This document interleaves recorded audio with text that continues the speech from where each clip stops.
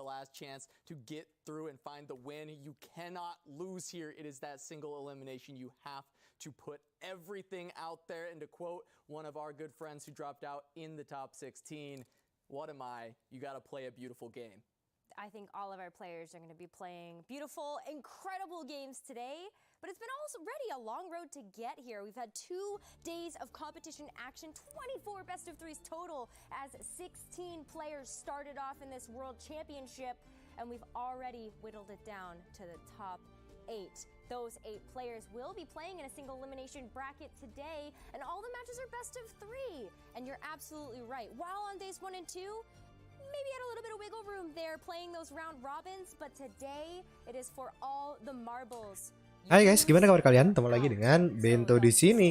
Ya, ini sudah final World Top 8. Top 8 ya, paling ini mulai 15 menit lagi, mereka masih ngobrol-ngobrol. Kita tunggu aja. Oh no. Against Leona, where he had those perfect hand reads. He took a risky line to have a read if there is any pale cascade. Bajatak sama si itu kayak lolos deh, siapa namanya si reroll. Males nih kena ini nih. Kena apa namanya? Kena copyright.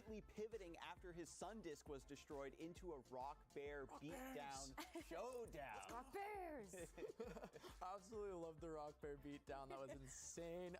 For me, it's got to be Aragorn with that Talia Ziggs, running the Black Flame, filling up the stack. It was such a creative and interesting deck list and lineup decision from him. One we did not expect to see at all. It wasn't really heavily on our radar. And then Aragorn coming in and piloting it so expertly as though he had just millions of reps on Toxic kena serapin tuh kayak.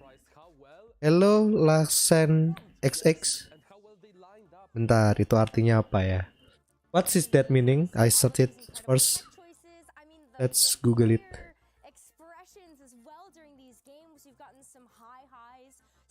Hello. Hello. What is in China? Chao-an.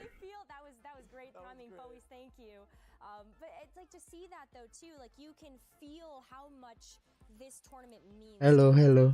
Hi. Oh, ni hao, betul.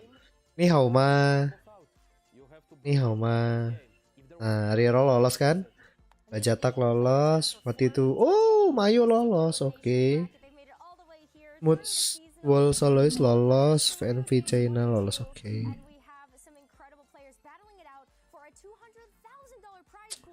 Malam bro, malam. Chao-an tuh selamat pagi. Chao-an is good morning, right?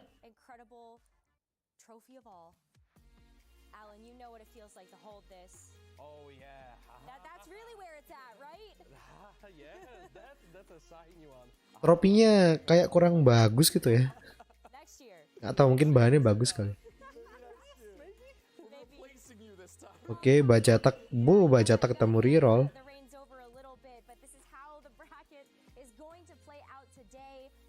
Ternyata dari ininya grupnya ketemu lagi ya.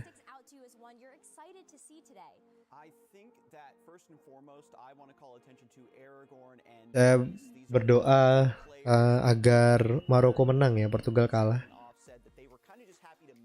Dan Inggris menang, Prancis kalah, walaupun kecil kemungkinannya Prancis bakal kalah.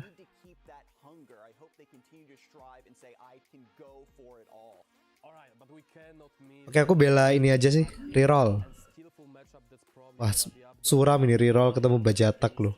Kasian. Bajatak jago, reroll juga jago sih.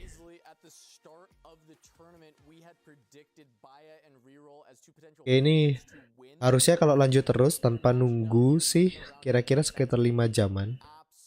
Tergantung ngobrolnya lama atau enggak. Ada masalah atau enggak. Karena kalau mau tiap round 1 jam berarti sekitar 7 jam nih. Tergantung nunggu-nunggunya. Kalau langsung cepat paling sekitar 5 jam ya. Berarti sekitar sampai jam 4. Semoga aku kuat stream sampai jam 4. Kalau nggak kuat ya sudah ya. Ini suaranya mungkin bakal tak kecilin atau apa karena kena ini sih, kena copyright sih. Ya sudahlah, nggak apa-apa ya. Demi. Wah, Ronaldo mau masuk nih. Okay, guys, no one is surprised. Ronaldo masuk tambah kalah kayaknya. Players made through. The only question is it gonna be 3 a.m.? Is it gonna be 1 a.m. too? And how many APAC players? How you guys feel about it?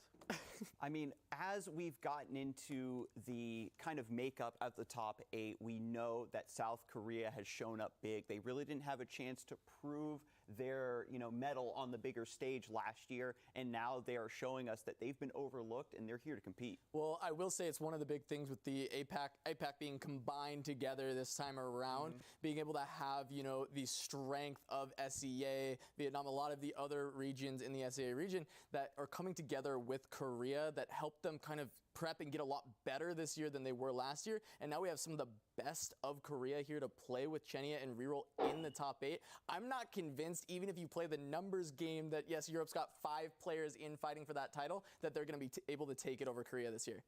I think that, I'm so excited to see like how these players are going to perform under the pressure today, but also how are these interesting tech choices that some of these players are including in their deck really going to play a role today? Because we've already seen how impactful the cards from the new expansion have really played a hand in the meta that has unfolded in this tournament so far.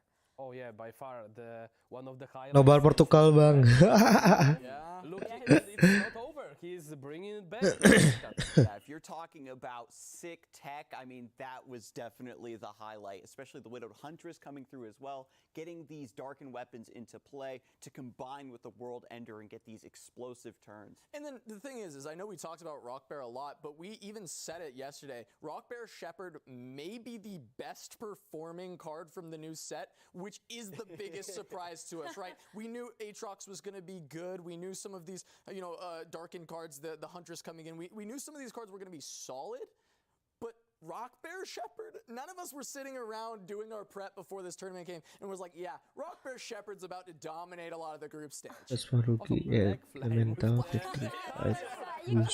about Black Flame. With Talia, just out of nowhere.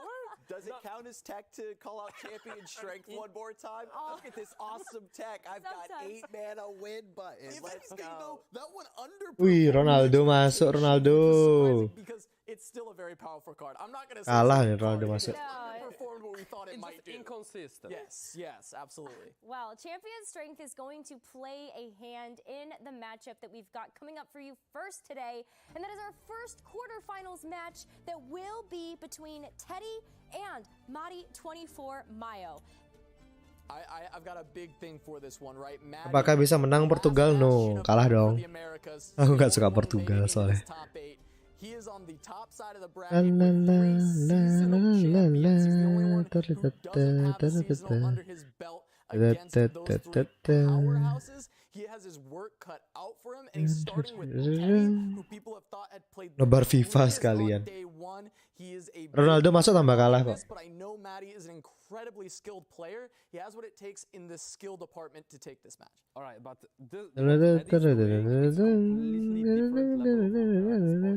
he's a beast. Like what he's doing, like no one ever done it. We'll be watching his games and analyzing the way he play. Yeah, I think Beast is absolutely appropriate to describe this player. He's been playing ferociously, but there is sort of, especially at this level, an X factor that these players can sometimes tap into. When the stress and the stakes get so high, the players just focus up. And Maddie had a very unique meta read, and if those matchups do come through, it could be very spectacular for him. Well, there's only one way to find out, and that's to get ready for our first quarterfinals Akhirnya match. first match. So let's send it over to Hi Robert Patipelo. Hi. Thank you so much, Necro. My name is Boulevard. Joining me is Silverfuse. Silver, I'm sure you are more excited than anyone for this top 8 to get started because half of the competitors left do have Jinx in their lineup. And in fact, both of these players, Teddy and Maddie, our first match of the day, do both have Jinx decks. Hey, it was a Oots. solid bring. A really great call. In this case, they both have champion strength as well. And seeing it with the Poros and Jinx, there's so many win conditions and so much pressure that these decks put on. And not just that, but the narrative perspective as well. Maddie really has to fight through Teddy, one of the favorites of the tournament, as the desk was mentioning. But here we're going to take a look at Teddy's lineup.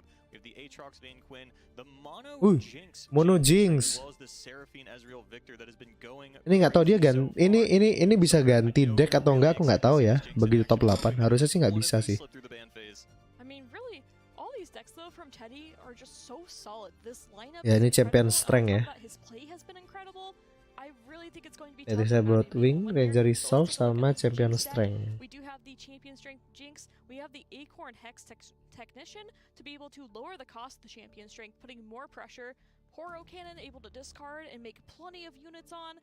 It's just, this deck is a masterpiece. And you can see here it's broken down by region. Only This deck 3 is a Demacia masterpiece. cards Berarti in kita the harus coba entire deck mix. ini Just ya. Rangers Resolve, Besok Brawl, lusa kita Champion highlight. Strength. This is almost a Tapi sebenarnya sama Veljot juga menarik. power coming out of this. Then the list from Maddie, you can Kok see lebih Rish's worthy testing board there.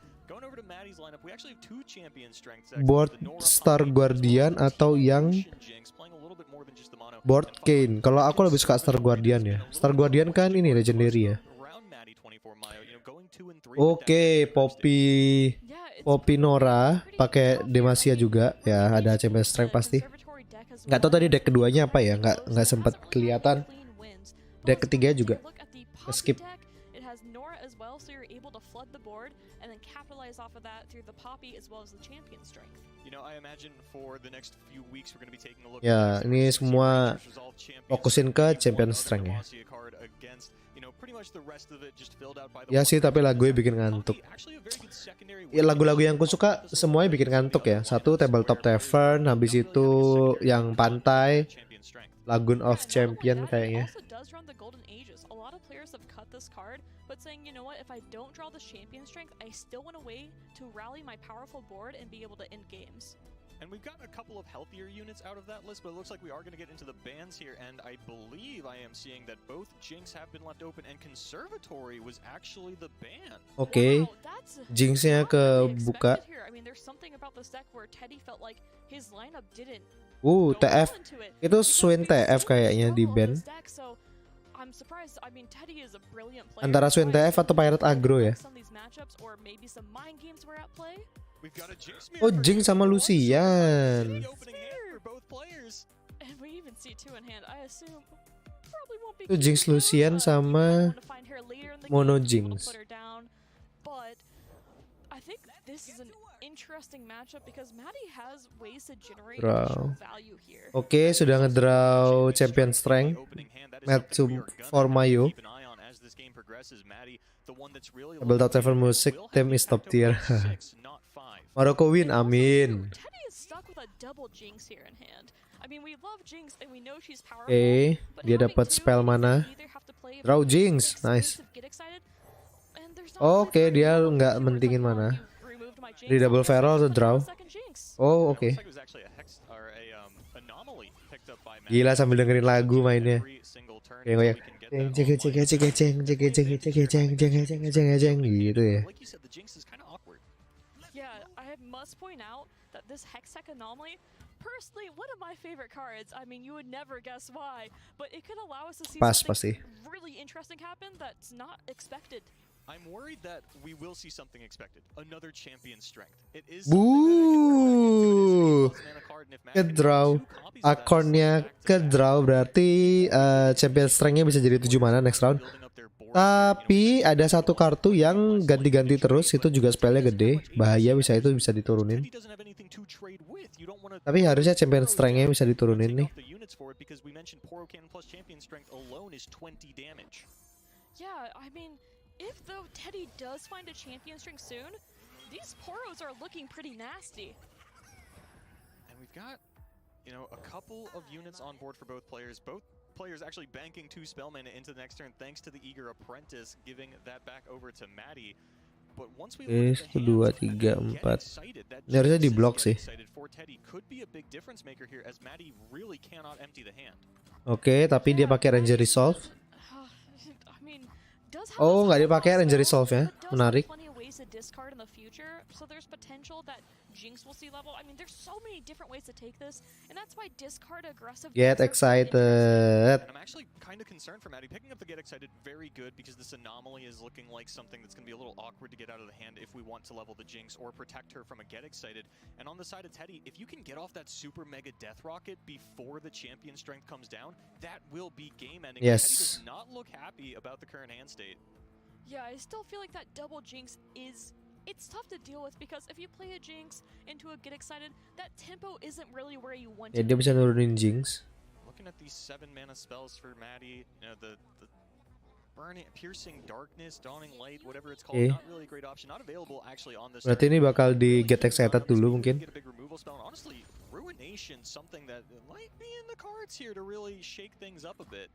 With Hextech Anomaly, anything is possible, and we will see that first bakal Jinx attack. get removed. Yeah, no Rangers. Nggak attack. Teddy saving this for probably a super Karena dia punya Ranger Resolve ya, jadi nggak usah di attackin. Ooh, Hex Obliterator though for Maddie.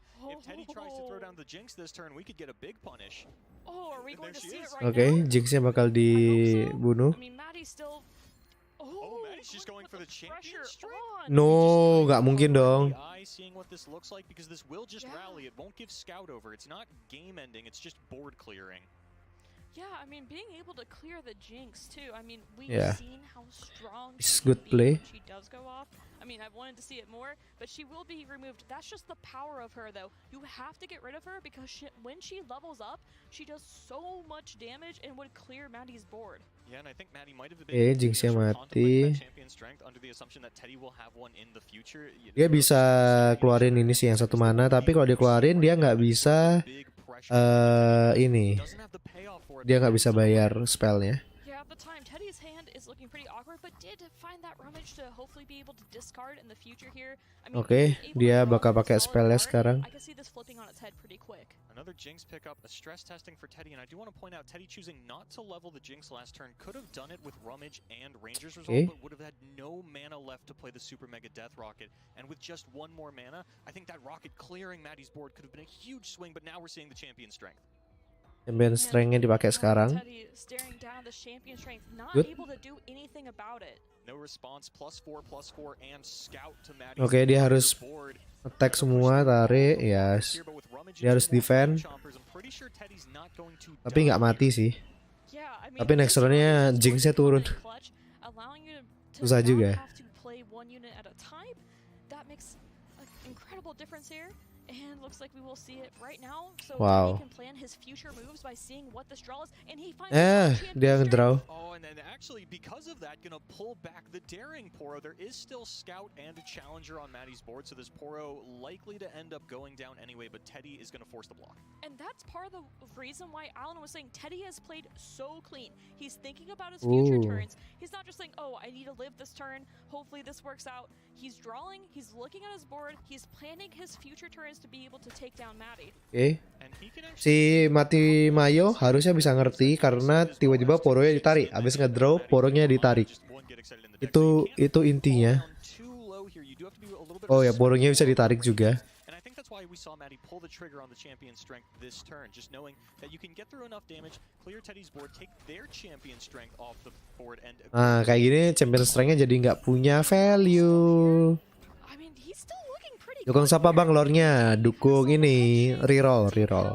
does have the champion strength, but lost most of the units that would Jinx-nya turun. and now you can use champion strength just to get scout onto a challenger, but with only 1 challenger, things are a little awkward, and get excited in the hand of Maddie with 3 mana means that you actually could kill the Jadi yang narik Jinx bakal di get excited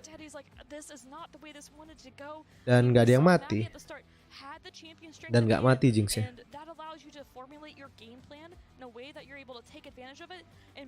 Pusing si Teddy, pusing.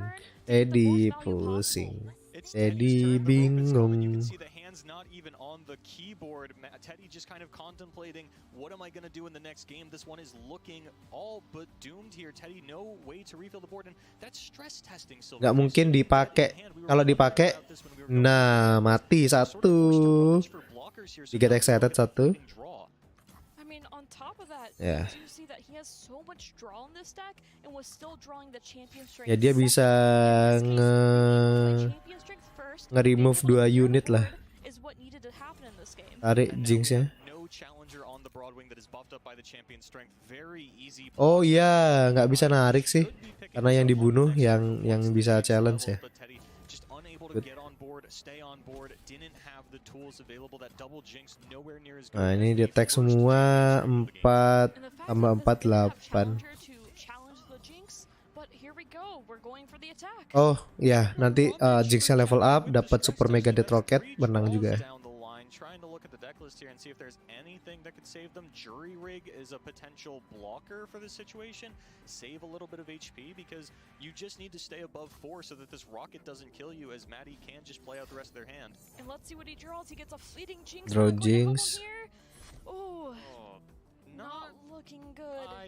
Ideal. I do not think Teddy gonna be able to do anything about Oke, this. Super udah Mega pasti Death kalah Rocket si from Teddy. Maddie, who you can start to see popping off a little bit, is in the zone, knows that this one is all but wrapped up. Yeah, and we'll be going on to game 2 quite shortly here. I mean, we see Maddie jamming out, having a grand time. Champion strength first. Oke, Jinx level up. Yeah, and Teddy was the one with the more favorable attack turn for that. You know, would have been able, if they had the board, play it on turn 5, get the scout off of it. It's kind of weird if they're just bumping into each other, but that's not how it played out. Gila level up-nya. Star Guardian Jinx level up animation, a little bit different than the traditional. Oh ya, tapi by the way mereka pasti dapat akun ya yang isinya kartu prismatik semua sama skinnya lengkap semua. Mati Mayo chilling. Ya dia pasti denger lagunya itu. Dia sambil denger lagu mainnya. Ya bakal dipakai juga. Gila gambarnya bagus ya.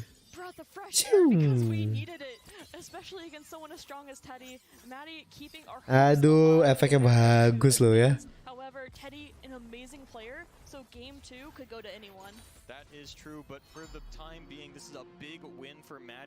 Ya, drawnya si Mati Mayo bagus.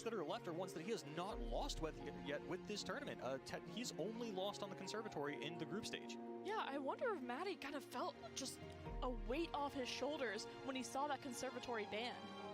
It's kind of hard to say because like he brought the deck, so he's probably not like, oh yeah, this is my weak point. I'm sure that he still feels comfortable. Oke, itu Mati Mayo juga decknya satu lagi juga strength. What apa namanya? Ya itu udah champion strength. Oke, sekarang si Teddy ngedraw champion strength, nggak bakal dibuang champion strengthnya. Dua-dua ngedraw. Oke. Nggak mungkin dibuang kan? Kalau Teddy attack duluan bagus banget. Oke, Teddy attack duluan. Bakal jadi 7 mana.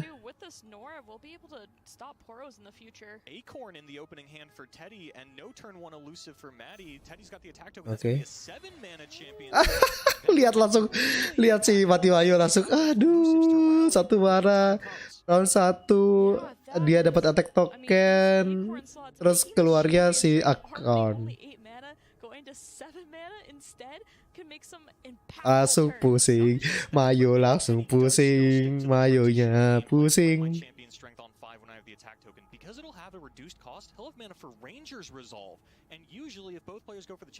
Lagunya dimatiin. Ini kenapa sih sepak bola kalau sudah menang langsung nggak nyerang ya, defend terus. Oke. Dia bakal naruh Nora.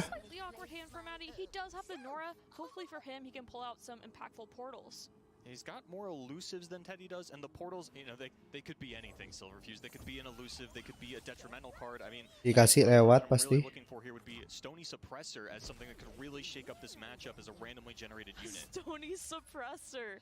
Oke. Oh, I've seen it happen before. Gila sama Bento City bagus juga ya, banyak elusif ya. I'd say Teddy's got a better chance at going white here. Actually picking up a stress testing as well. Sort of a maybe an awkward card to play here specifically. You do have Teddy tiba-tiba mati webcamnya. Left over to really sort of feng shui with that one, but Maddie you know, kind of a cut and dry turn here. We've got the Otter Post, we've got a 2-drop. Oh. Start to play more for the board while Teddy builds it up for his attack turn. And we do discard a stress testing and find a flame chopper that way. Oh, dia bakal ngedraw lagi. Rummage in hand right now is looking pretty good.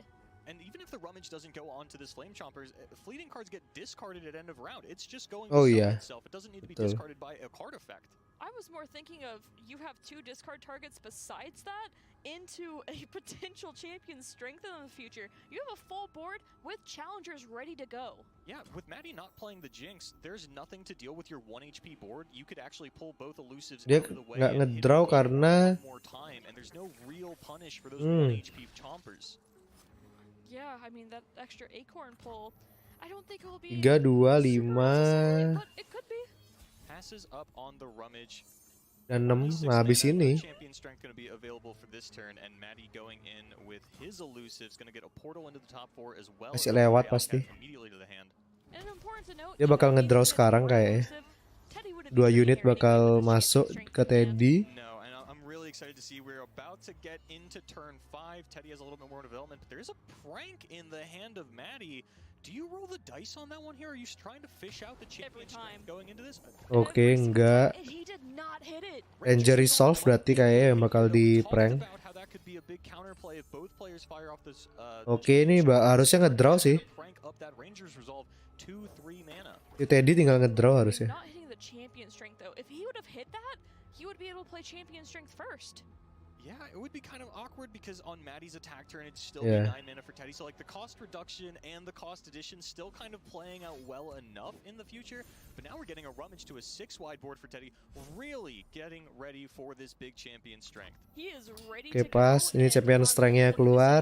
face, he's trying to see, hey, does this have champion strength here? He's waiting for it, and there it is. Aduh, pusing, mati Mayo pusing. Oh no, that's not what I wanted to see. 7 mana. I mean, knows the Ranger's resolve.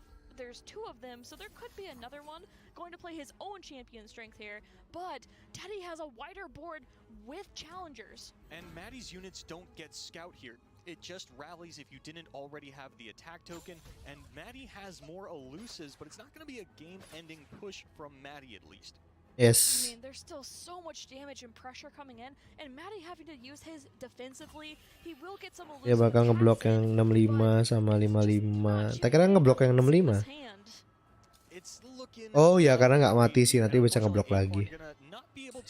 This is good. Back down to 1 mana in a timely enough fashion for it to play out in this turn, but Maddie being forced to block here. We're gonna see 3 units left on the side of Maddie and 4 on the side of Teddy once this combat is over. And still, I want to point out these challenger units. I mean, Flame Chompers has always been a pretty good card, but since Lulu and now this champion strength, it just Dia bakal makes, attack lagi. being able to trade with it. Oh, no attack! Pass from Maddie, actually not trading into the Acorn and letting this go back over. This is gonna live at 1, which is not a very high number when Teddy does have the reach of the Get Exciteds or Jinxes in the future. Not only that, but Teddy still has the... Iya, kenapa si Mati Mayo nggak attack ya? Is incredible. If he finds any way to discard these stress testings to draw additional cards as well, I mean, he does have the Zanai Urchin in hand, but I mean, he can just continually refill his hand and find this extra damage he needs. 3 portals off the top and Baru keluar 3. for Maddie, 24 Mayo. I mean, if he had a champion strength here, it A would help. second copy. Wouldn't have the mana to play it, but it would be impressive nonetheless. Unfortunately, because Maddie didn't get to push any damage last turn, this Golden Age is not really looking like lethal either, even with the amount of elusives. And we're just going to prank up another Ranger's Resolve. Ranger I mean, resolve. there's both of them. Oh, stress testing. Was that for a second? I thought it was it's the stress testing. Oh, gonna hit the stress testing with it. Interesting. Not wanting to give Teddy the option to hang on to the fleeting spells. If it was a champion strength that was drawn fleeting, you don't want them to be able to cast that for a nominal amount of mana and just hang on to that spell for the future. It would be game ending. Keluarnya elusif semua tapi. Attack come in, trying to trade in with these acorns, and Nor will be blocked. Looks like this is going to be a proactive Ranger's Resolve on the side of Teddy to preserve one of the Acorns as well as this 2-1. Both of the acorns. 2-1 still. Tapi Teddy belum bisa menang ini. Because damage will go to Tapi ya sisa 1 mana sih. Apalagi lawan PNZ, tinggal kalau bisa keluar ping ya tinggal di ping. So many elusives on the side of Maddie that you can't push one of these through, and Teddy really needs to find either a jinx or a get excited to get this one finished out. Another champion strength, of course, would do it as well. Going for another prank here. Percuma ya di prank ya. Juri rig atau stress testing karena keduanya buat dibuang. So it's going to be going onto the board. And it is going to be the prank from Maddie anyway, who looking a little disheveled here. The pokey stick for Maddie, not enough, but actually that's very important protection. And a champion strength. Champion strength dong, drawnya dong. Cukup lagi mananya dong. It's looking like we're going to be going to a game 3. And this has been so Gila, drawnya anjay. Si Teddy memang harus menang di game kedua ini ya. Ngawur ya, ini Riot pingin Teddy menang. Lihat ya begitu keluar Ranger apa namanya champion strength si Mati Mayo, lihat. Dikasih.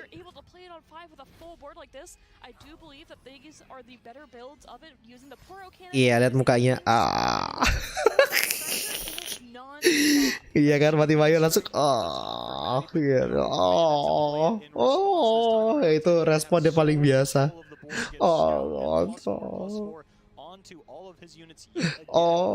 Saya tidak bisa bertahan, tidak.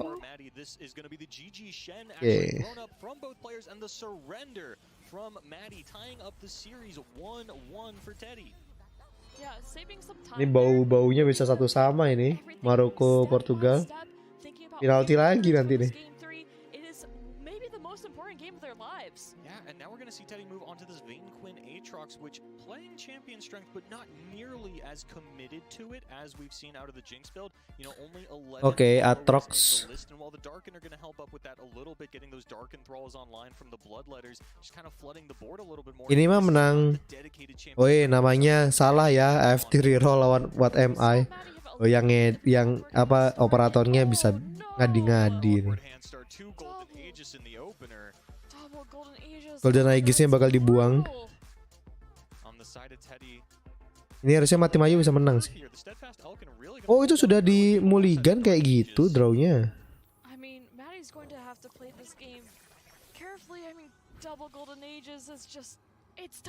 Champion strength again in the opener for Teddy, and actually not a bad hand to open with it because we do see the dark. What the hell? Bawa champion strength deck Aatrox-nya. But they'll be 5/5 scouts all the same if you let them sit on board for a champion strength. And these Demacia decks with Vayne and Aatrox often have a pretty good time against some of these champion strength decks because they have so many challenger units. They're able to pick off the small health units that you're looking to add buffs and rally. But when you have challenger, it's not too much of an issue. Speaking of not being an issue, with 2 pranks in Maddie's hand, this champion strength might not be an issue. Ini turun yang mana 3. Terus di buff. Sup Bento, hai Farsakir. Kapan lu ngikut beginian mewakili Indonesia? Enggak lah. No, skillnya belum nyampe ya. Kaget aku deck Aatrox bawa champion strength sungguhan. Champion strength-nya ditambah.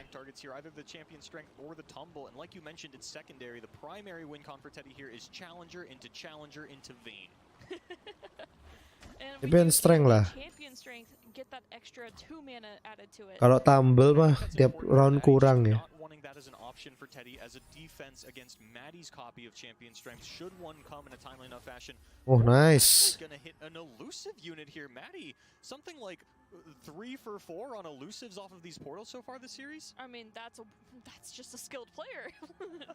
And actually one with augment as well. This Neandroid gonna get more powerful when Maddie pranks again. We've also got the Yordle Squire in hand. That shield, this elusive damage could rack up rather quickly. I mean, with elusive, tapi pasti ditarik sih, nggak mungkin enggak. Pasti ditarik sama ini sih. Ini kalau si Teddy nggak apa-ngapain pasti dipas. Pasti dipas sama ini. Tapi harusnya itu dikasih quick attack ya. Kan?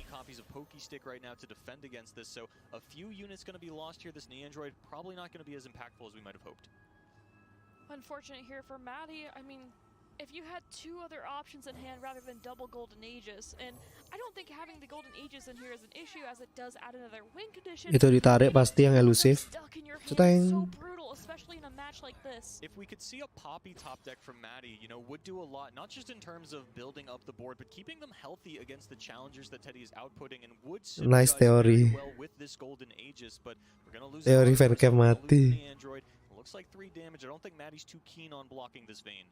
Essentially, Maddie needs to find one of his win conditions to stay in this game.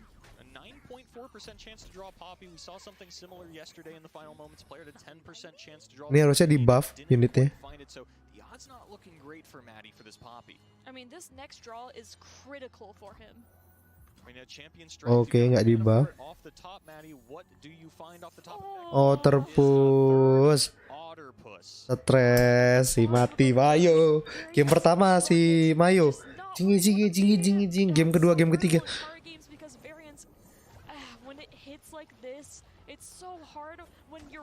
Gitu dia. Kenapa drawku seperti ini? Oh, tidak. Lenggel. Stres. Lagunya galau.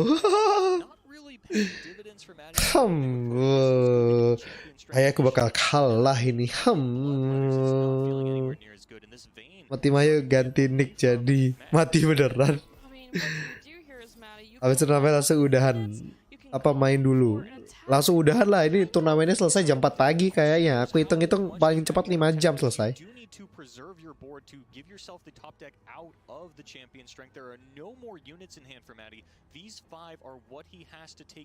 Bah gila, iya kan? Top 8, ada 7 games. Satu game kalau 1 jam aja 7 jam ya. Tapi kayak gak mungkin lah apa namanya satu orang itu main 1 jam. Kayak aku SPS persis paling cepat 5 jam. Nyubuhan Ben nggak tahu. Kalau kuat ya, kalau nggak kuat ya aku tidur. Maddie seems to be very concerned with the option. Going for a full attack, pull it back just a little bit there, Sport. But what I was gonna say is, as we get further along in the game, you know, Teddy's champion strength was not discarded. Gak bisa, harusnya Poppy-nya, Noranya nggak boleh nyerang karena dia harus perkirain ini sih, subside ya. Maddie would love to switch hands with Teddy right now. Even a 10-mana champion strength, Maddie would be more than happy to find. We're actually going to get a tiny spear onto the Otterpuss and a full send of the units from Maddie, understanding that Teddy doesn't want to block with this Fleet Feather Tracker, wants to take advantage of the quick attack, and might be able to push through a little bit of damage here, but I don't know what range we're looking for. Yeah, I mean, I feel like Maddie feels like he has to do something here. He knows the clock is ticking. He knows the Itu nggak mungkin dipakai block. Because once that champion strength comes down, there's no winning anymore. And we might still get the sharp sight in order to take out the Nora. Hasn't happened yet, and I'd like to think you'd get those portals under control. We've seen how many elusives Maddie has been able to. Sharp pasti dipakai buat bunuh Nora. Harusnya dikasih ke Fleet Feather Tracker karena jadi 3 kan health-nya. Does get a block. It looks like we do see the sharp sight come out. Nora will be blocked. The Fleet Feather Tracker stays alive too. 4 units lost for Maddie, 2 units lost for Teddy, 1 health left on the Fleet Feather and the Vayne, and a Darkened Thrall summoned as well. 9.7% chance, equal odds to draw either Champion Strength or Poppy from this position, but now Silver with just an Otterpuss left, I don't think that's going to be enough. GG sini. 2 golden ages. Baru Poppy ke draw. Si Mayo langsung aku di troll. Game pertama aku menang mudah, game kedua, game ketiga gitu dia. Kasiannya. Wah. Dadah Mayo, dadah Mayo. Buka ya sudah. Dia bilang goodbye world, goodbye final world. See you again next year. Bye bye. Aegis just to preserve our unit from this Fleet Feather. Yeah, I mean, there's no way of really refilling the hand here. I don't think there's a way out of this one for Maddie. Saya pusing, saya pusing. Itu lagu gini nggak gini dia. Kalau menang baru wah. Sekarang lagunya tetap asik gini. pusing.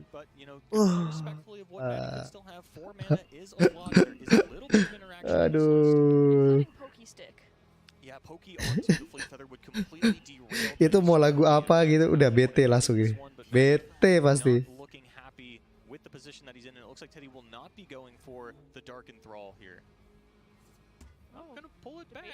Pengen lagu banget ya, iyalah.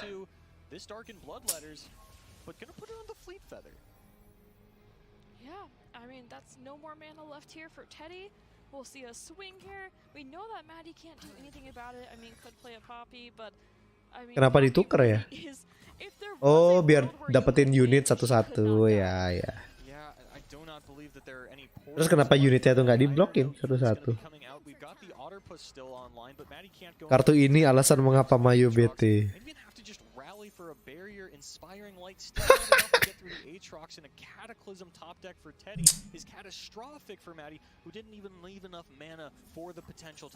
Asik. Kalau kayak gini tuh asik.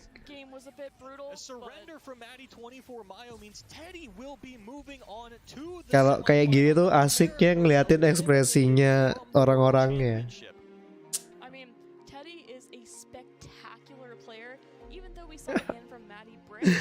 Aduh, padahal Teddy game satunya dibantai bisa-bisan. Mau nonton bola nge-lag mending balik nonton lore aja. Teori facecam mati. Oke, BJ ini kalau ada lagu tak mute ya. Tapi kayak tadi udah kena, tetap udah kena copyright sih. The seasonals and now fresh off of a win here in the semi or in the quarterfinals, our first player guaranteed to advance to the semis. We're going to throw it back to the analyst desk to break it down. Already off to such an incredible start for today. Jadi di saat facecamku mati kau harus berhati-hati. Terus dia pakai kacamatanya si ini ya. Kacamatanya si gadgetin. Siapa namanya?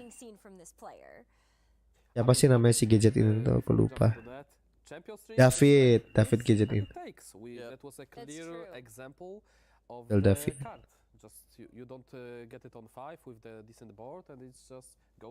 Di saat facecamku mati, kau harus berhati-hati. Sling.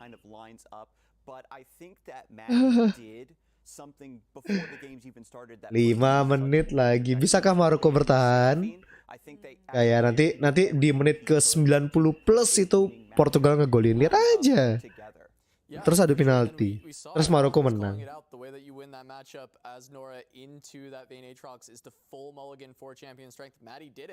Ada Ronaldo tambah kalah ya.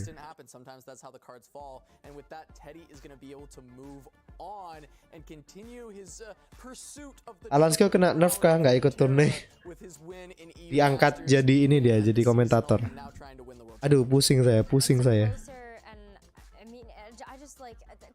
Seems like such a powerhouse right now to be able to take down. And Maddie, even going into this matchup, I feel like the narrative was always that Maddie was a little bit of an underdog here, but maybe a little bit of a hope too when Conservatory was banned from that lineup. What did you guys make of that ban?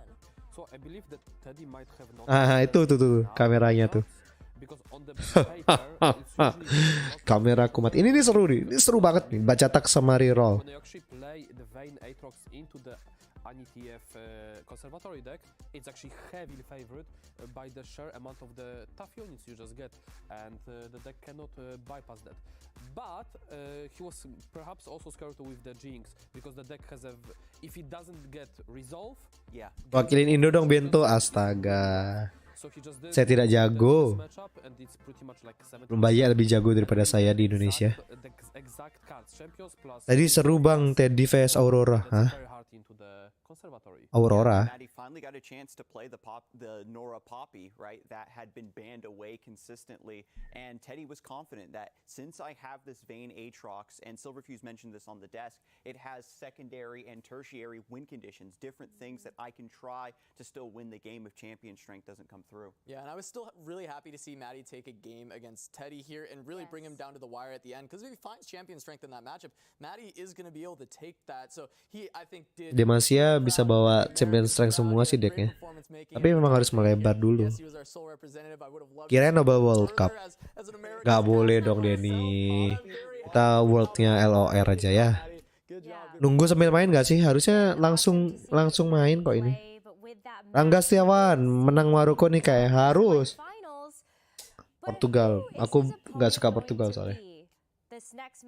Inggris, Prancis, aku setiap ada Piala Dunia atau kejuaraan apa aku selalu bela Inggris ya, tapi Inggris kemungkinan kecil buat menang. Aku tahu Inggris gak bakal lolos sih walaupun aku bela Inggris ya. Aku tahu Inggris gak bakal lolos. Ini pasti Inggris kalah sama Prancis ya. Kalau sampai menang sih gila sih.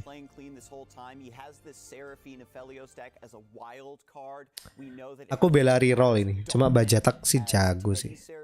Ada yang nyelipin Solani yang baru gak sejauh ini di deck Aatrox yang di World. Gak ada. Gak ada. Itu aku videoku awal-awal ya. Aku juga berusaha ini apa namanya nge-highlight kartu baru gitu. Jadi kalau aku pakai kartu-kartu lama doang kan nggak seru ya. Pegasus let me know over from Guangdong that Reroll is the GOAT over there right now. He is so good. He is playing very clean Runeterra and he's shown it so far. Betul, Reroll itu mainnya bagus banget, rapi banget. Aku SPS kan 3 kali ketemu Reroll kan. Reroll lagi. Bagus mainnya. Cukup bagus banget mainnya. Let's go ahead and throw it over to Boulevard and Silverfuse to take us through the second quarterfinal. Thank you so much, Nekra. And now that I am back on camera, I want to talk about South Korea, man. Reroll going up against Byattack in a pseudo mirror match, right? Both these players have Red Gwen, both these players have the Vayne Aatrox, and it's worth mentioning that in the group stage. Kenapa sepak bola kalau orang sudah menang selalu bertahan sih, kayak diserang terus? Kenapa nggak dia juga ikut menyerang? Attack is the best defense, benar kan? Kalau kita attack terus, lawan nggak bisa attack ya kita nggak kebobolan.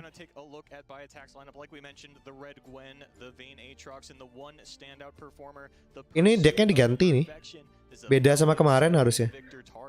Kemarin dia nggak pakai Queen, sekarang pakai Queen. 2-0.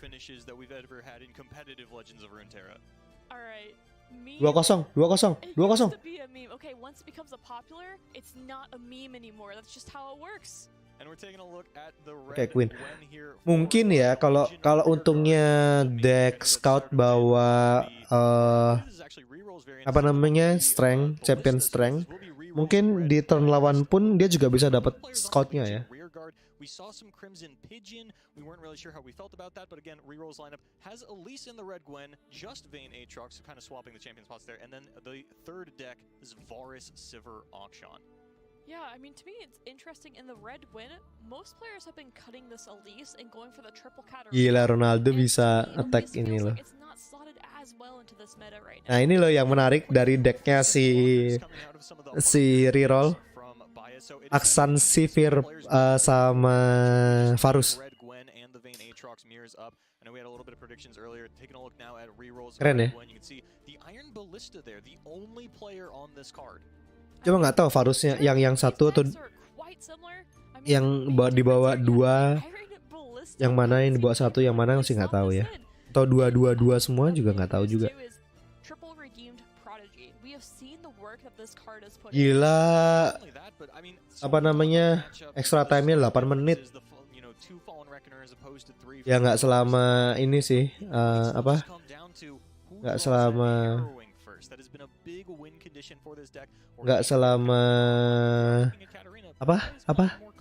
Argentina kemarin ya.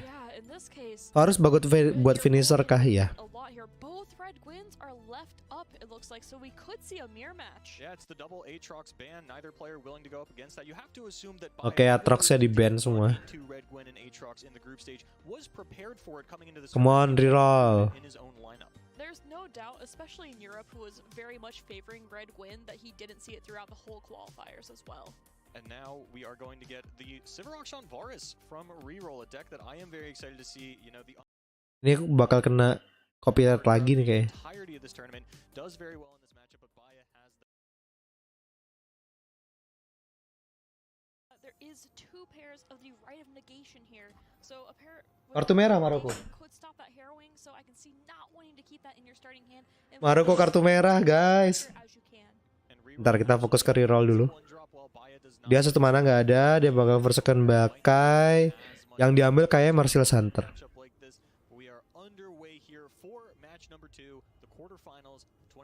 Oke, kalau kartu merah kayak gini harusnya pada defense semua Maroko. Paling ngeteknya cuma dikasih satu atau apa, sama aja. Apakah Portugal comeback? No. Ada Ronaldo pasti kalah.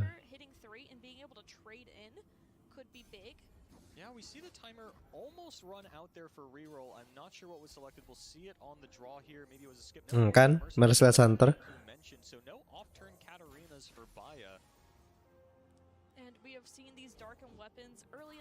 Redeem itu nggak mungkin ngeblok.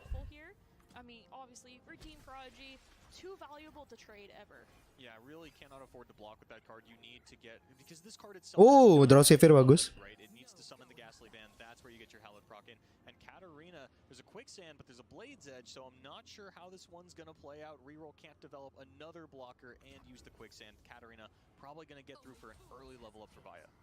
And that's exactly what you want when you're playing. Wah, ini bagus banget ya, karena ada Blade Edge-nya tuh yang buat bagus. Bakal di Blade Edge pasti. Quicksand here, lose it to the blade's edge, merciless hunter it on the next turn, swing into it, and all the while by attack the redeemed prodigy just stays on board, and it looks like it is going to stay on board regardless, as we are going to take out this Bakai with the blade's edge, and Katarina level up, first one of the quarterfinals. And redeemed prodigy not getting one attack in, but potentially two attacks in. Ini harusnya sih ditarik, yep. But Baya does have that second copy, and we've seen these hallowed triggers get out of control very quickly so far this event. Silverfuse as high as 10 plus into the death pool in some games. Ini Gwennya turun. Ya, Sivir turun, Gwennya lawan turun. Yeah, this isn't going to be a game where Baya can just throw down Katarina after Katarina, which is why so many players have been critical of this champion for so long. You need a board to back it up, and it's been a while since Nox has had a sticky enough board or a region they could pair with well enough in order to just continuously throw it down. And taking a look at this Akshan Sivir Varus deck, I mean, lots of low-cost cards in it. I mean, once you get past the early game, not taking too much damage. Harusnya Sivirnya narik 5-2 sih. Ya, harusnya narik 2-2. Ini nggak mungkin diblok, masuk 8 damage.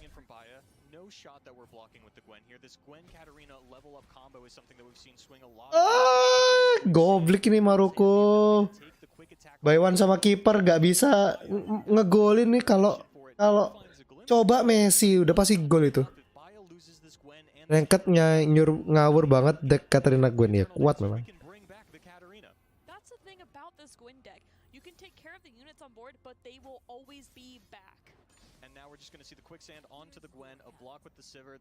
Oke, bakal bakal dibunuhin sendiri harusnya. Apa sih namanya itu? Ya, Glimpse Beyond. Aku counter to deck pakai Mono Ziggs. Wow. Ini 23 Lovit ini yang udah master, yang udah ngepost di Facebook ya? Di grup ya? Aksan turun. Aksan turun. Equip senjata ke Sivir. Attack. Bukan aku main santai baru aja plat 2 atau 1, keren. Aku belum main sih. Karena masih ini nontonin ini dan kena Sabtu Minggu doang. Kena aku buat konten-konten aja masih kemarin. Masih platinum 4 ya, masih kalahan. Attack semua, go. Senjatanya ditaruh dulu. Too worried here. We don't see that Arachnoid Sentry coming out or the Reckoner. I mean, the Arachnoid Sentry especially. So being able to calculate this turn and saying, hey, also do I need this Arachnoid Sentry for my own offensive turn? I actually really like this from Baya, understanding that there's almost no chance. Ini harus turun unit atau enggak stun kayak. Tapi nggak bisa di stun juga sih Sivirnya. Keren Naksan Sivir ya. And I mean, having to take this step by step, Baya really deciding what he needs to do here to be able to not take too much damage as well. Even if you don't die on this turn, don't want to die on the next attack turn. Tapi kalau udah master tuh buat jadi males main, nggak ada tujuan main lore. Aku lagi seneng main TFT sekarang. Mau pingin balik lagi main TFT.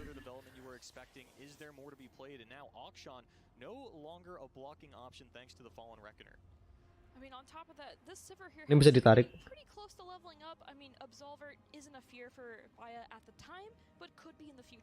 Oke, udah 98. Worth noting that because this is not the Demacia variant of Sivir Auction, you don't actually have to be worried about Cataclysm or Golden Aegis or any of the other rally style effects that we've seen. So it's going to be pretty honest in terms of who has. Sudah menang Maroko.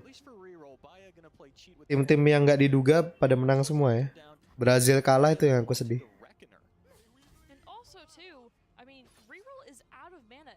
Baya does not have to worry about momentous choice.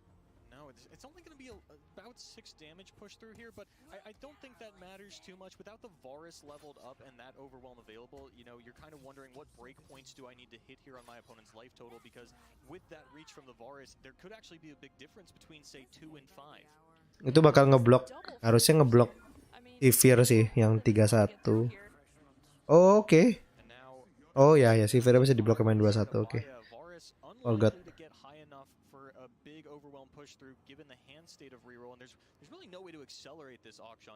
Pernah main Vanguard nggak Bang Ben? Nggak pernah. Belum pernah. Gila ya ini ya, reroll drawnya championnya keluar semua. Walaupun nggak aksan round 2 ya. Ronaldo sedih. Langsung balik Ronaldo. Terlalu sombong emang dia.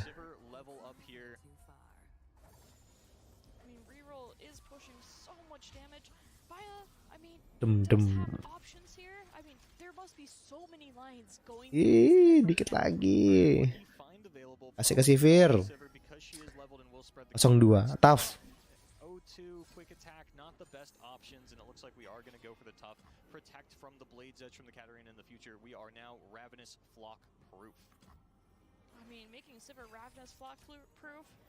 That sounds great. I mean, mantep banget.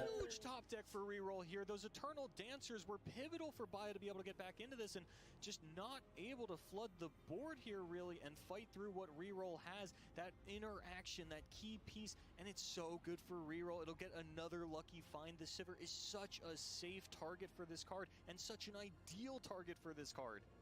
I mean, yeah, Baya after seeing Bajatak pusing. maybe there's a line for him, but that makes it so much more tough than before. Nggak mungkin ikut dia Pildun nextnya. Pensiun pasti. Makin jelek juga kan mainnya. Gimana-mana.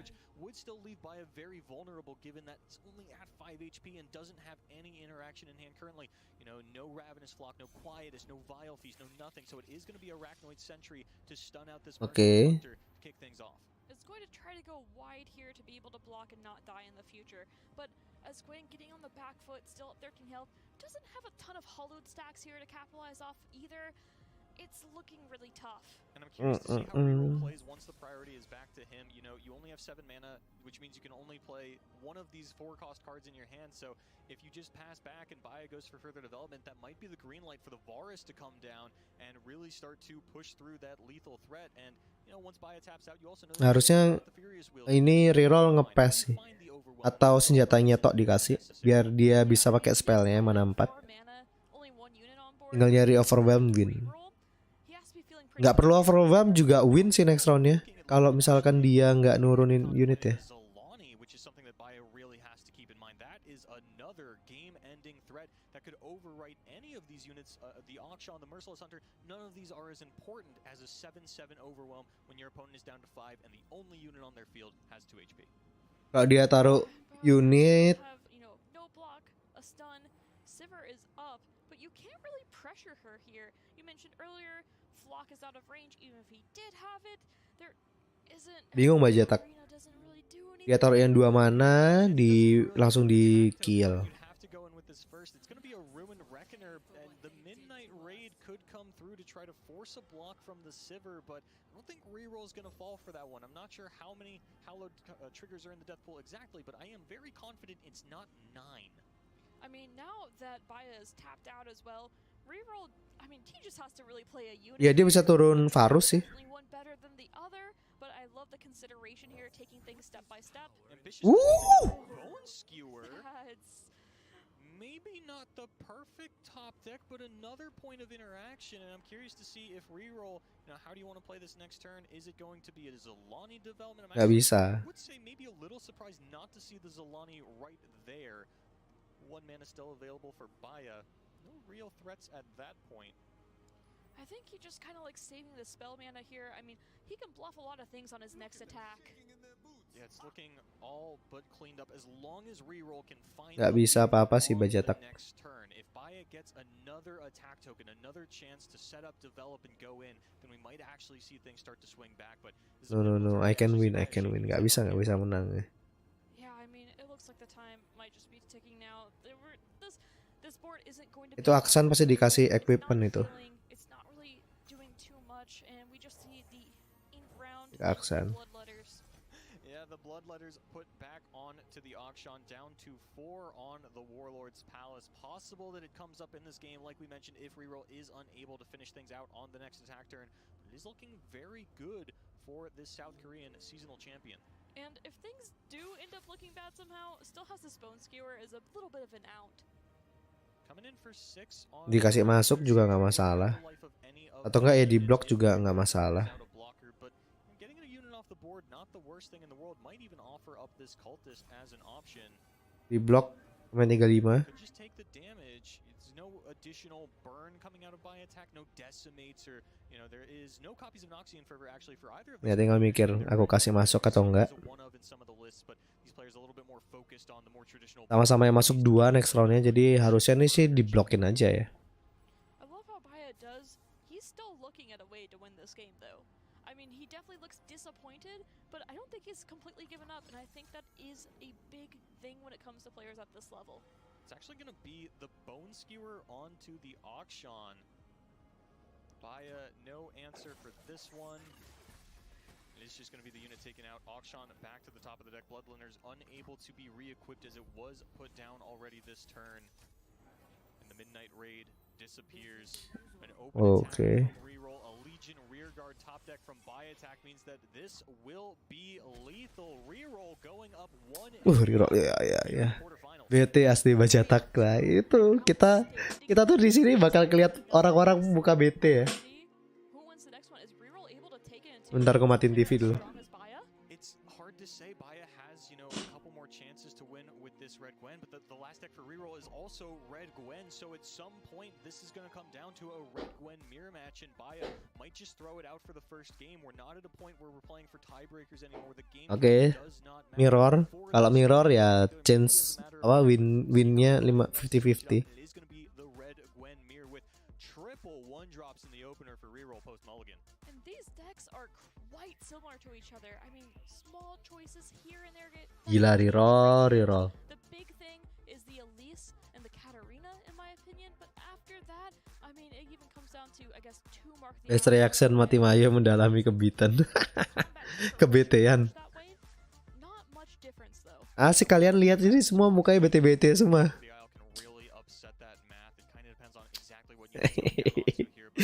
Anjir si reroll draw ya bangke.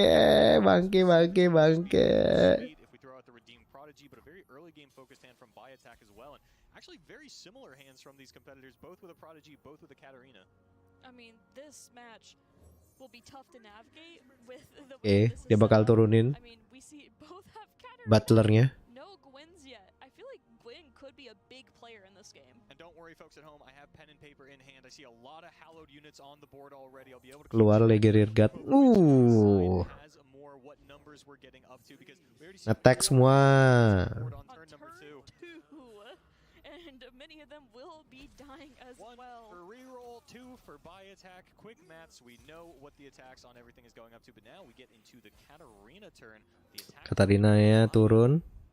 And to me, I think a lot of this might end up coming Oh enggak, Katarina nggak turun. and harrowing are going to be huge. a little bit of damage. Dikasih masuk. Actually, a little bit more than a little bit, if I do say so myself. But reroll getting Katarina turun. Prodigy now going into the attack token with some spell mana as well as the Katarina, and just a second Katarina from Baya, not the punish you were really looking for, like the Arachnoid Sentry picked up from reroll. Oke, berarti ini bisa di Glimpse Beyond Katarinanya. Going up so fast. Yeah, Baya gonna already be at 3 if this Phantom Butler goes down. That's quite a bit, but reroll, you know, no slouch either. Gonna go up to at least 2 once this Prodigy gets in there and the Ghastly Band is summoned. We'll see exactly how everything plays out, and I gotta say the Ravenous Flock in the hand for reroll, a very important tool here. If Baya had one as well, maybe we could see things play out a little differently, but things looking good for reroll to potentially come up in this mirror, but a lot of game left to be played. I mean, getting this Katarina online for Baya, having 2 Katarinas, not really where you want to be. But I mean, reroll is looking like he's going to get this Katarina online and Okay. going to be ready to go. I mean, he only Attack has 2 in the semua. deck, but he drew her when she mattered. Yeah, and we get the redeemed Prodigy down for Baya, unlikely to commit that one as a blocker, but actually no, we'll throw it out to trade onto the Prodigy of reroll. Bakal di Glimpse Beyond. Something here, and my Butler not going to get it done against a Blade's Edge. We'll see if reroll wants to use this Blade's Edge here, or potentially has the read on the Glimpse Beyond, saying, no, I can hold it back, I can save it a little bit, sort of force you to not develop further this turn so that I Okay. can play my block, and is happy to trade it. So to actually up to 3 hallowed for both players, level Katarina in the hand for reroll, and a full cleared board on both players. Oke, And we'll have to see if Baya ends up Katarinanya into the Blade's nggak Edge. bisa. We're going to go Katarina turun di stun sama si laba-laba. A Ballista, one Oke, turn di early stun, on the Eternal terus di Dance. flock ya. Here comes the Katarina for Baya, but reroll has the Sentry Flock combo. Sentry and Flock ready to go. I mean, reroll making sure that's still his best choice. Does this Katarina? Ooh. Ooh. Yeah, just saying, hey Baya, if you want to go in with Katarina, I will also go in with Katarina, and we can play this fun little game of chicken, as this would push Baya down to 6 if both players do go in for their respective attacks. And if Oh, Baya menarik reroll. on board, Karena dia pikir kalau Katarinanya maju attack, Love the pressure this Katarina puts on too, and also making a zero. kalau Katarinanya maju attack, dia nggak punya blocker. Lalu si reroll attack masuk 6 damage. I got you. And that's a huge read because last round Baya passed with 2 mana left for Oh ya, terus mengingatkan momen Galio mati sama begituan. Ya, So reroll is actually playing pretty proactive here, saying I reroll care good to draw. play Yes. And I love to see so much proactivity from these players. Get on board, get in your opponent's face, start shouting at them. And we Dikasih actually see masuk. Baya attack. You know, if we look at the hand states for each player, Baya very favored if the game goes long, but I do not think that is going to be the case. Silverfuse 6 attack on the Katarina coming in. Reroll just going to take it. Oh, Oke, Katarinanya bakal feels attack. like top laners just kind of punching each other. You know, 2 top lane Katarinas for some reason, like the tank Katarina. Masuk 7. Just kinda bam, bam, back and forth. And we're going to see the Katarina return for both players. No board states left over. Baya unable to develop the Phantom Butler into the Blade's Edge unless he wants to commit the Glimpse Beyond as well. You really don't want to lose that unit for free, and there's no tempo last on the side of reroll. Still going to bang 3 spell mana into the next turn. Oke, ini bakal di-passin aja. Kecuali dia bakal naruh unit or something. Okay. Both discarding the Duskblade here. And actually, so this Iron Ballista. have 7 attack. Once it goes Mampus in, ini. Baya cannot develop Phantom Butler as a blocker, needs something a little bit more impactful. The Eternal Dancers, but there's still mana for the Arachnoid Sentry in reroll's hand. Mampus ini. Taking it here. I mean, Kalah Bajatak. This one of Iron Bajatak kalah 2-0. Aduh. Kalau Bajatak itu ini ya. Kan menang reroll kan, Ayo guys, jangan lupa like ya guys, please guys, biar rame guys. Dah, GG. GG, reroll menang. Bajatak langsung. Ya. Langsung. Oh ya. Udah gak liat kamera lagi, udah turun. Aduh gitu.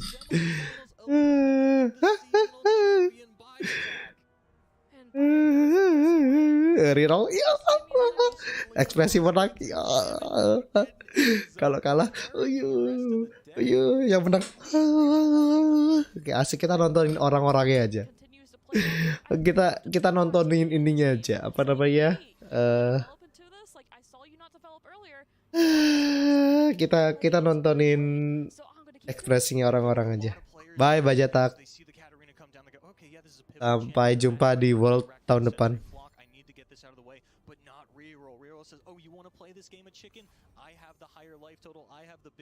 Gendeng ya, gila loh. Gila loh, di apa namanya, reroll mainnya ya di Katarina, di dropin bales Katarina, bukan di remove. Keren banget.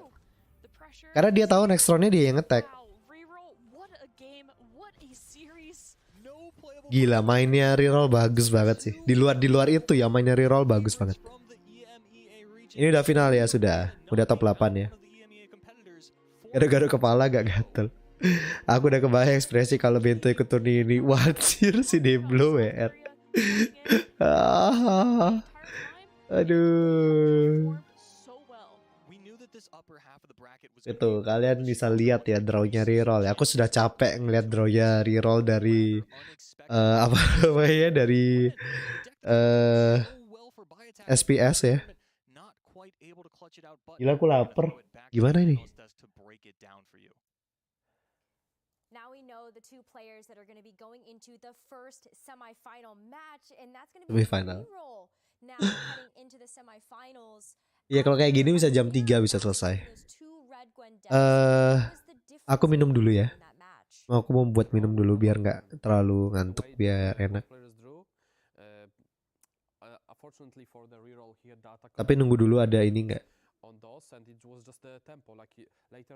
Aku tadi sudah makan, tapi kok sekarang nggak lapar, tapi nggak punya nasi. Tapi kalau Indomie kemarin lusa baru Indomie, galau kan? Gojek males.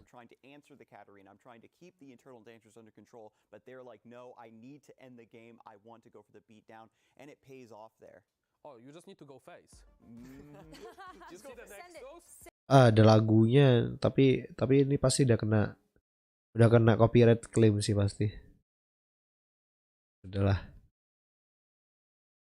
Apelios jadi komentator, hah?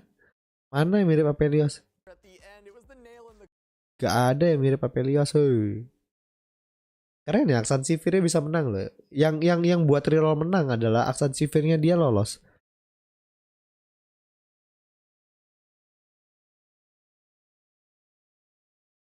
Buff Apelios. Dan yang kedua ini adalah ya, yang buat reroll menang adalah Katarina, dijawab dengan Katarina. Ya pusing, garuk. Itu dia nggak pakai clear sih, makanya dia garuk ya. Kayak siapa namanya, si Joe Taslim. Garuk. Iya, aku menang iya. Rari.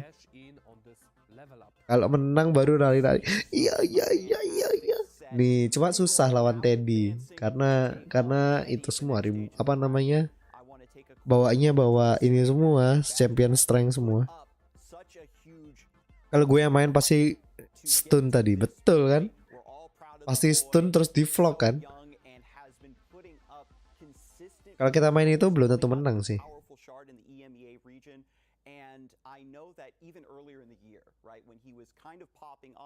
Ngawur.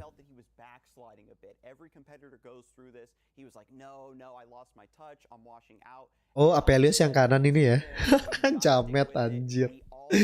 Jamet.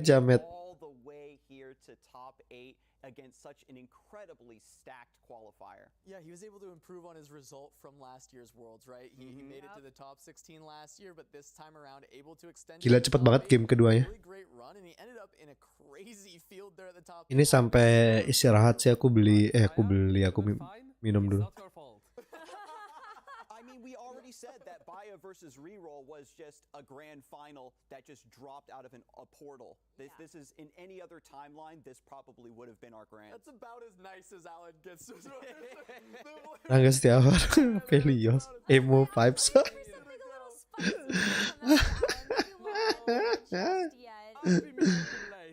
We got a bit better game one.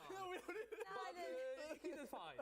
No. Korea's starting to even the score here. Korea versus EU. Now it's 2 versus 4. 1 down, 4 to go. Listen. We are Taking down still the pretty Titans. ahead. We still have 4 in. Hey, Europe has been a titan of a region for the entirety of just the season in this top cut don't give that him we any more have. fuel. I know.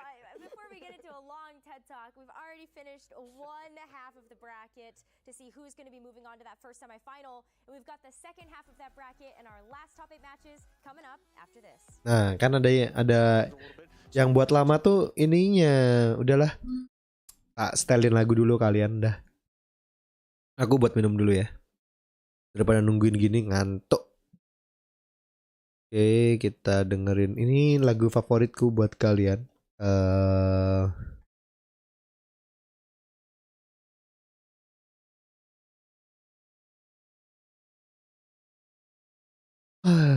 Biar kalian ngantuk.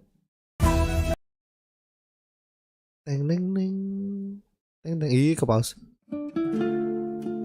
Teng teng. Teng. Gila 6 menit. Aku buat minum dulu sebentar ya.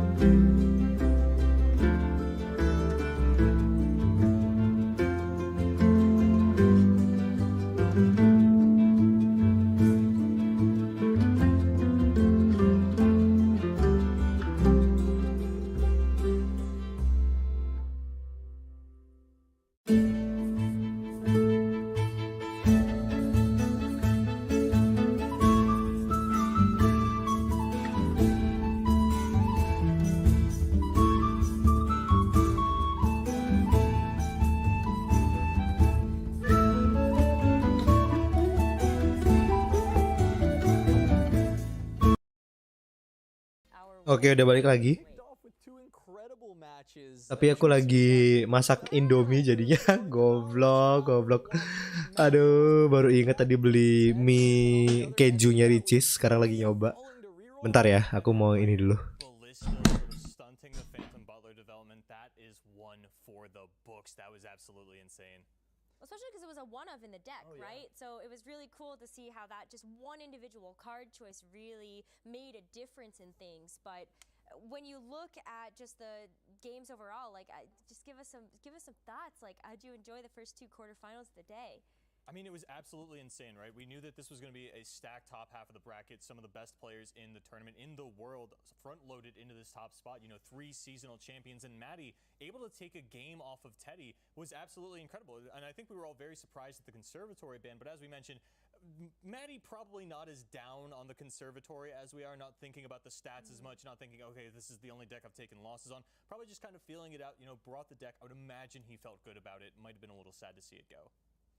We have another matchup coming our way, though, with the third quarterfinals right around the corner. And this one, where is the bias for Alan gonna go? Indomie seleraku. Ini bukan Indomie sih. Silverfuse, talk to me about the Aragorn versus Bowies matchup that we've got coming up. Alright, I think Alan might Bawahnya keju banget. this Talia deck is so Ini cool. orang-orang pada jagoin Bowies ya. So I think the bias might be in that direction. Aragorn. Coming out 3-0. I mean, that's a really strong performance. That's true. It is such a cool deck. I said at the top of the day, one of my favorite things from yesterday was getting to see this Talia deck pop off. So I definitely have become an Aragorn fan over this weekend. But Bowies, the interview we got with him yesterday, he was so sweet. He said he had nerves, but he's been playing it cool the whole time. He's been playing very clean. I think this is honestly feels like a battle of titans, but it's 2 players that we didn't have as much info on coming in, and we weren't as high on as far as thinking that they were going to pop off. So getting to have this surprise, see these 2 be so incredible, has been awesome to watch. And something we mentioned at the top of the day was Teddy and Maddie playing 2 of the 4 Jinx decks in the top cut. Bowies and Chenia both left with Lulu Jinx. So honestly, I think I might be fine to just all in on Jinx. Cep, selama turnamen ada yang pakai deck rest belum ada lah ya. It's gak mungkin bakal dibawa. Tidak mungkin. Jadi aku makan dulu. Ini apa namanya? Istriku bilang dia tahu mie Ricis. Katanya lagi viral. Dan tadi akhirnya nyoba. Untung tadi beli ya. Terlalu lapar aku, perutku sampai nggak enak. Kita makan dulu sambil nonton.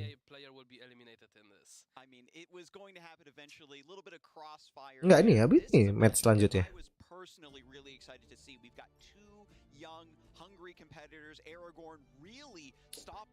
Ini kayaknya di ban sih. Itu sama Ionia. Menarik sekali. Ziggs Talia ya.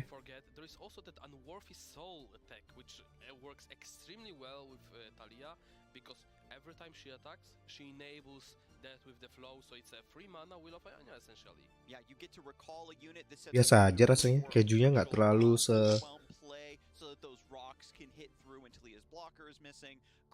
kejunya nggak seenak Ricis yang lain.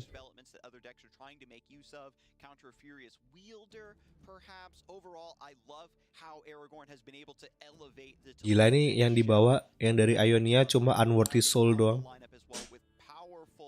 The heavy hitters of Red Gwen and an Aatrox list. I want to mention that Aragon can have some interesting strategy here coming because ini ada drop nonton di YouTube atau Twitch kok ada. Portugal pulang bang, memang pastilah.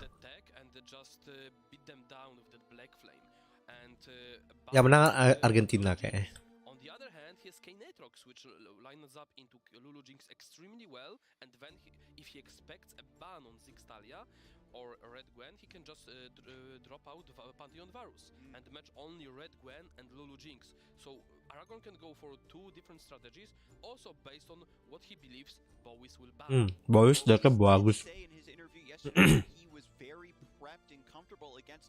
Kemungkinan Pantheon Varusnya yang di ban. Dan katanya lagi naik banget, bukan lagi naik banget, memang dari kemarin bagus. Dia udah dari ekspansi kemarin bagus. Ekspansi kayaknya. it could be too slow to scale up. We know that there is the potential brick of all of your weapons being on the bottom. I wouldn't be surprised if Ya ada Mekot goes for just Turni Yugi. Aatrox and says, "Alright, Semoga menang ya. I think you're Red Gwen, and in the process I'll try to hit your Black Flame." Bukannya lu sering menang ya, Dam ya? Aragorn banning out Lulu Jinx, Bukan, Lulu Jinx yang di ban. Red Gwen, Narik. and Pantheon Varus.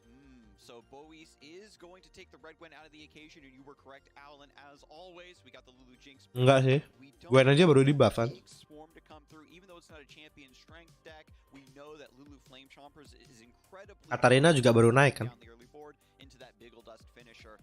So now we're getting into Ini sering. game number 1. Bois on Red Gwen, Aragorn. Oh, bocoran ekspansi setelah Darken kau nggak tahu. Aatrox. And we see from Bois already turn 2, Redeem Prodigy, turn 3, Katarina, turn Harusnya ngambil Darken Spear ya. extremely good curve. And Pantheon Varus. Oh, tapi tangannya dia ada Darken Spear. Kalau gitu dia ngambil Blooming Cultist aja. Kane Aatrox doesn't have really a good way Atau Bahru Cultist juga bisa. threats. Once you start developing these units and putting weapons on them, you need them to stay alive to get multiple turns of value, especially with the Darkened Spear, and that's exactly what Red Gwen wants you to do. They don't want you to block. I want to push through tons of early damage to put you in a fork. Reconner top deck on top of that follow-up. by Let's the count to Varus. 5. Jesus, look at this hand. So basically, here you just say, I'm gonna just curve out. On turn 6, I'm just gonna throw another threat. Turn 7, I'm gonna finish the game. We saw this earlier as well, an early one drop with the Bowie stres. can do a great job of stonewalling the early game. We'll see if Bowie wants to sacrifice this Redeem Prodigy just to get the Ghastly Band and another Hallowed proc going, or if he's going to play it a little bit slow. This curve looks good enough to maybe chill. Biasanya lihat turni kayak gini ya. Make a decision if I want to Turni online gini ya. this is gonna be buffed. Apalagi final ya. Like you want your Ekspresinya mereka, ingat. if you do not make this trade, later on your Gwen might have hard time. Udah ada yang bawa Kyle di World belum? She will be lacking that. Kyle itu deck yang sangat aneh menurutku. So Katarina does come down in response to Karena terlalu slow. Cultist. There's going to be some bonus damage coming through thanks to its effect and the Darkened Spear going onto this unit. Big HP, big tankiness now. The Blade's Edge might just be saved, floating that mana. Skip. I don't know if Bois is going to go incredibly aggressive and send it to the face. Bois probably doesn't want to block with this hand, but again, that's a 6 Dia itu downtown. Dia itu kalau nggak bisa dijawab, makin lead makin kuat, nggak terbendung. Tapi untuk ke leadnya itu agak susah. Rise itu Rise ya, itu enak banget dimainin. Enak banget, sungguhan. Mainnya tuh seru banget. Bener-bener harus mikir. Nggak bisa, dibekuin. That's absolutely devastating. We get out the Katarina with cheap damage on the Gwen. This is very, very tough spot for the... Gila ya, si Aragorn. Draw-nya, top deck-nya beku. Ngawur. Itu ngawur. Top deck lagi beku. Di blok sih pasti. Kalau nggak terlalu sakit.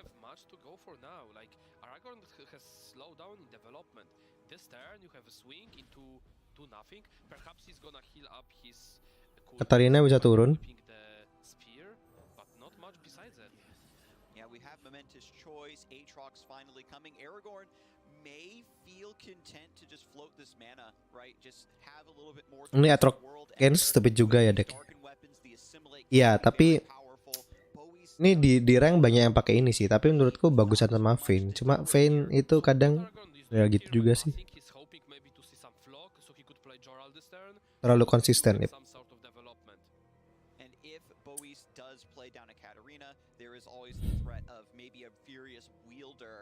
With that mana being available too. Yeah, also bluffing stuff is very nice here, but again, we have to keep in mind that he could only Furious Wielder with the 2-4, because risking the death against the Flock would be unsmart. So Katarina does come down after all. Again, the Blade's Edge not going to do much to clear this 3-1 because Run end. Katarina taruh di belakang sih.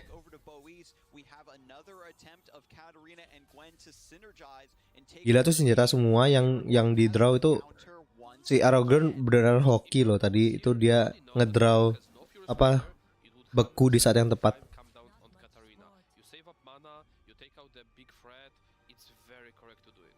So at this point you must be thinking, alright, so it's most likely Aatrox, maybe some weapons, and 2 random cards that you are unaware of. Oke, bukunya udah hilang. Aatroxnya bisa turun next round.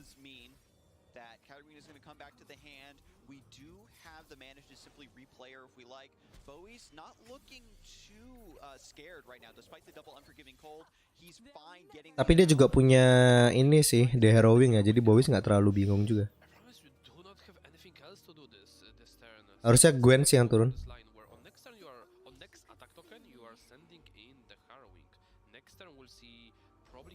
Just to apply a bit more pressure, like he wants to kill that Gwen to get more hollow stacks for the harrowing.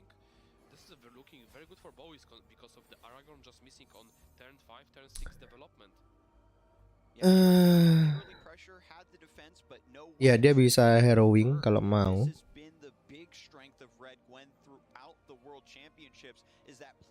Put on early pressure but can't keep it consistent, and it gives them so much time to set up for harrowing, start getting the reckoning. Atau dia bisa ini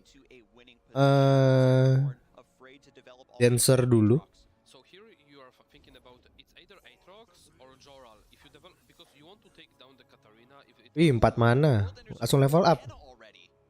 That's a very cheap world ender. We had back to back attack on every attack token from those one cost units with the weapon, causing World Ender to come way sooner than we expected.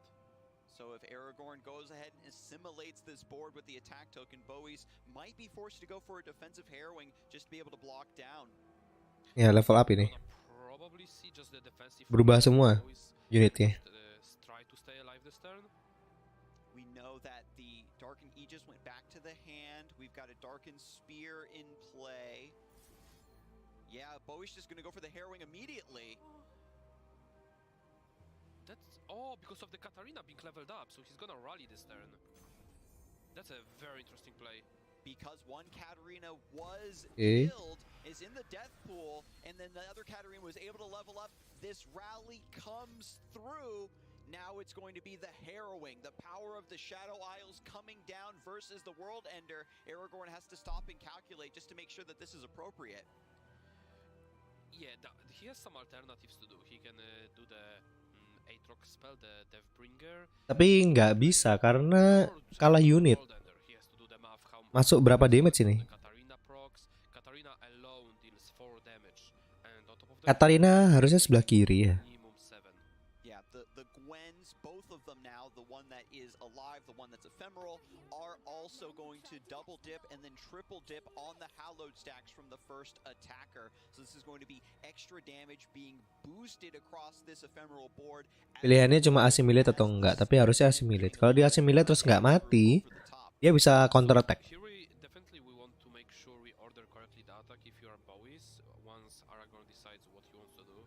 Yang bang tuh apanya sih yang nih artwork pusing Bowis itu, dua-dua pusing. Gak cuma Bowis, Aragornnya juga pusing. Ya tapi dia udah gak punya mana kan.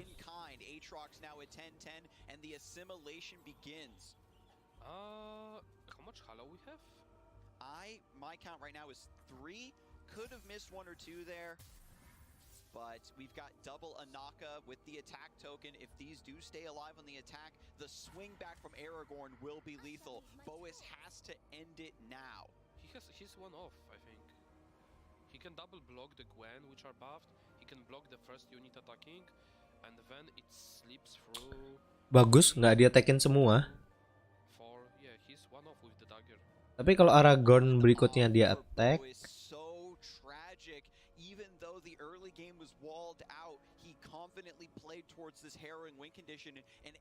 dia Aragorn harus punya unit buat ngedefend. pulls a follower or a darkened weapon out immediately into that attack. This is a much wider swing than it appears. 7, 9, 9+4. No, that's lethal without dagger even, because he just attacks with Katarina. He has to block both Gwens, he has to block the 2-2, and then he has to make sure that, because Aatrox blocks, so heals him back up by 2. Then he has dagger, so that's 14 damage, and yeah, he's one short. Yeah, you could. Is there a world where you dagger one of your 1/1s here? Doesn't go for the full swing. Yeah, he realized that he doesn't have lethal. Unless opponent... Okay, what if you just attacked with the one... if you buff to the 1 HP units and you dagger them, then that would be lethal. Soalnya dia kalau cuma ngeblok yang 3, yang masuk kan 2, 3, 2, 4, 9, nggak bisa. Yeah, I think that was the play. Just bait opponent into blocking with the Aatrox incorrectly because of the timer. Because this board is ephemeral, it's going to go down no matter what. Even if Bowies gets another true attack token, it's not going to be enough. Blooming Cultist pulled off of the Anaka, and another one also pulled from the top. It's Stratu. Gila. Coming through a full swing versus Bowies. GG. That's a board. There's going to be scholars analyzing the math on this one. But I think Bowies, as Alan said, maybe did miss a line, and Aragorn gets to swing back big to take game 1. I'm thinking if there was a Gila ya, ngedraw unit dan ngedraw Darken Weapon langsung berubah. Ngawur. Yeah, and at this level you can't take into account what if my opponent plays badly, but Aragorn taking that one in a flashy fashion, going to take us into game 2. Now that he's picked up the win on Red Gwen, the second win he has to find is going to be on the Talia Ziggs, the deck that got through. So far 2-0.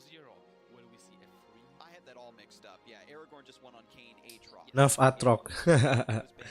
Nerf Aatrox. Ya paling 3 minggu lagi atau sebulan lagi ya. Nerfnya kan kemarin sudah dibilang kan tiap bulan harusnya.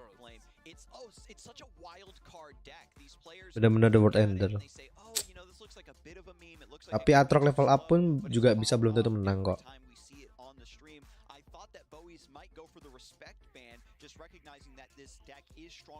Kartu tangan donut dewa sih. Donat. Kita lihat Ziggs ya.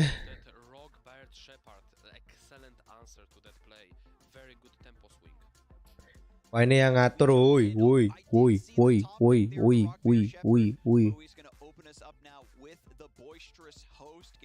Oh, is attack. Oke.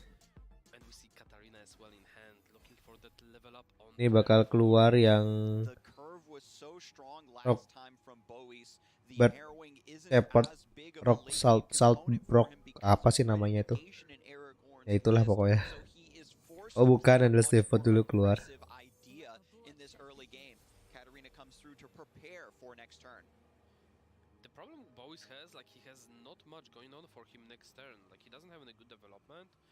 Tapi itu keluar langsung di Quietus ya. Okay.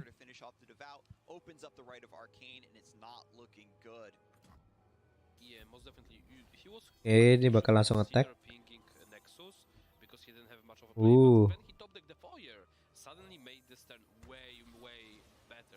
Gives you a proper development. You have plenty of mana floated. The foyer does give you a lot of long-term grindy value, which this matchup might not go that. Halo Bang, halo M Zaidan. Kartu tangan Aragorn dewa Bang tadi. Yep. Apa kabar? Baik. Ini Ziggs Talia naik gara-gara Rock Shepherd ya, betul. Rock Bear Shepherd.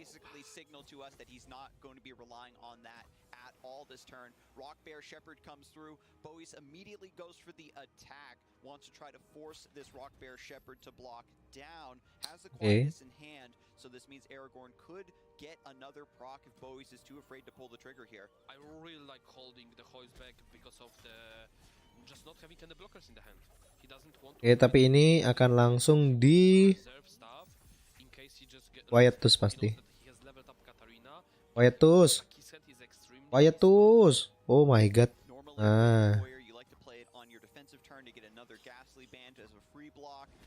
Bowie's just trying to go much more aggressive, finds the Okay, quietness, slow Aragorn down in the mid game, but without a lot of pressure coming from Bowie's just yet. Ini Katarina bisa turun lagi sih. Plenty of time to still Tapi ini bakal dihancurin landmarknya. Dan berarti ada 3 unit ya langsung.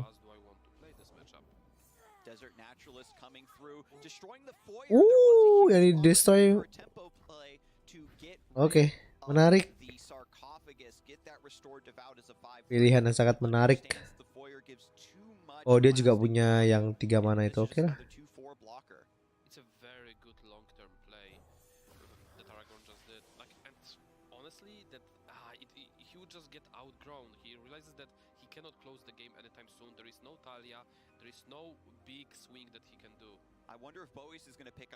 Aragorn masih bisa menang sih nih. Kartu tangannya ngontrol banget.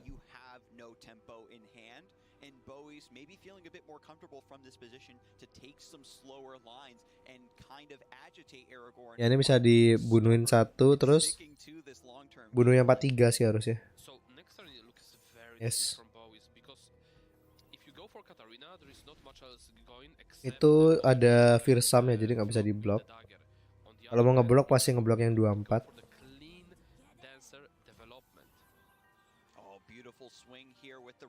Harusnya ngeblok sih.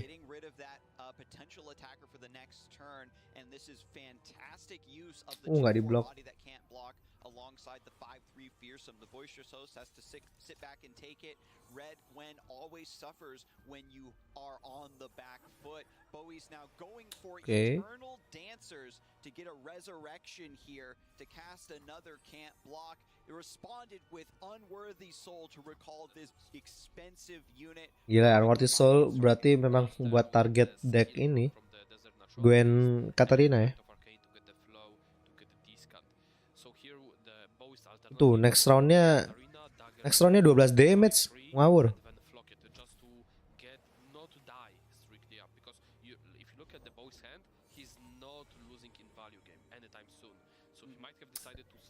Rockhopper atau Wrath of Arcane sih.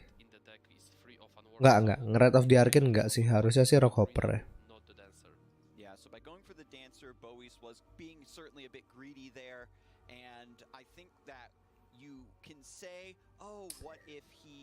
Kata polisi Gurita finalnya Aragorn vs reroll.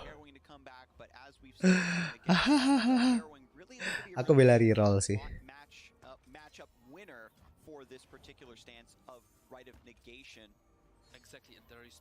Waduh, harusnya Ziggs-nya sekarang turun.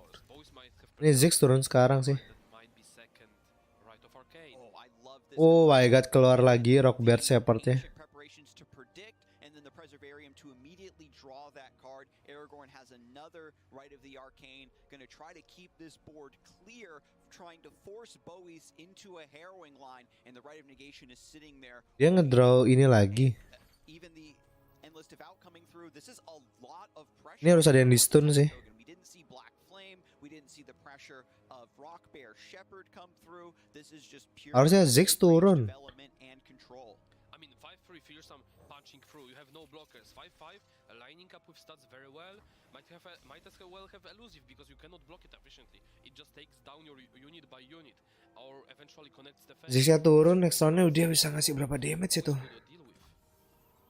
With the stun coming through on the 3-3, Bowie's was absolutely trying to get a fearsome blocker in play. Desert Naturalist gets another piece of chip damage. Oke, dia bakal ngeluarin ini yang 2 mana, kartu barunya itu.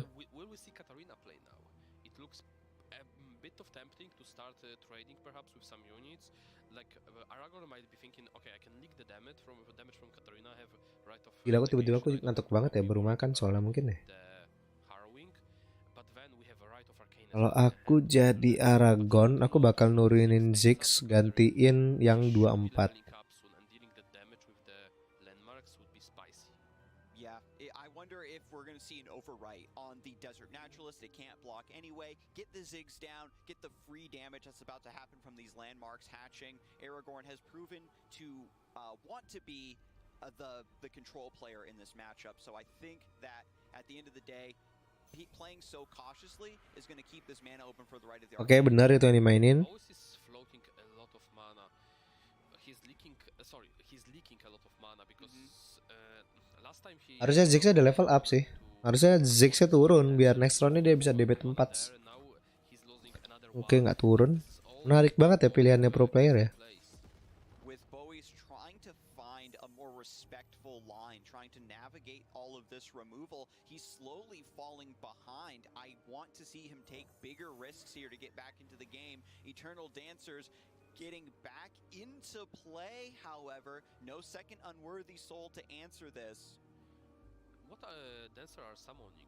Is it even anything big? It would be Fallen Reckoner, if I'm not mistaken. We're going to get another camp block that's just going to go over onto the 2-2. Still looks like a lot of strong Attack semua sih ini. options from Aragorn. Atau mungkin laba-laba bisa nge-attack buat defend.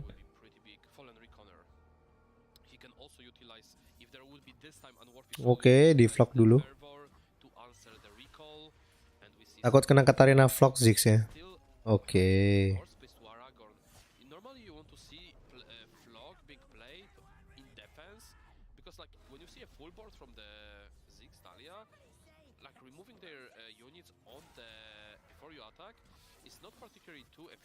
Oh wow, and puts the Redeemed Prodigy first so that the Eternal Dancers doesn't get the Hallowed buff. It only revives a Ghastly Band. It can only revive units that have equal or less attack. Misses out. Bowie's misplay. This is huge. Yeah, that's a misstep from Bowie's, definitely. Bowie's misplay, reaksi misplay guys. Earlier, we don't get the chance to, if we're going for a greedy chump against the Eternal Dancers, to get that free attack and keep the dancers healthy. We don't get the chance to push through more overwhelm damage with the revived Reckoner. Tapi ya masih lumayan oke lah. Situating his game plan here after making such a mistake. Misplay guys, the world guys. Yeah, he's so gutted from this position. The Eternal Dancers and Arachnoid Sentry are still alive. Right of the Arcane, because of that chip damage, comes through to finish off the Eternal Dancers. Another big swing. Bowie's pusing. Misplay di mananya? Harusnya Eternal Dancer yang di kiri. Biar yang disummon itu yang mana? 5 tadi. Yang buat musuh can block.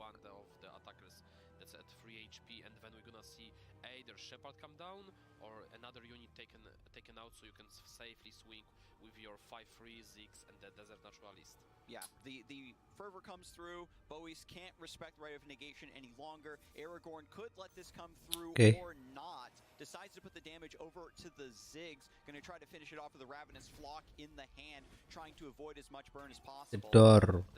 Dia harus bunuh. Next roundnya masuk 2 damage.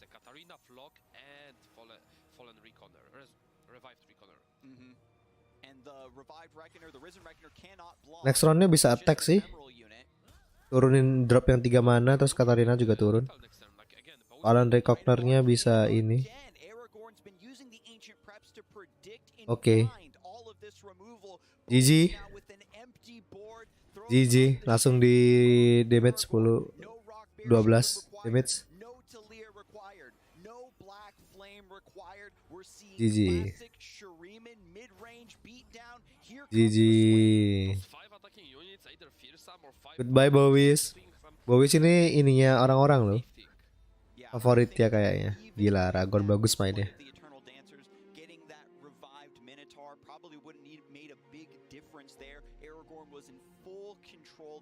Gila, Aragorn ini masih tenang.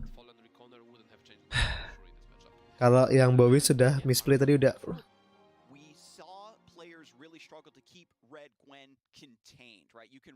Tidak. Pusing dia. Ayo guys, like ya guys, ya. Please, paling nggak biar setengahnya dari yang view sekarang lah. Bantu like guys, bantu like guys.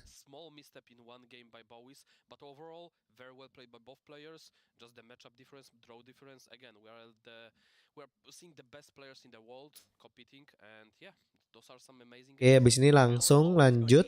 Nanti di semifinal pasti apa namanya ada istirahatnya lagi nih.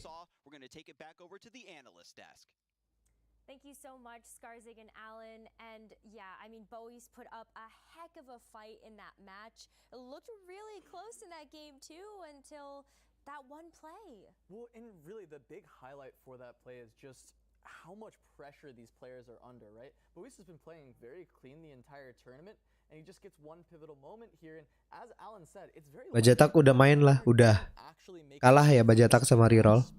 Hari ini langsung sampai final kok. Iya. Udah top 8 ya, udah pasti sampai final. Oke, favoritku dari Reroll. Kalau Reroll sampai menang sih aku senang, bangga. Apak. 2 times winner SPS. 3 kali ikut, 2 kali menang. Ini final the drop juga nggak sih? Ada. Final the drop. Asap. Aku misplay di final. Oh tidak. Kena mental boys pasti.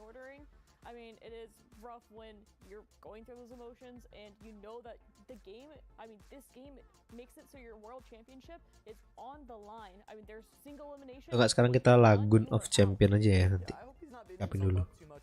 Because like I know that you want to play your absolute best game. You want to play without mistakes, and yes, if you lose but you played, you know, without mistakes, then there's not much to think about. But I know Legend of Lagoon of Legend. That mistake can happen to anyone, and at the end of the day, he was in a situation where Lagoon of Legend. And that didn't cost him. I mean, we've definitely seen players make it into Si Bowie buru-buru nggak sih? Betul, buru-buru. Udah kalah soalnya. Lihat yang menang 2-0 semua loh, kecuali mati Mayo doang.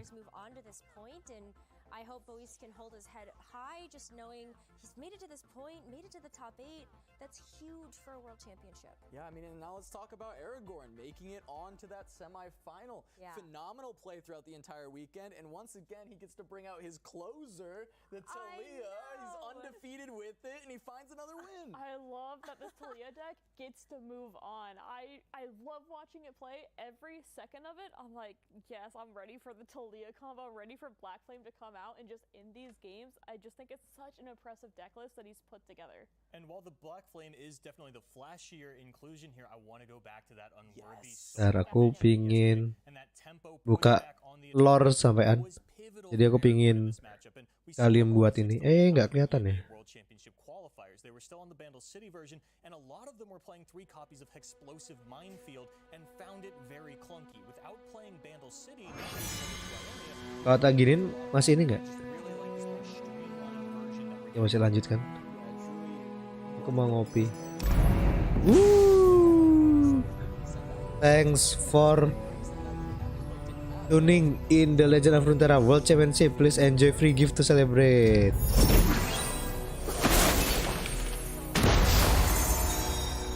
Guys.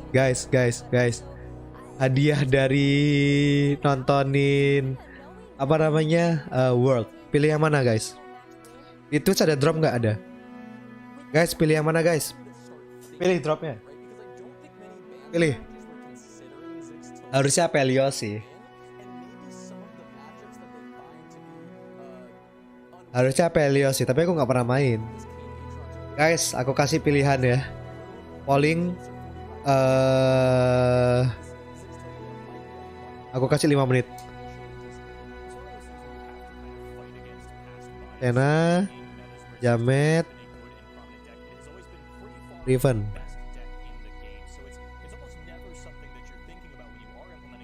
Ayo guys, sampai yang mana guys?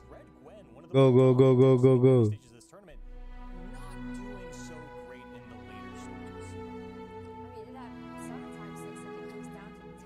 Ya pilih. Pilih.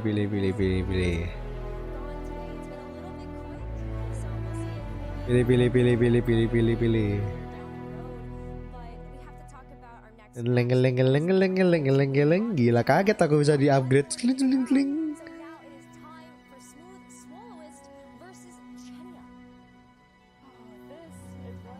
Sena, Javet, Riven.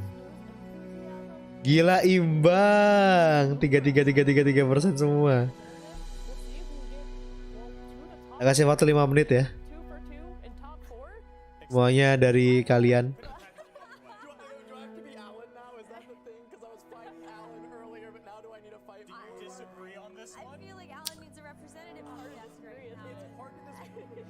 Jamet lah jelas. Gas Riven bang.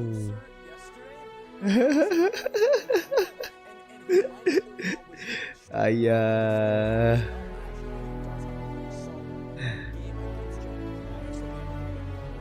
Jamet sama Riven sama nih, 11 vote. Ayo ada 44 orang. Ayo guys, vote guys, vote. Voting. Voting guys, voting. Yo yo yo. Jamet sama Riven sama nih skornya nih. Jamet 1 minute go. Oke, kita tunggu ya sampai 2 menit lah paling enggak.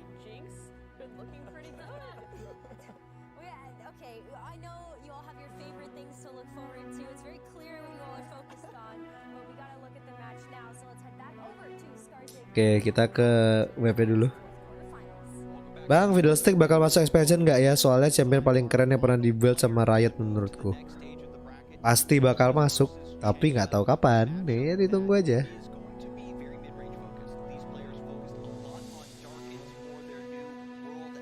14 vote.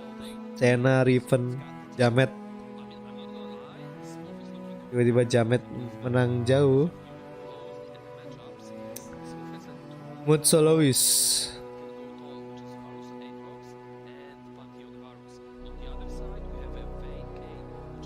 Solid sih decknya Smooth Soloist nih. Jamet, jamet, jamet, jamet, jamet,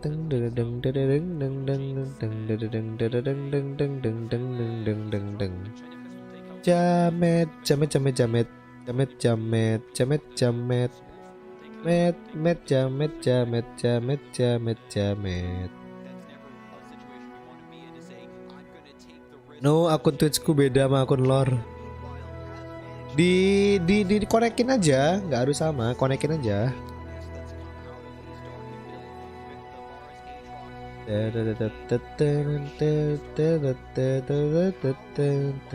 Ini loh menarik.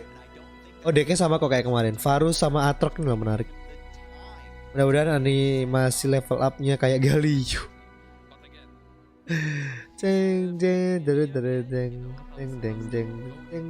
Oke lah. Kita ambil Jamet ya. Yang menang Jamet. Kita ambil Jamet. Bentar, kita ambil Jamet dulu.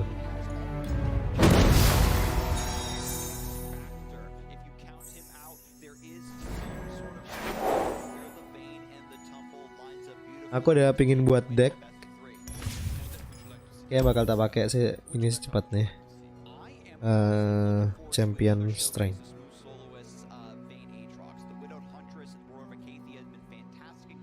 Overwhelm.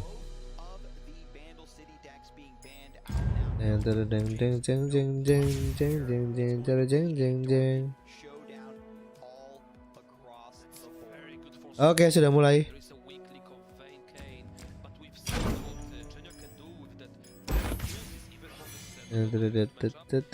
Champion Strength langsung habisin semua buat 3. Oke. Dan dulu terus saatnya kita keluar. Saatnya kita nonton guys.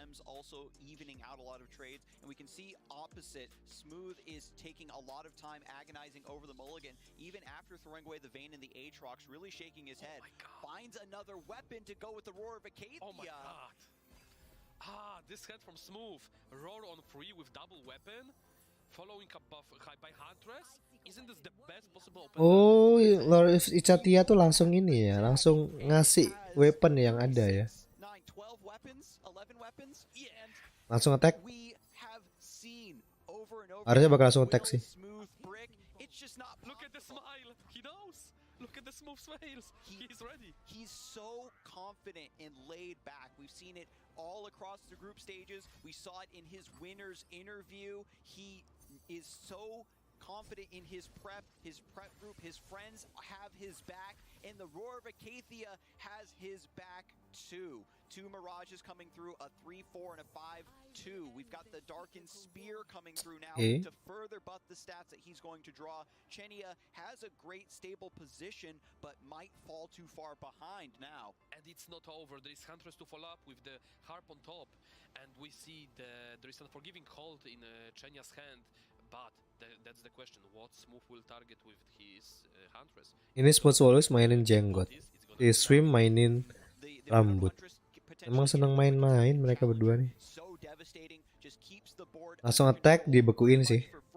And even if Chenia lands the unforgiving cold, isn't trading up the way he would like. It's only delaying the inevitable. Here comes the Huntress, and she finds a harp.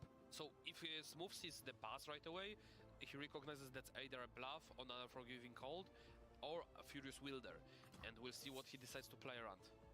I think that Smooth might send it, right? The rest of the hand is all weapons. If you get the unforgiving cold out of your opponent early, before there really isn't a counter punish for their next development, it's fantastic for you. In these mid-range matchups, the unforgiving cold is the card that makes players hesitate to push their advantage. Unforgiving cold. Forcing it out as soon as you can, and it could be also unforgiving cold. It could be also a Furious Wielder, where it wouldn't give him as much value as unforgiving cold did. Wow, and with the Huntress pulls, Ini harusnya langsung attack semua sih. he wanted to go all in to dominate the position as we head into the mid game. Now with Chenia on the attack token. Apa bener ya rumornya nanti di winter bakal real champion event Poro King? Bisa jadi. Antara Januari, Desember atau Januari. In 3 different games lethal for Chenia, so definitely he'll be putting up some work with that card. Yeah, we can have the Blooming Cultist come through. Maybe we can equip it with the Darkened Fan. We start to get Dragon Links coming through. That's additional chip damage and stabilization. Oh, dia bisa ngasih ini.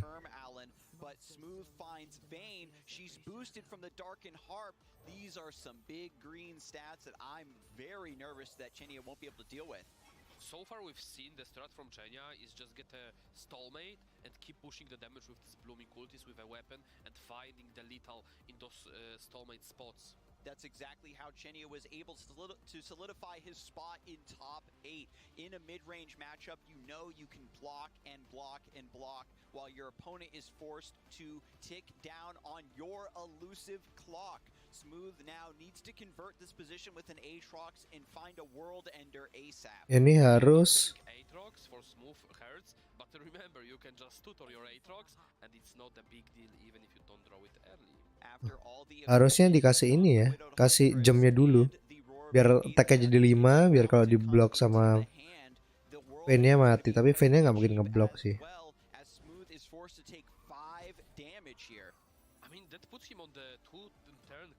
Ini Aatrox bisa turun. Gets a faithful wolf dog off the top. Summons a Geralt. Wants to take down this Blooming Cultist. It's only a 4-3 right now. Doesn't look like there's a way to save it. Yeah, we'll see. Probably equip. Oh, he probably doesn't want to commit yet. An equipment. He'll rather just try to bait out stuff and see what Chenia does. And he has a catch to follow up. Ih, aku sebel banget ngeliatnya dia giniin kumisnya terus.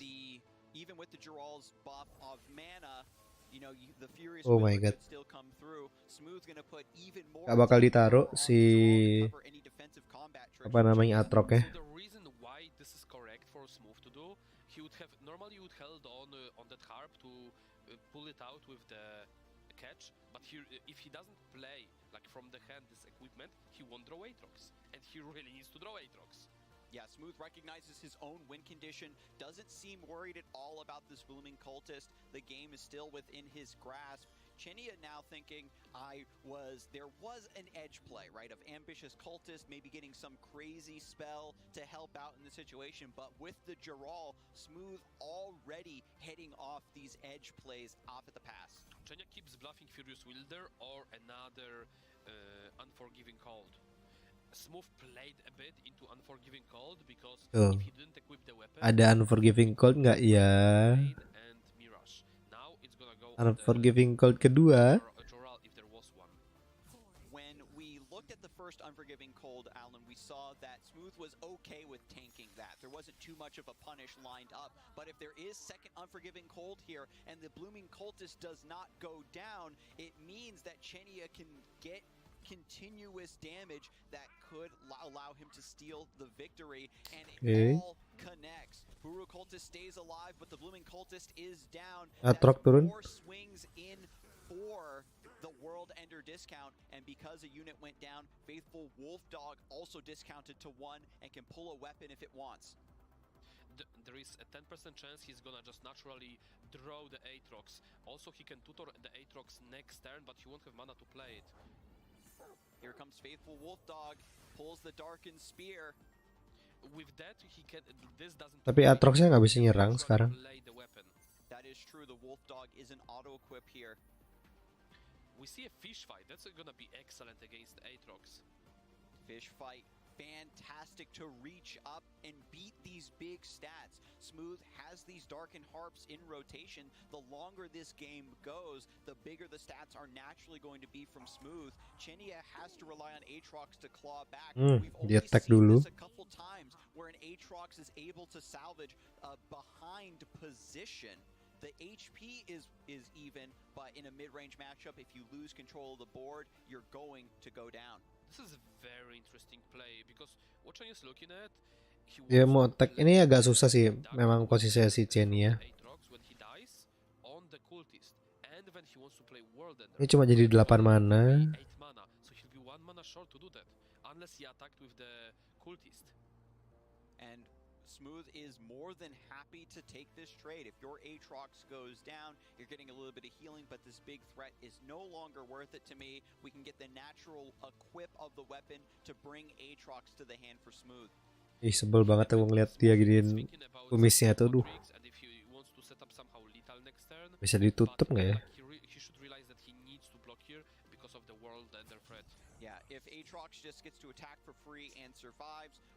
Ya paling nggak intinya mati ya, Joralnya mati.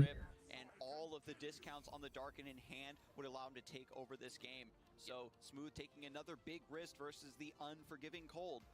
This is like he checked for Unforgiving Cold the last turn technically, and like he needs to take this trade. Tawa dia. With the Aatrox on board would be devastating. And now, like if Chenya wants to get an Aatrox back on the board, he needs to play weapon into World Ender. Ooh, beautiful. Aatroxnya dia turun. Just a 1 mana cheap weapon triggers Aatrox to the hand. Smooth has 6 mana still for this Aatrox, and I am so excited to see how cheap this 8, 4, 15, sudah sisa 3. Next roundnya mau World Ender bisa sih.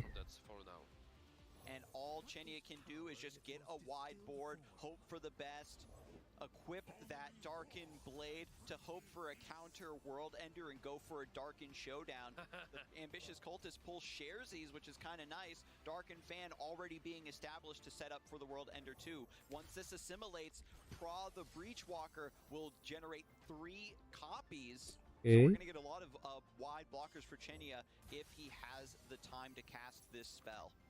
Smooth doesn't know if it's worth for him to cast the World Ender. He might be considering attacking first Ooh. before World Ender. Oh, he lets it rip. 8 mana, fully tapped out. Here comes 10-10.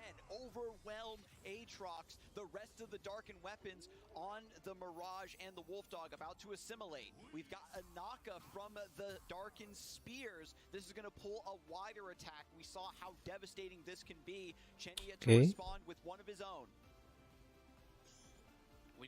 Paling respon World Ender. From the Smooth coming down, and we're gonna see 5 blockers from Chenia. So no matter what Chenia does from this point, there is still some damage coming through. We have a tumble from Vayne. Dapat lifesteal. Next turn. I think Smooth didn't think through. There will be 5 blockers. Itu Aatrox harusnya ngeblok Aatrox ya. And there is lifesteal now on the Ephemeral Breachwalker. Attacking from the Smooth initially might have been slightly stronger. Yeah, the open attack before that World Ender. Nanti Joralnya bakal ngeblok, bakal narik si Vayne ya. Harusnya kok jadi mana 0? Oh, karena kena ini Aatrox. Oh, that's not it. Oh, that's a very underwhelming. So now we have free blocks all across the board. It looks like Chenia is going to stay alive here. We got the 1-1 trade into the Aatrox. A lot of lifesteal and the natural healing from Aatrox is going to keep Chenia stable. So Chenia is looking for lethal next turn with the Varus. and Dawnbringer, but the problem is if he trades with the... Oh! Sharesies off of the ambitious cultist moves the Dark Aegis over to Aatrox. Mantep, bagus banget. Will survive this trade. Smooth gets outmatched off after this big world ender swing. Bagus banget. Bagus banget bisa kayak gitu. Varusnya langsung level up. I saw the Sharesies would have some synergy, but I didn't quite spot that line. Chenia staying focused on any way he can swing this game back into his favor, and it looks like he's done it. With Chenia's Aatrox staying alive, it means that the Jirals are now 0 mana.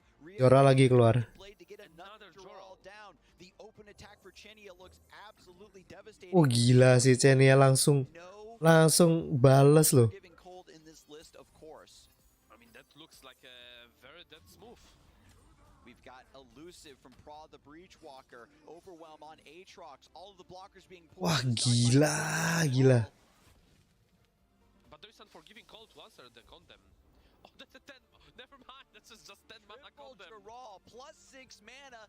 What is a combat trick? Smooth Swallowitz won't get a chance to respond. Wah, gila. Even if there was unforgiving call, he wouldn't be able to play it because it's 10 mana for any 4-cost spell.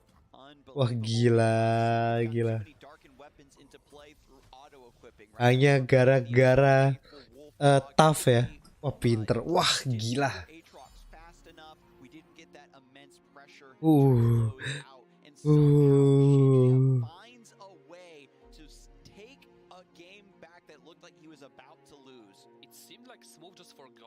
Tarik nafas. Itu komik apa di belakang ya? Itu ada Lisin sama ada MF. Terus di bawahnya komik apa itu? Ini ya.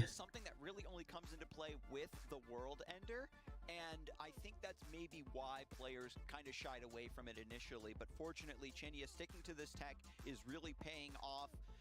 Now is 1 up in this best of 3, has to find another win to take it all. Chenia going to rotate over to the Vayne Kayn. So even though we know that Chenia is 1 up, he's still unfavored to win it all because how bad this Kayn Vayne matchup is. His only win ini drawing jelek banget ya. Is just blooming cultists. So if Smooth realizes that and keeps remover, keeps challengers, pas sih. for elusive, he possibly cannot win. He has such 2 grindy decks left for that matchup. Yeah, Buru Cultist comes through, just a 2-2.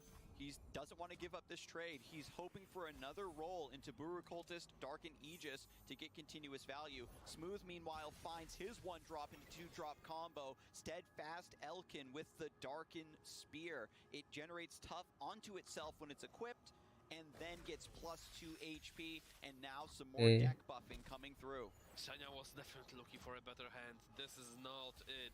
It's so reactive. Oh my god, drawing jelek sekali. Draw 2 Aatrox.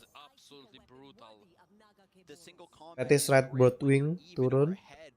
Terus dia bisa N. If Smooth continues to put on the pressure before Chenia can stabilize with this combat cook, it could be too late. And we see Aurora of Ikatia top deck, but there are absolutely no weapons. There is Huntress, Aurora of Ikatia, but Smooth thinks, alright, 12 weapons, not enough. I guess I have to put more, to draw at least more. So Broadwing into Elkin to get a challenger could be nice. Smooth just gonna go for the open attack, recognizing if I develop turun. combat cook, recognizes that line, and we'll see if Chenia goes for Shepherd's Authority. This Overwhelm harusnya. Atau Shepherd's Authority jadi dia nggak bisa di-kill.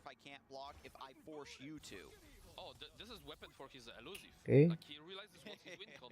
This is not meant for. He wants this weapon of the combat cook ASAP, and he just wants to get that blooming cultist as soon as he can and get that Shepherd's Authority on top of it. Ini berarti bakal diblok sama yang 2-2 sih. Oke, ini turun. Smooth, how many weapons are in this deck? You have to find them soon. Kayn coming through. This is so unlikely. Kayaknya bakal narik yang 2-2.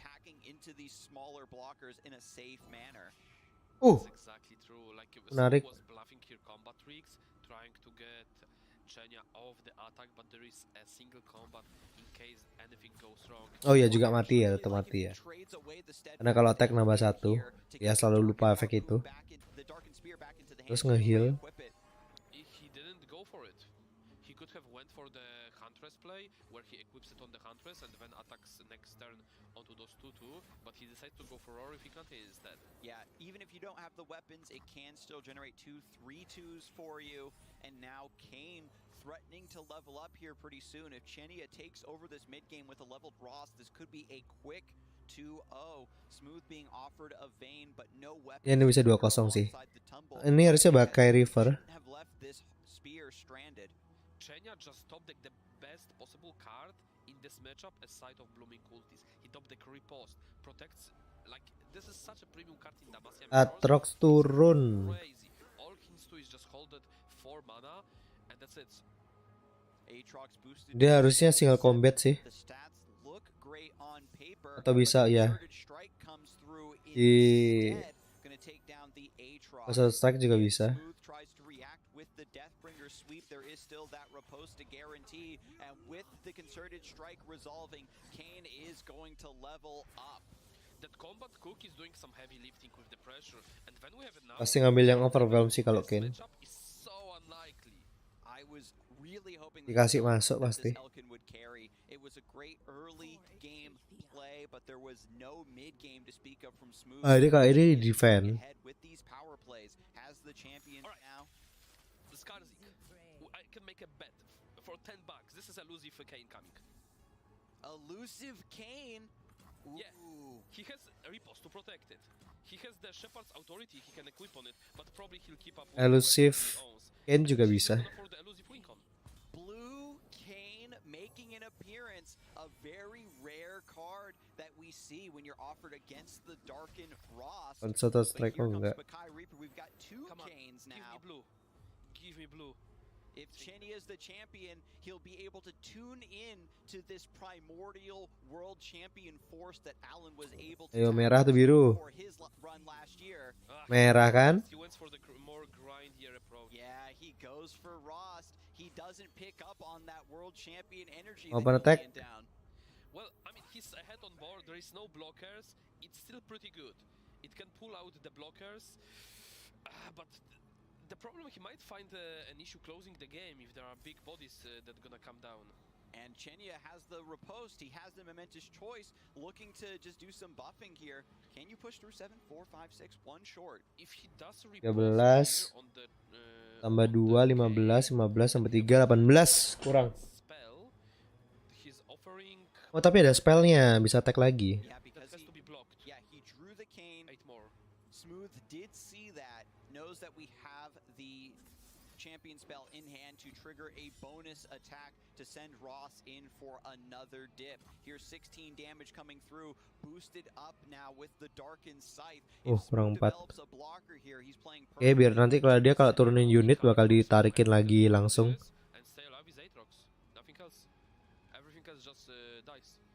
Asik, kalau Smooth Soloist kalah, aku nggak perlu lihat orang narik-narik kumis lagi di sisa pertandingan.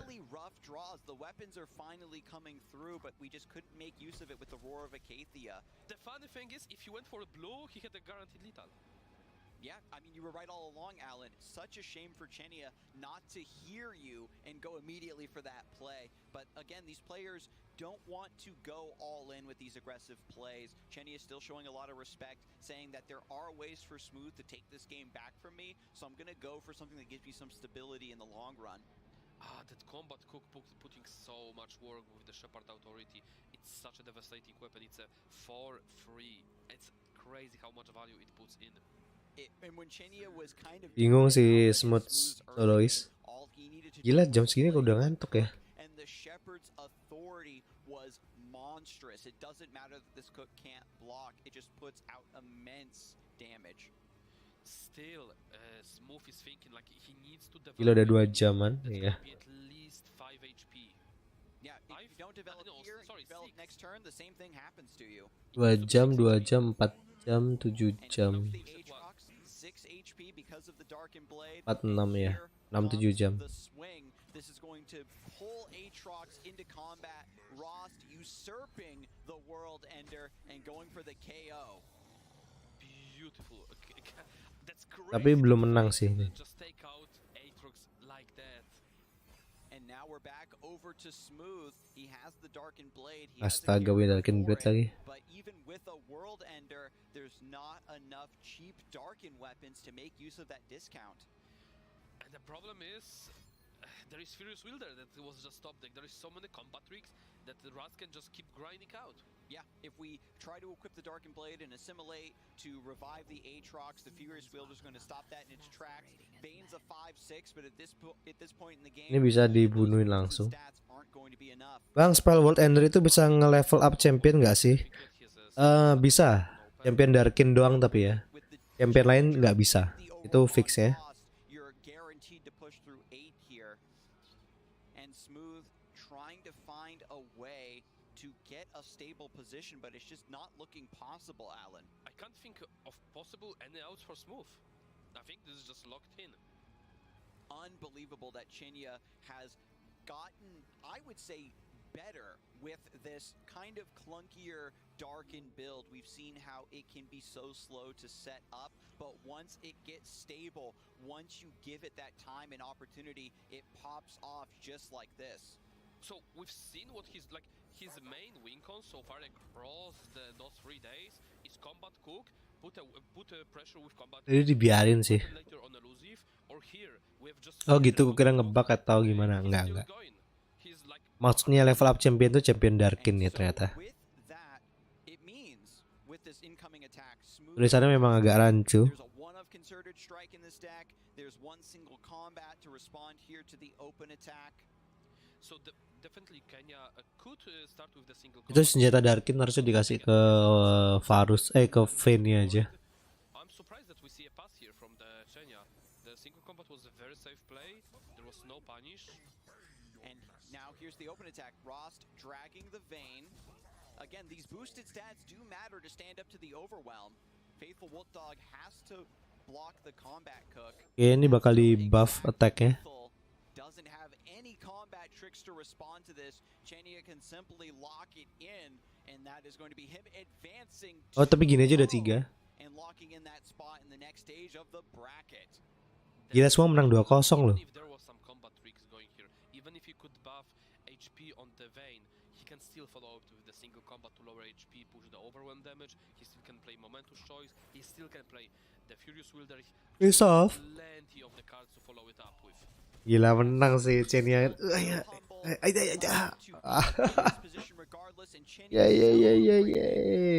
In that spot, it must feel fantastic for the Rost to actually make an appearance. Normally, Guys, ada yang tahu tuh komik apa guys? Di belakang. Terus itu kok banyak kain ya, nutupin helm ya itu. Gila, itu gambar apa itu? Paha cewek itu ya? Gambar kotak gede di atas, di lemari atas. Yes, akhirnya nggak ada yang pegang kumis terus ke depannya, betul. Saya senang. Once your opponent gets that stat line lead, there's not much you can respond with. That's crazy that he had 12 weapons, drew 1, and he couldn't do anything. He was just lacking his fuel. His whole deck is built around those weapons. He doesn't mind drawing more weapons than units, but if you draw more units than weapons, it's doomed. And if you are doomed with no weapons, the world is also doomed because of the Darken weapons. Here at the World Ender expansion, Runeterra World Championships, that's ngantuknya. the books, and we're going to hear more about it from the analyst desk. Thank you so much, Skarzig and Alan. And it's been so amazing to see just like how a lot of players have been teching these Aatrox decks to make them their own. And Smooth's was so interesting because we just heard Alan touch on it. 12 weapons in this deck, which was very unique compared to the rest of the Aatrox lineups we've seen this weekend. And it was a weapon that made all the difference in this matchup, and actually in a couple matchups throughout. We talked about Smooth finding that win with the Silence and Suppress, which was a massive tech. Another massive tech we saw in the Varus Aatrox for Chenia is the Darkened Fan. this has won a couple of matchups for Ini match pertama sih yang play ini sih yang buat dia menang. for this big attack from Smooth completely flipped the game, and it wasn't just that, there was the Sharesies, Silver. Oh yes, the randomly generated cards striking once again. They have come in big so many times, and just that flip was because of Sharesies. It went from Aatrox, making a trade, to dead Aatrox, and the board became Chinia's. And then in the second game, this riposte from Chenia sort of players love when a card comes out to talk about, oh, this will skip your opponent's turn. That riposte from Chenia here in game number 2 really did skip Smooth's turn. Just had no choice but to develop an Aatrox and sacrifice it. Otherwise, you cannot afford to float 9 mana when you are, open on board in this mid-range style matchup. That was so heads up. Oke, dan semuanya menang 2-0 ya kecuali Teddy. Ini pasti istirahat lagi sih. Berapa jam? Udah 2,5 jam 4 pertandingan. Berarti ini tinggal sejam lagi buat 2 ini. Gila, aku bisa ketiduran di sini loh. Barely able to flip that around off of Fan and the random generated card, but game 2 was not the same whatsoever. No, but even in game 1, the way that Chenia navigated the early game, it actually played really poorly into what Smooth developed. Bang, bakal beli skin Corruptor Nekton atau Kopit Azir gak? Tidak dong. Fake artwork mahal. No.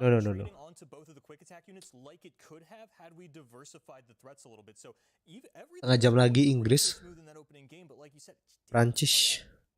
Smooth was just like such a good sport about it though. Like it's been so fun to watch him like react. Yeah, I mean just like what he's thinking when he's starting to twirl that mustache a little bit. Aduh, aku malas banget lihat itu. But Chenia, just what a masterclass coming out from this player too, to be able to stabilize and also find it out in some of these more precarious banget. And he's moving on to the semifinals. Yes, as expected. Okay, Boulevard. Okay, Boulevard. At the end of the day, though, Korea has been able to tie up the score 2-2 with Europe, starting the day with 5 players coming from EMEA, now down to 2. Korea still holding on to their 2 representatives. Wouldn't have had it any other way. Oh, Korea 2. Oh, berarti yang terakhir tuh Korea juga. So I think that we have a lot of really intense action ahead of us. We're going to go to a short break, and when we come back, semifinals here at the World Championships. Short break, dah ya. This is going to Mute dulu kalau nggak kena copyright. Kalian dengerin aja.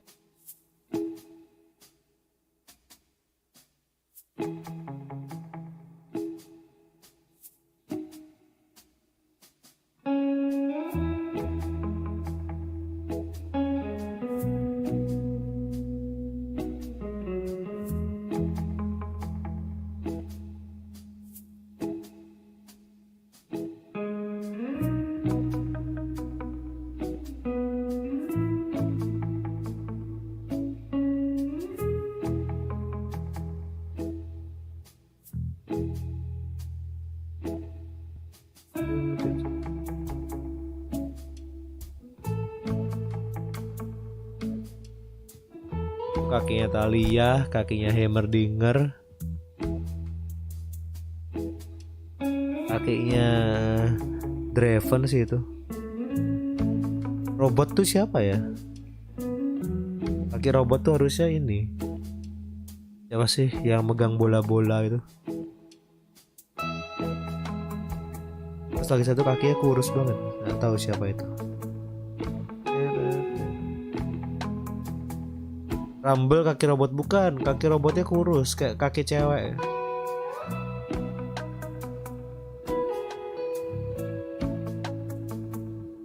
Oke, aku buat minum dulu biar nggak ngantuk. Bentar, kita coba cek dropnya ada nggak? Nggak ada nih. Oh, ada drop. Sik, dapat 2. Dapat 2 quantity, nice.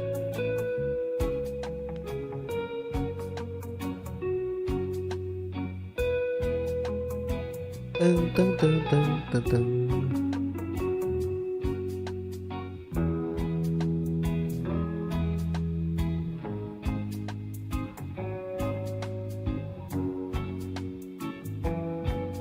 Aku yang drop kedua belum ada ya kok di in game. Aku keluarnya juga besoknya kok ini. 2 hari malah. Kan nontonnya kemarin lusa ya.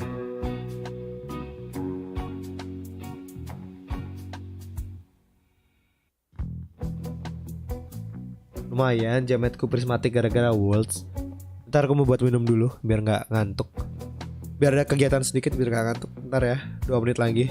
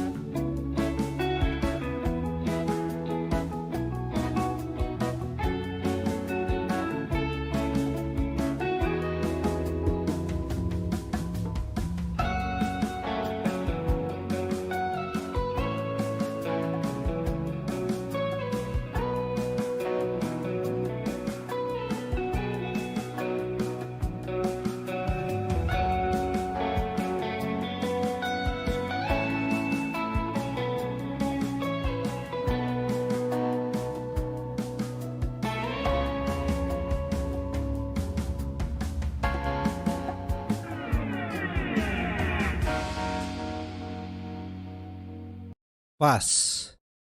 Here today, and that was a matchup we were all looking at because what a caliber for both of these players to be meeting each other in the quarterfinals.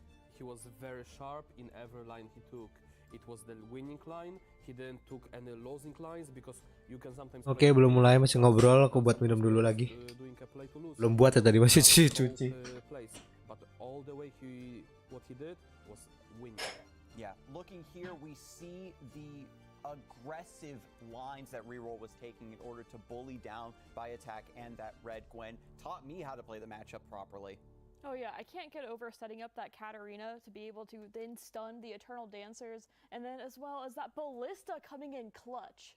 It was so cool to see all these little unique choices, and as we look at the semifinals matchup too, we're going to see even more of that as, like, how do these lineups really compare? Teddy versus Reroll, what are you looking at as to be a highlight of this match?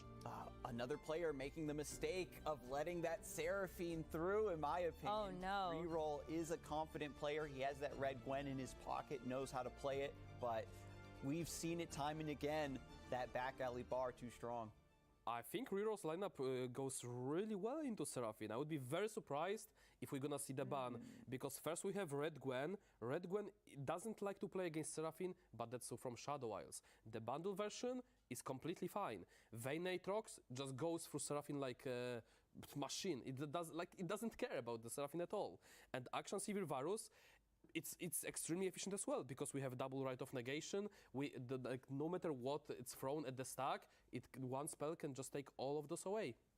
We have seen the power of elusives too, so maybe that comes into play. I don't know. It could be. I mean, the players are already getting in position. I know that we're kind of divided on who's going to come out on top, Alan, but Silverfuse, is there anybody? I'm trying to recruit some extra people onto my side. Oh, come on, Silverview, you got to pick a side. Pick a side. I like the way that Reroll's decks line up here, and he's been playing incredibly clean. I mean, they both have, it's so tough picking, but I like Reroll's lineup. And that's Seraphine's got to go down. That's really the long and short of it. We could debate this all day, but the players are going to be the ones that are battling it out here in our first semifinals. So let's go. Casanova and Boulevard, take it away.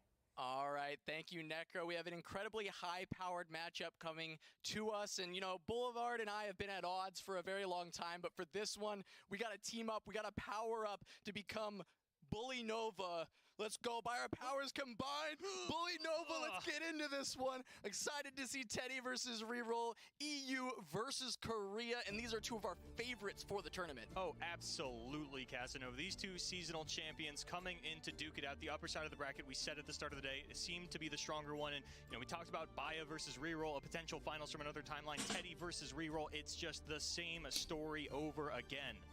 Apakah si Teddy akan matiin monitor lagi? Matiin monitor, matiin webcam lagi?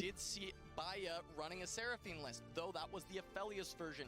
This time around, we have the Ezreal Victor with Bandle. You heard Alan say it. Some of these decks from Reroll might be fast, causing this Seraphine to be a weak link, but watching Teddy pilot this has been a thing of beauty. But Reroll has been playing so much more aggressively with these mid-range decks than we see out of other players, so I understand the ban onto the Jinx saying, hey, you can go 6-wide consistently, and that's a little bit tougher for me to fight through, but this Ezreal Seraphine is only playing 8 followers in the main deck. That is something that Reroll can push right through without as much issue. It's going to be very tough to deal with the board. We look at a lot of the one-ofs. We need to find some of these stronger ones against a strong board. Things like Wallop to slow things down. It's also going to come down to what does the Conchologist generate. Can we get a Dark Bulb Acolyte to stack up some attack? And not just that, but I think this is finally the matchup where that one of Elise in Reroll is actually starting to look like an okay tech choice. Yeah, we did criticize it quite a bit because in a lot of the mid-range matchups, she's pretty dead. She's not a very good spider. She kind of just gets squished.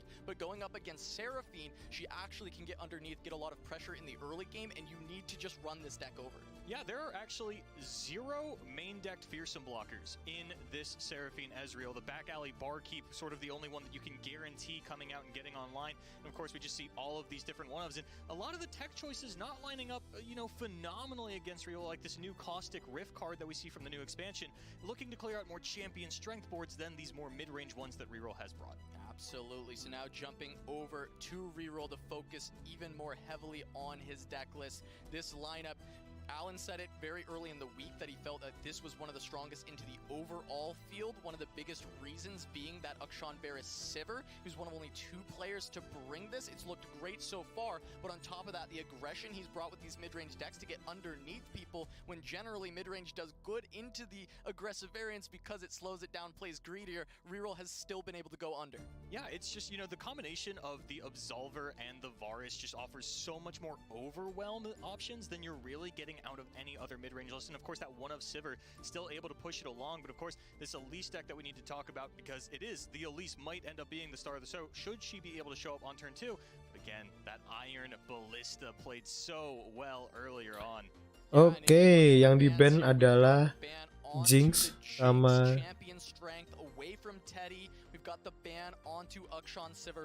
Aksan Sivirnya di ban. Aduh.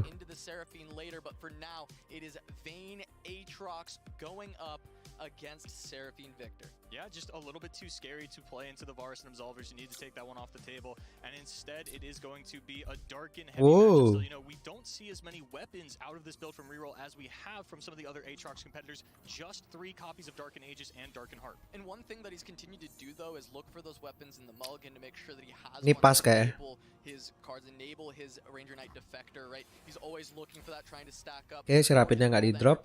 Like you said, he plays a little bit more Dari saat Broadwing-nya bisa drop sekarang. He's looking to finish a little bit quicker, and this is one of those matchups where you kind of want to do that. We saw Teddy mulligan very aggressively, only keeping the Victor. There was Vayne. one of his one-ups wall up, which can slow things down. It slows things down, it doesn't stop it. And Victor, he's going to need to be able to stack up very high, get those keywords to find ways to turn this around. And no catch in the hand for Reroll does mean that this Vayne is just gonna go down to the exact lethal 4 damage. Not quite enough to protect it, but there was a second copy of the champion in hand, so maybe we'll see Victor and Vayne just kind of square up against each other. Banyak removal-nya ya.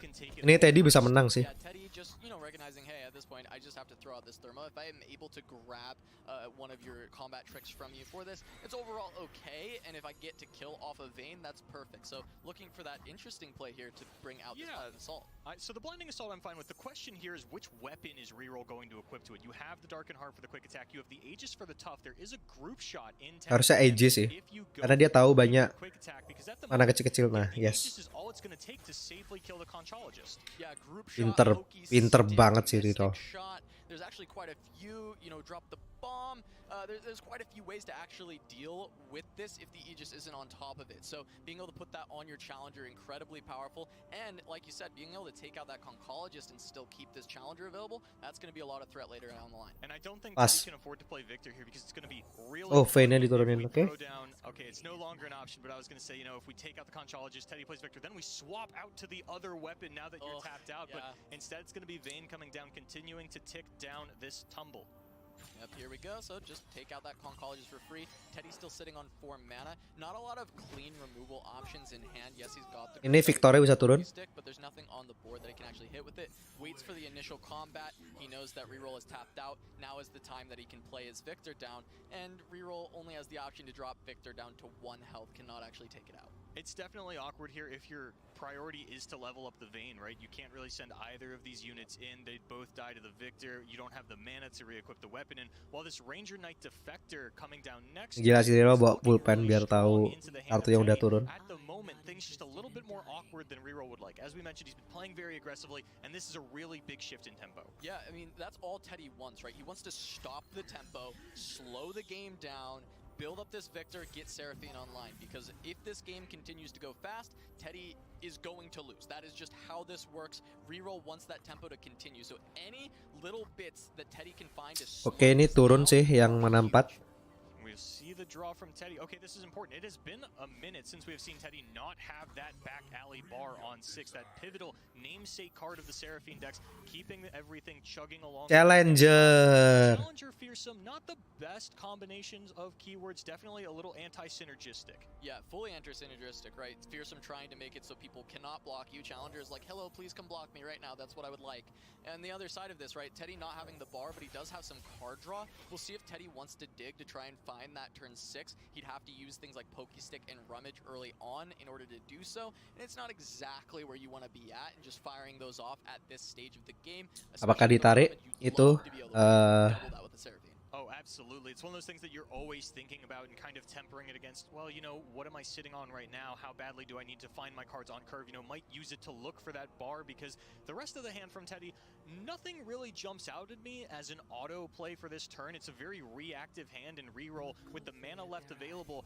Probably done playing proactively for the remainder of this turn. I kind of like this trinket trade. Just see what options you get and be a little bit more mana efficient than just throwing away, you know, an extra 2 mana there just to bank the 3. So instead, we get to play that out. We just go for the Otterpuss, get another blocker down just to continue to stall things out. And maybe that prank can find a decent target if we have some extra. Pennya dibunuhin bisa. Currently, right, we've got one floating that we could just squeeze a prank in. I think it's a prime rummage target for Teddy, though, which might be the setup. If you do feel like you need to rummage earlier on, you want to have that prank already in hand as a good discard target, not forced to discard some of your other cards. And it's actually going to be Heroic Refrain off a Bandle Tellstone. Wow. Okay, yeah, going Tellstones, going to actually fully tap out, knowing that there's only 3 mana left for reroll, but feeling that this is a powerful enough swing. The Victor theoretically can go down here, I believe, to a catch, but that is not there, or a sharp sight, but neither of those are in hand. And there was a little bit of a read that reroll didn't have a catch from earlier on in the game, not equipping the Dark and Aegis in response to the Thermo Beam. So Teddy, you know, making the read, understanding, yeah, a couple of draws have happened since then, but it's still very low odds.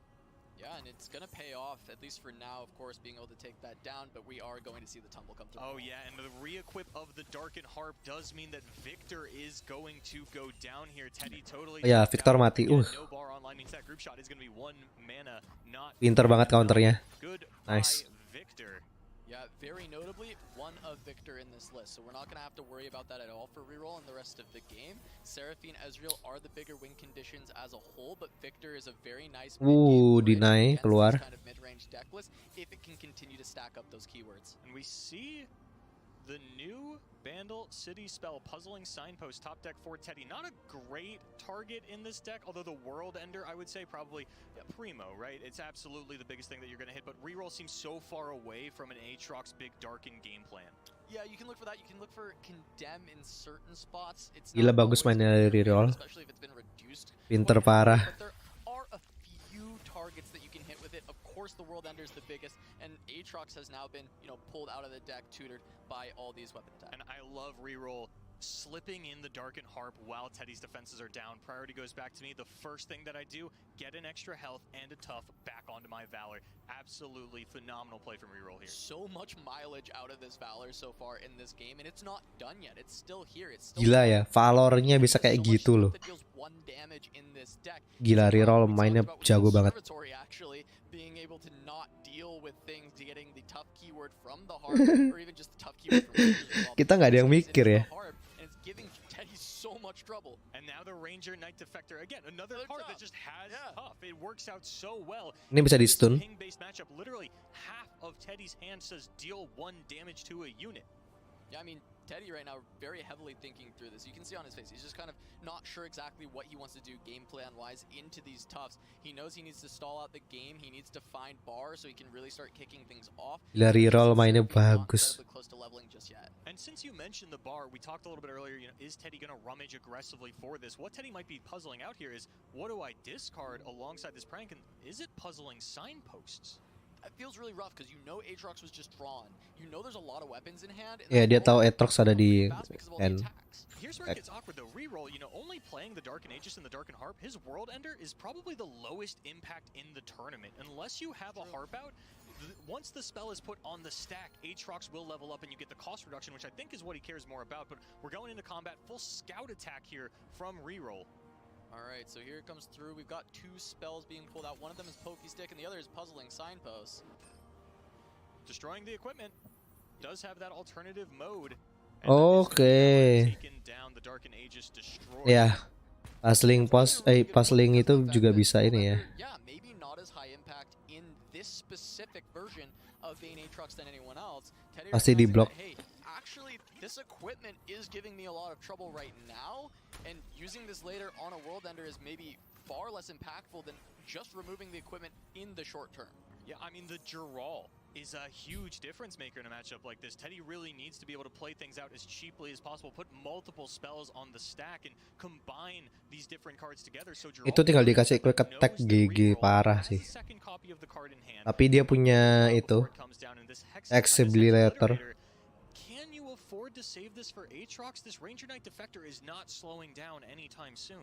Yeah, getting Hex Obliterator is huge though. You need some of your bigger removals into Demacia. Tapi Just the fact that, hey, itu Exhibilatornya pasti nunggu Aatrox turun.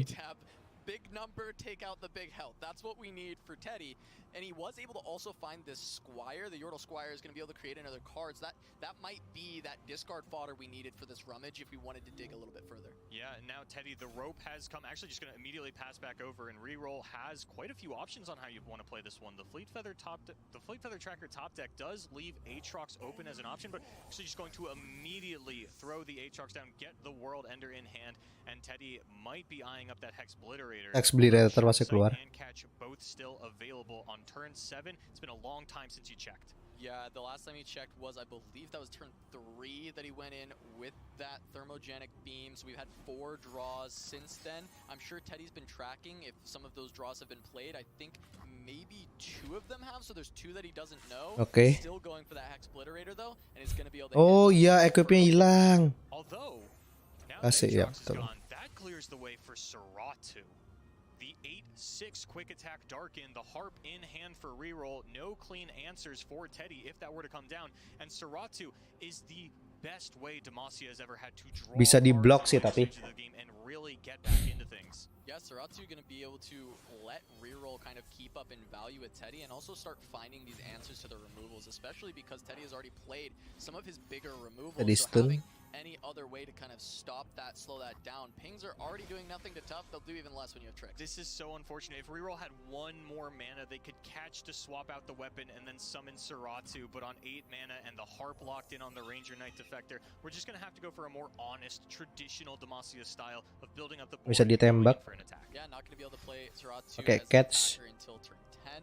That is very slow against Seraphine. Teddy has kind of stabilized for the moment. Right now this board is still horrifying, but at least Teddy is not dropping Ya, Perisat Bloodwing, habis itu Combat Cook. I believe, is he going to take 6? He can get a blocker down. It depends on what comes out of this combat, Cook, because we're going to have 2 challengers. If we see reroll take the lines that Chenia has and go for the can't block weapon, get this really big, could be falling as low as 6 here. That's true. This could be a bigger swing than it initially looks, but Yordle Squire going to be able to first off be a chump. Shepard Authority. Offered up a Pan of Pain. The tough has been so pivotal in this matchup. Getting that keyword onto the Cook could be huge here. What is that blocking? I mean, of course it blocks every single ping, but is there any bigger spell that is going to make a big difference? Shepard Authority. Instead of just the extra HP from Shepard's Authority. Reroll enggak. deciding immediately that it is going to be that Pot of Pain, however.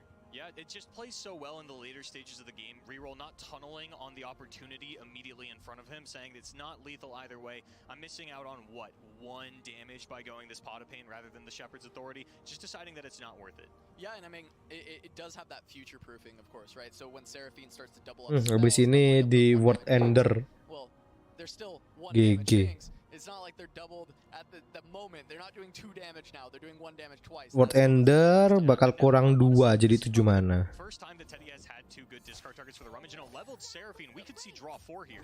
Yep, been able to hold the rummage. Waduh, Seraphine level apa aja? We talked about how he wanted to keep this rummage for the leveled Seraphine. Oh, so and it Troll could get Chant. filled up. Troll Chant is massive for these combats to save damage. That's a huge pickup on the generation. Yeah, Teddy might be able to start swinging this back now. I think a bar might still be necessary in order to get everything down, but the tough, such an important keyword to fight through. Kameranya langsung mati lagi. Siap-siap, kamera mati menang ini. They won't do anything against these weapons. You know, and one of the big things is not having Seratu being able to attack on this turn. We see reroll starting to run very low on resources, and Teddy is going to be the opposite with the Seraphine and the potential to cast this rummage. Although, if Teddy takes too much time setting up next turn, you know, maybe he plays an Ezreal and a back alley bar, that'd probably be lethal. But if anything similar happens, anything less powerful than that, where it takes a lot of mana, reroll could just resolve World Ender. That's true. World Ender could be solid enough, but as you mentioned, it does feel a little bit weaker. It would get a Seratu. We're still going to get him a Scout that. Seratu. Wow. That's a lot of card draw. That is a lot of power. More comes down to at that point, does Teddy just have lethal? That's Oh, is so big. Song spinner.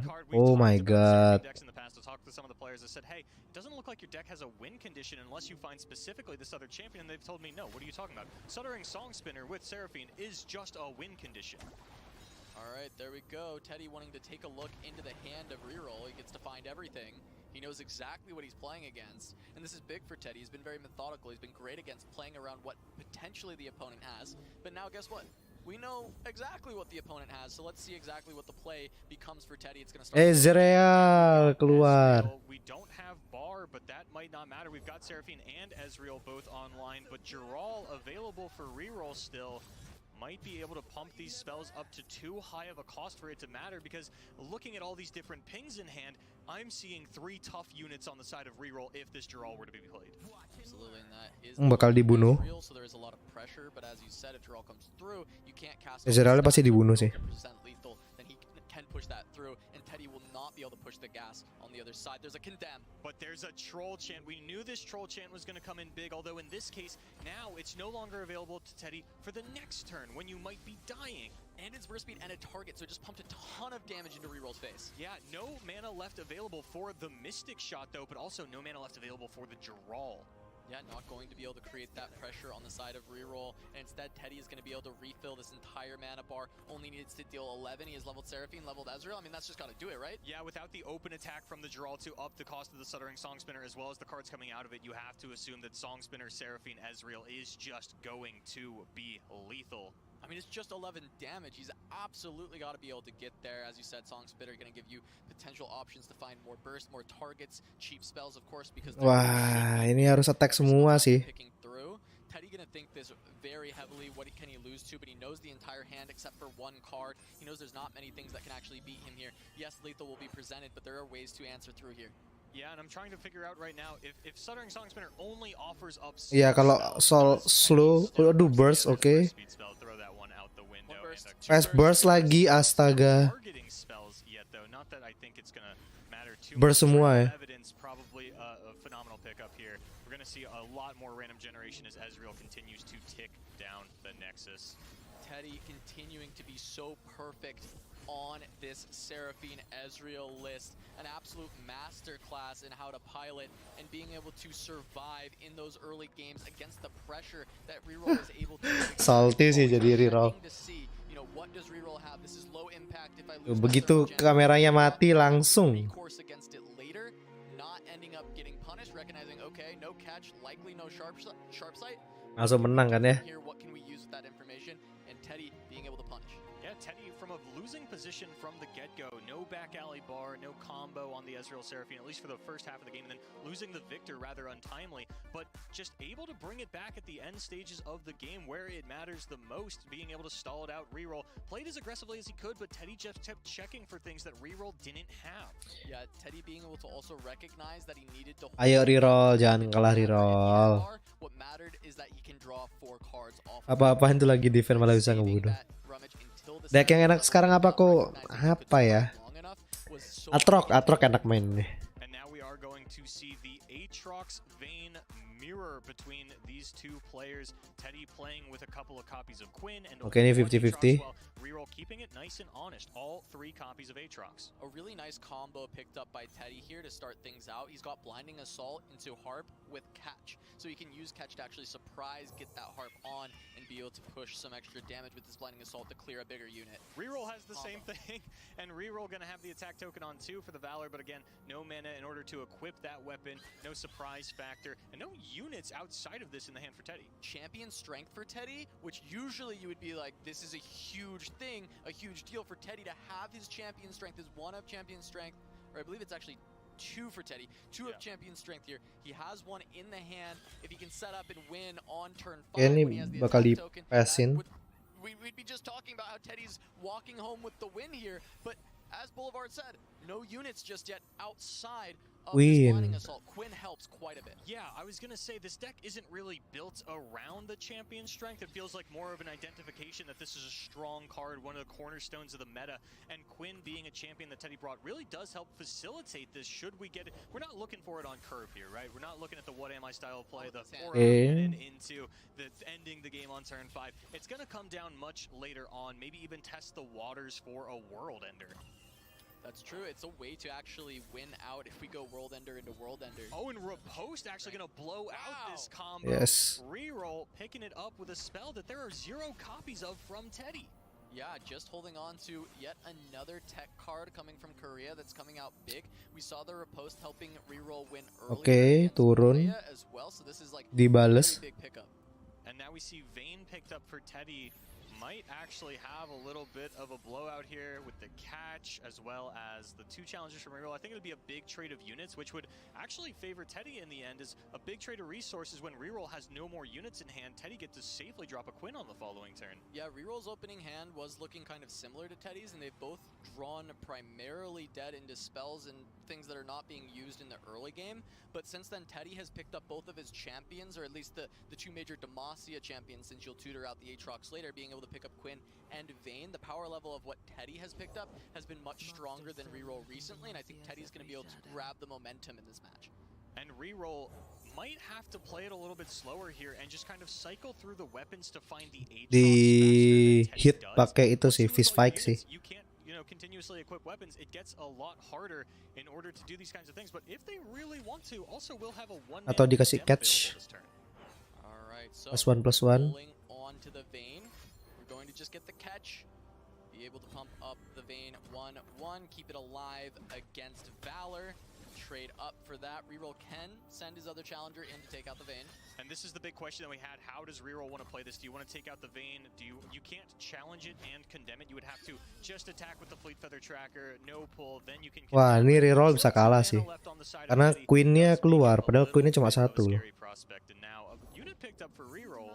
So important. If reroll doesn't pick up a unit, this game might actually just be over because he is essentially skipping turn 5 with 6 mana just going to the dirt. So being able to find a unit, he's at least going to be able to put something on board, but Quinn is so powerful into this. And reroll, understanding that, there is Masa 10 damage ya? Teddy's hand. I cannot just throw down and sacrifice my unit. Pretty much exactly what Chenia did earlier in the day. And Teddy, are you going to hang on to that scout attack? Is this where you throw down a weapon and it's just going to be a full load of reroll's mana pool? I like this from Teddy. Yes, you can push that additional 5, but here you're going to actually Joral keluar. reroll if you had a unit to play. The call out there is that yes, you have a unit and you just don't want to play it into me, instead of Teddy reading that, hey, you don't have any units and you fully bricked here. And funny enough, this actually isn't that big of a punish for reroll. His hand, his development was very weak, but Teddy at the high level play, just saying, I think that you have things that you want to develop, I'm not going to take the risk, and it's one that actually I think favors reroll in this situation. It does, because he's able to get this champion strength is resolving. Is massive. Just going to go for the rally, wants to put the pressure on, push reroll down. And I don't think reroll has the mana or time to do much about this. You can equip the Darkened Harp to the Jural to trade onto the Valor, and then Quinn knocks you down to 1 HP, back into Teddy's attack token. Exactly, takes 14, and then you have the immediate. This is 3 attacks Kalah in sih. a row from Teddy, and this should be able to actually. Wow, dia draw-nya kayak gitu sih Teddy. Teddy has just immediately turned on the gas with that champion strength, and he's going to push himself towards the grand final. GG. Quinn champion tech in so good with the champion strength. We even get to see the level up. Valor joining the party at the very end hole, and reroll gonna have to move down to the lower bracket, play for 3rd or 4th place later on. GG. Reroll mesti kalah di semifinal ya. Play from Teddy. Teddy, seasonal champion, EU's Masters champion, and now he's moving on to the final of the World Championships. He would be the first player to ever complete. Draw-nya Teddy mind blowing banget. Triple crown. Teddy, outstanding, still flawless on that Seraphine, and beautifully showcasing why the Quinn is so important in this Vayne Aatrox deck, the power that it can provide, turning that game completely into a stomp from what looked like very rough draws on both sides. And not just that, finally showcasing this champion strength at the beginning of the day. We were like, okay, is this just thrown into the Aatrox deck, sort of double down on some of the more powerful Demacian win conditions of the day? Turun lower apa rebutin juara 3? Rebutin juara 3 maksudnya dia. Finally got to Lower itu ya. in the most important game of the tournament for Well, it's such a beautiful use case of that champion strength in a deck that uses so few units. All you need is the Quinn for it to be incredibly Ya, powerful. draw champion strength. Get that Terus scout attack ya first, so you're getting bagus scout draw ya power there. si It's so incredibly strong, Eddie. and it causes 3 attacks in a row, deal 21 damage with your Quinn, and just end the game. Beautiful from Teddy. It was, and now that we have done the math, there's none left for the caster desk or the analyst desk to do, but we are going to throw it back to them anyway to break down the rest of the game. I'm glad we don't have to do math, because that's just not my strong suit here. I'm gonna let the players and you guys all handle that. But what an incredible game, Teddy. Right now, not only did Casanova point out that there is a triple crown on the horizon, but Teddy's also completely undefeated in the Inggris sudah mulai. That's absolutely nuts. I mean, that's pretty expected for you player, a EMEA player. We saw another showcase of his magnificent hand reading ability. This is a skill that a lot of competitive players have said they've been specifically focusing on trying to cultivate. And hand once readingnya you memang give penting. a signal to Teddy that you don't have a certain card, you're lacking reactivity to the plays he wants to make, he steamrolls you. I mean, especially using that Quinn to his advantage. It's not the first time we've seen her be a Mainnya Teddy great juga one bagus slot sih. in, instead of saying, do I really need all these Aatrox? You know, this Quinn looking really good. I mean, that was another win condition besides the World Ender, and it paid off big. As much as game 2 was an autoplay pretty much, game 1, like that was a very hard game to pilot for the Teddy, because the Vayne Aatrox matchup is really hard to beat with the Seraphine bundle, and you have to you can't even kill there anything.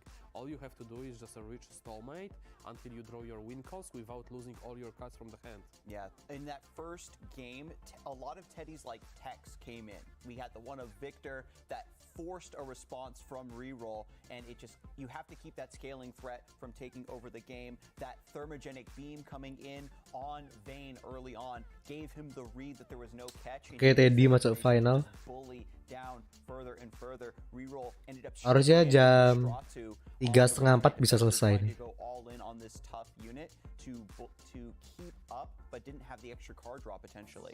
Well, we will see Teddy move on to the grand finals match with that 2-0 victory, but we're not Mana HP ku ya? goodbye to reroll yet, because we will be playing a third place match as well today. So we will get a chance to see reroll again. But on the other side of the bracket with that semifinals, I Juara think that 3-nya was juga di really tough stream. as well.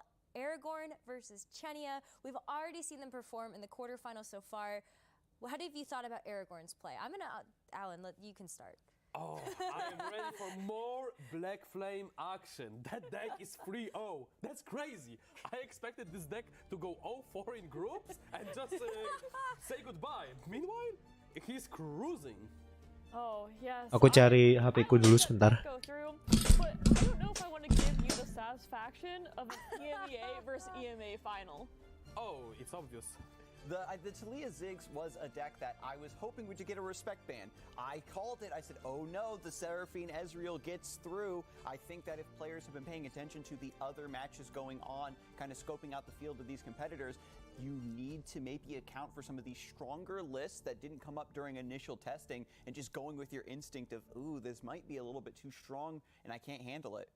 I mean, if that gets through and it also ends up we'll be being happy the last regardless. deck with like Aragorn, that just could be a finisher. It's been a finisher in all of the matches Aragorn has played so far this weekend. But on the other side too, Chenia, Aragorn's opponent, been playing such a solid game so far. All right, guys, how do you feeling about the finals being most likely 2 EMEA players and You're already for top, counting him out? I mean, and top 3 being just fighting for between 2 APAC players, most likely. The best part about Chinia's lineup is that if the opponent plays too slowly, it gets set up and takes over the game. If that Talia Ziggs doesn't get a nasty Rock Bear parade up and running, he could just get the World Ender online. Yeah, completely, but we cannot forget about that blooming cultist. It kept finding lead-ups. It kept finding lead-ups in the spots where it was very unlikely to even win the game. And it just, like against Rogi, 15 damage out of nowhere.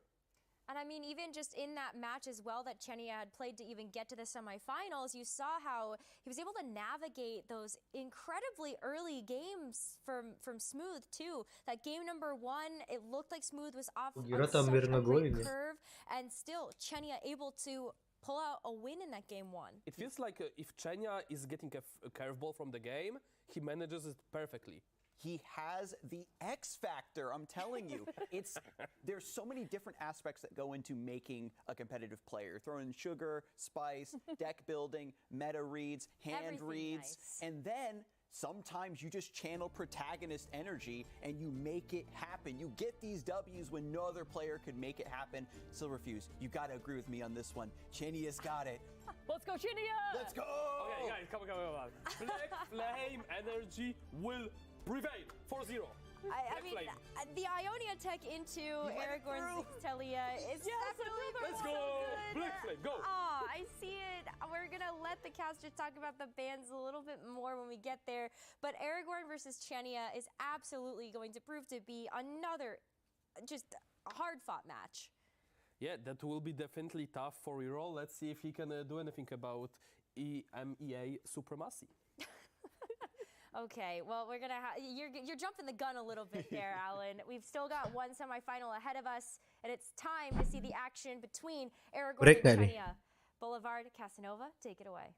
Well, Oh, nggak langsung. Nice. Nekra and the rest of the analyst desk. Boulevard, we have the last semifinal here. We're deciding who will face Teddy in the grand finals. Aragorn or Chenia. These two have been electrifying to watch throughout this entire tournament, especially on the back of the Black Flame, but also the Darkened Fan on the other side. Yeah, both these players have brought some incredible tech cards, specifically Ionia tech cards, which is weird because I believe this is, well, there's some of the very few Ionia decks in the tournament, and actually Chenia not being able to ever get through with the Lulu Jinx, but yeah, this Unworthy Soul, not only has it played so well for Aragorn throughout the day, but I think it's going to play specifically well into the two very mid-range focused decks that Chenia has left open. Yeah, if you can bounce the big boys back for 3 mana, that's exactly what Aragorn is going to be looking for with that Unworthy Soul. And the Black Flame on Talia as a finisher has been huge, being able to fill up the stack and not allow any defense. Yes, filling the stack against the decks that we have from Chenia is not as massive because they're not looking at a ton of Balik lagi, udah di depan, balik lagi, boleh ke belakang. Inggris. Bola sudah di kotak penalti. Balik lagi ke tengah lapangan. 1, 2, 3, 4, 5.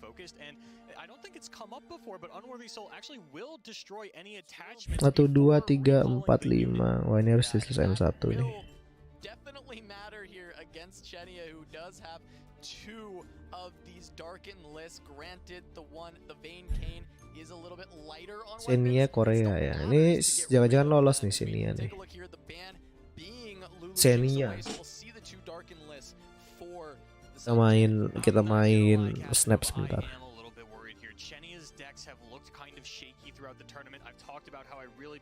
Nice. Has actually consistently surprised me. Kayn takes a while to ramp up, and it feels like players haven't been giving Chenia the time for that Kayn to ramp up, and it's just been working out anyway.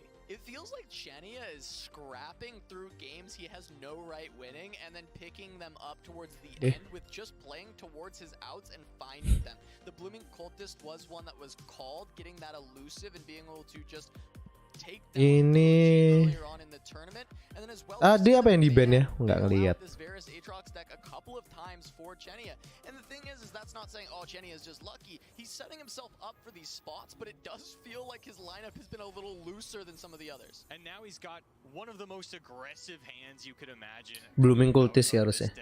Multiple copies of 1-drops as well as sort of, I guess, what has become his signature Blooming Cultist over the course of the weekend. As you mentioned, stealing so many wins with that elusive keyword. nice early start from Chenia. We talked about, hey, the good players, the world champion caliber players in these Darken lists are always pulling the Forsaken Bakai on one. Generally, though, they're hitting a weapon, and Chenia did miss, but this is, I believe, the Vayne Cane. Yes, it is. This is the Vayne Cane, which does have a lot less weapons to actually hit. Okay, we didn't Disable, find a weapon, but we okay. could hit a combat cook here.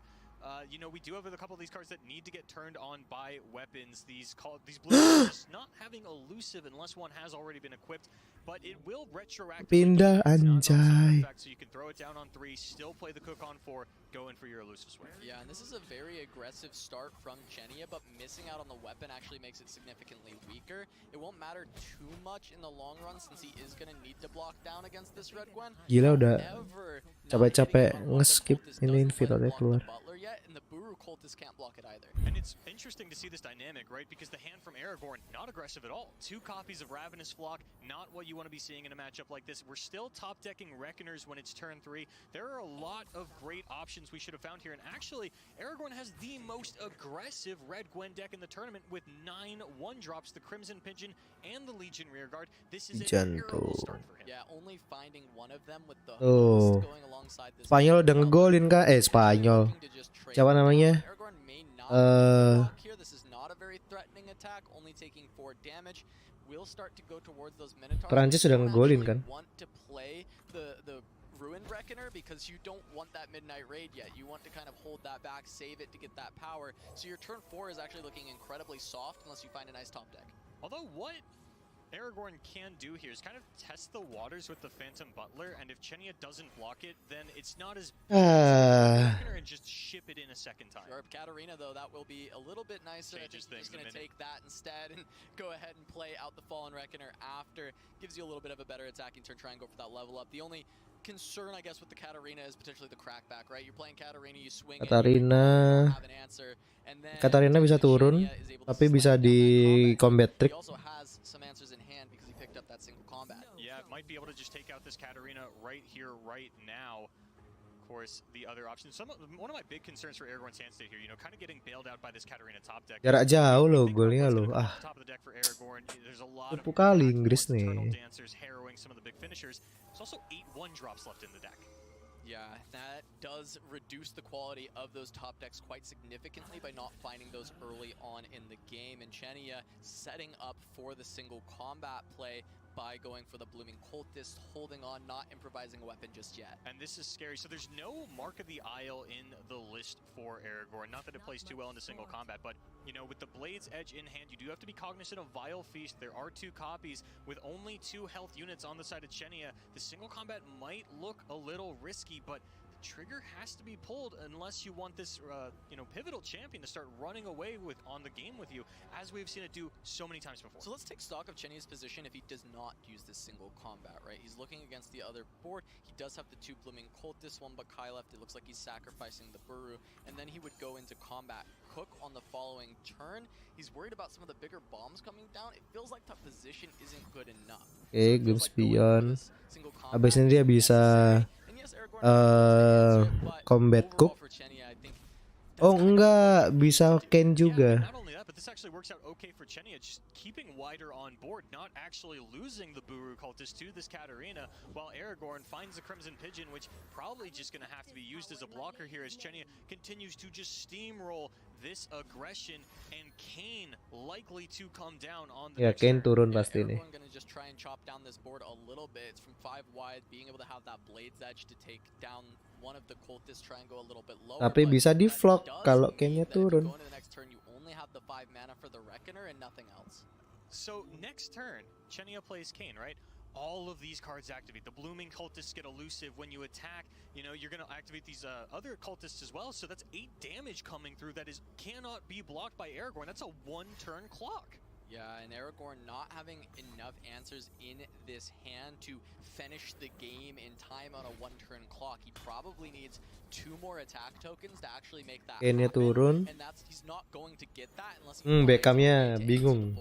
And Gwen does reduce this clock a little bit, you know, being able Beckhamnya to get a deg-degan. little bit of health back for Aragorn on these attacks. And if we can set anything up for a Ravenous Flock, we could slow down Chenia. But for the time being, Kane gonna come down activate all of these units. Now we see the elusives that have been so pivotal in Chenia's success up until this Ini bakal bunuh yang dua-dua. He's in his comfort zone. Darahnya penuh lagi, nggak bisa di vlog. Keep the cultists back so they can continue to have that pressure each and every turn. Chenia is setting up that 2-turn clock. As you mentioned, Gwen will be able to buy a little bit of time, but that is assuming that Chenia can't increase that damage. And there's no Ravenous Flock available because Kayn killed a unit and was able to pick it up. That Heedless Resurrection top deck from Chenia. No champions in the death pool just yet, so not going to be able to throw that one down. Dia bisa But if we turunin. wanna put the Kayn's life in danger and, you know, bait a Ravenous Flock out of Aragorn, we do have a resurrection available. Dia bisa nurunin. Dia bisa nurunin si Dancer. We know he needs to heal with this Gwen. He generally is just going to want to slam a Reckoner and be able to start pushing forward damage, but there's so many blockers available. And that's the question, right, is which Reckoner? Because you might have to go for the Ruined Reckoner just to force a second Gwen attack and get a little bit of life back. Because, you know, you're looking at just the elusive damage. Okay, that's 8 exactly. Chenia's 5 wide. They have other units to attack with, and they could even get down another unit this turn. Yeah, so if Aragorn is not actually wide enough to block, you can come in with the Cultist next time around because they've got those 2 extra damage on the side as long as Chenia is wider, especially since Chenia still has 6 mana to develop here into whatever Aragorn is doing. And it might be Geralt.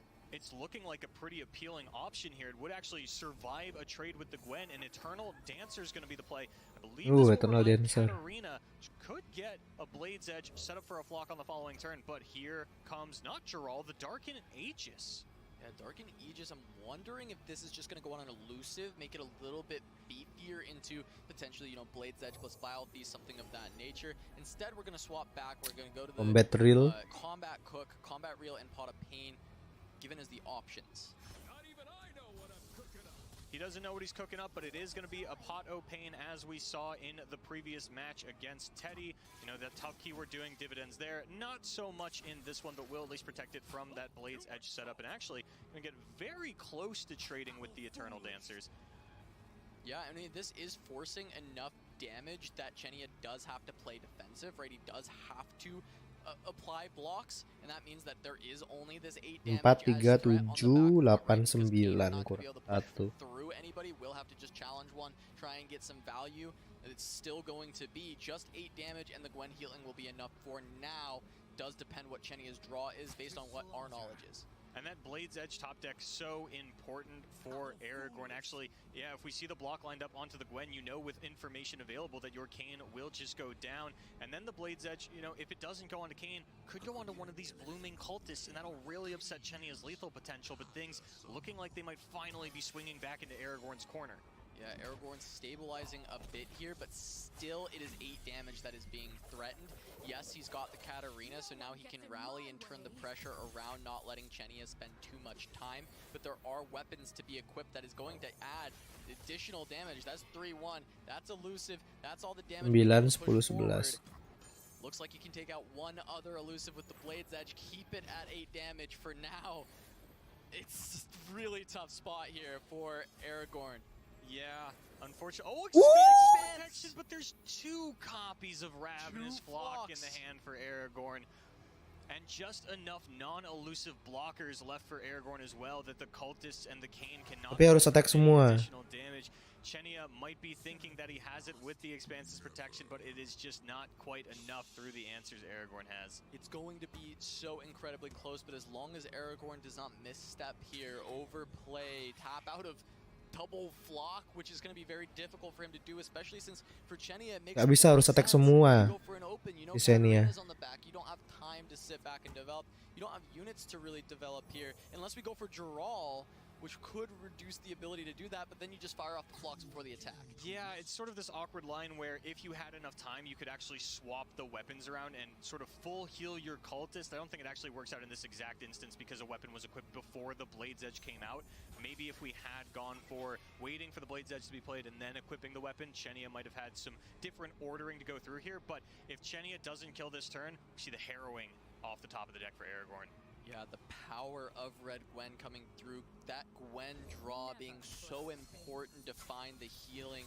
Do get the rally, but here comes the attack. Right now threatening 16. course, we see those flocks. Expanse protection will come out to stop one, but now with the Katarina being able to be replayed, the Blade's Edge is even a way to stop the spell shield. Yeah, a little unfortunate for Chenia here. You know, if you go in with the Cane, maybe you can bait Aragorn into putting both flocks on the stack at the same time. Then the Expanse's protection actually does work out. But with the Blade's Edge also available to pop that spell shield, I'm not seeing a lethal here for Chenia. Ya kalah ini All si right, here Zen we ya. are. Aragorn gonna be able to turn this around. What looked so favored for Chenia with the slow draw for Aragorn, especially being on this faster version of Red Gwen, running 9-1 drops, but not bricking into them in the late game, finding the champions, finding the units that he needed to hold on. And though these flocks initially were just clogging up the hand, they're coming in clutch at the end of the game. And this Heedless Resurrection is something that we've seen a lot of players cut from their list, and I have to wonder if it was a different combat trick that was available to Chenia. Is this tech choice now doing the opposite of what we've seen so many do for so many players over the course of this event, and actually being the sort of a detriment here? Yeah, the spell shields comes down, but we know that that's going to be pinged away with information that we had from the Katarina hitting the board. So we saw Chenia think about it as, okay, what am I doing here? Am I actually playing this out? He does play it out, but you know that you're likely dying to the Katarina, to the Gwen, especially with the fact that there is an attack token on Aragorn's side, and your defense is not nearly as strong as your offense. Might just end this turn, and actually we don't see the Ravenous Flock to kill the Cane either. You know, playing it very safe, not getting baited into a momentous choice or something along those lines. Kalah ini Which langsung actually di would have attack. been a huge point here, as it would have put it up to 4 health tough. The spell shield's already on. You would have to use the second flock to pop the spell shield. It wouldn't work out. That's not the case, though. The case is going to be Aragorn looking like they're going to pick up the win. Maybe not on this attack, but certainly on the next one, as we are rolling back into Aragorn's attack turn. Yeah, of course, Chenia does still have the units to slow it down, but Aragorn does get the attack token. So it's not the rally attack to finish it, but it is the second strike. And from there, Aragorn left with his clutch deck list, his finisher, his closer. He's had it at the end of every single one of his series. It has been that Ziggs Talia. He has brought it out. He has yet to lose with it. And speaking of yet to Kenapa lose, gue yang nggak Chenia dikasihin going down spell the ya? game here, if Aragorn does move on to the finals against Teddy, Casa, that's both 3-0 players out of groups meeting in the grand finals. Yes, it would be 2 EMEA players, 2 3-0 players, 2 players with a deck that is unique to them and no one else in the event. These two had been playing outstanding, but Aragorn has to finish it off with his signature Ziggs Talia with the Black Flame. And the deck has looked so impressive. It's hard to imagine that Chenia is going to turn this around in 2-0, a deck that we have been hyping up all weekend ever since we first got to see it play, filling up the stack, the Black Flame combos, and again, just how good Unworthy Soul pairs into these Dark Index. Well, and the big thing to talk about for that Ziggs Talia as it's coming up is the fact that it doesn't feel like it has many brick draws. It doesn't feel like if you're not hitting your main game plan of Talia with the Black Flame, that it matters. It feels like you're able to go for the Rock Bear Shepherd line. You're able to go and use the Ziggs in the early game to get a lot of pressure down. You've got a lot of these units that are working for you in the early game that will buy time to eventually hit your win condition, or you'll win with Swarm and Beatdown. Yeah, the Rock Bear Shepherd, like you mentioned, impressing on the weekend. So Hampir incredible. gol When we thought Inggris. Champion Strength was going to be the defining card, but no, it might end up being the little Rock Bear who could. The little Rock Bear who could.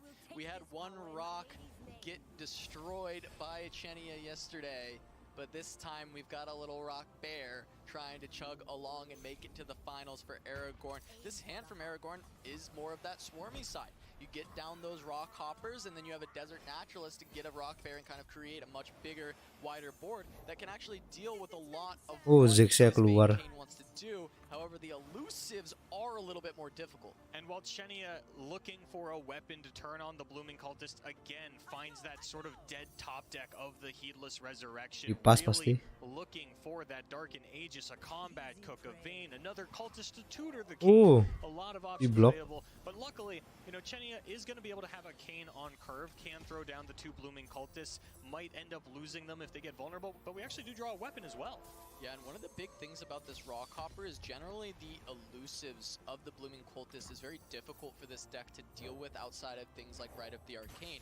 But because of the Rock Hoppers, these are being given vulnerable. So you're not actually going to have as rough a time dealing with them. And Chenia doesn't have too many options. His only 2 units right now are Blooming Cultists, and Aragorn is very likely to be playing down these Rock Hoppers. And Aragorn's actually already down to 12 here on turn 3. That is more aggressive than you get out of some burn decks. Yeah, and I think it comes down to Fan being a bit aggressive for Chenia at this stage because Aragorn was not able to develop too much, and you don't really want to block those Dragonlings. So that's 6 damage that is pseudo-unblockable. You have an elusive plus a Dragonling. Here's what I'm looking at, Casanova. Follow me here for a second. I see a Furious Wielder to defend my elusive. Then I see another elusive and an Expanse's Protection to save it from an unworthy soul. Ooh. There's an opportunity for Chenia to just win this out of nowhere. Find the first game, snap the 100% win rate of this Talia Ziggs deck. And that's been his signature move. We even see Momentous Choice offered up for a little Momentous bit of additional Choice. damage off of this prediction. We still do have mana for the Oh Furious enggak, Wielder. Atrox I'm yang kinda berarti ini curious pilih. how aggressively Chenia wants to play this. How much do you want to play towards this think he does. copy of Blooming Cultist? I think he does it. He absolutely does it. Here he goes. Here he Beautiful call, Boulevard. He's looking for this lethal as fast as possible. He understands that the longer this deck goes, the more trouble he's in. He understands that his win condition is vulnerable currently with one of his elusives. And there are no blockers for Aragorn if he wants to play Unworthy Soul, which means that this Expanse's Protection and this Dragonling is actually going to get through for quite a lot of damage here. I believe 9. Both cultists will be vulnerable, but then we see Aatrox come down. Yep, here we go. This is already 9 damage being presented by Chenia on this attack. If Aragorn does not have 7, 8, blockers, 9 ya, the 9 only damage, blocker that betul. he can send is blocking a Dragonling. You're not actually dealing with Ziggs. the threat, and Ziggs is just going to be the slam. Yeah, Aragorn playing, sort of respecting the Expanse's Attack. protection, but more than that, I think saying I need the vulnerable to stay on these elusives. I cannot afford to just keep resetting these and letting Chenia replay them and beating down my Nexus. Down to 5 now is Aragorn, but he's got a really strong Talia turn coming up. Yes, he has to deal with these elusives now, though, because Chenia can easily sneak 5 Eh. damage by with them. But without them, Chenia does struggle to find that last Talia little bit of turun. damage. He can get overwhelmed with the Kayn, he can get overwhelmed with the, with the Varus, and he can with the Aatrox. These decks are very similar, but it is the Aatrox Varus we are looking at.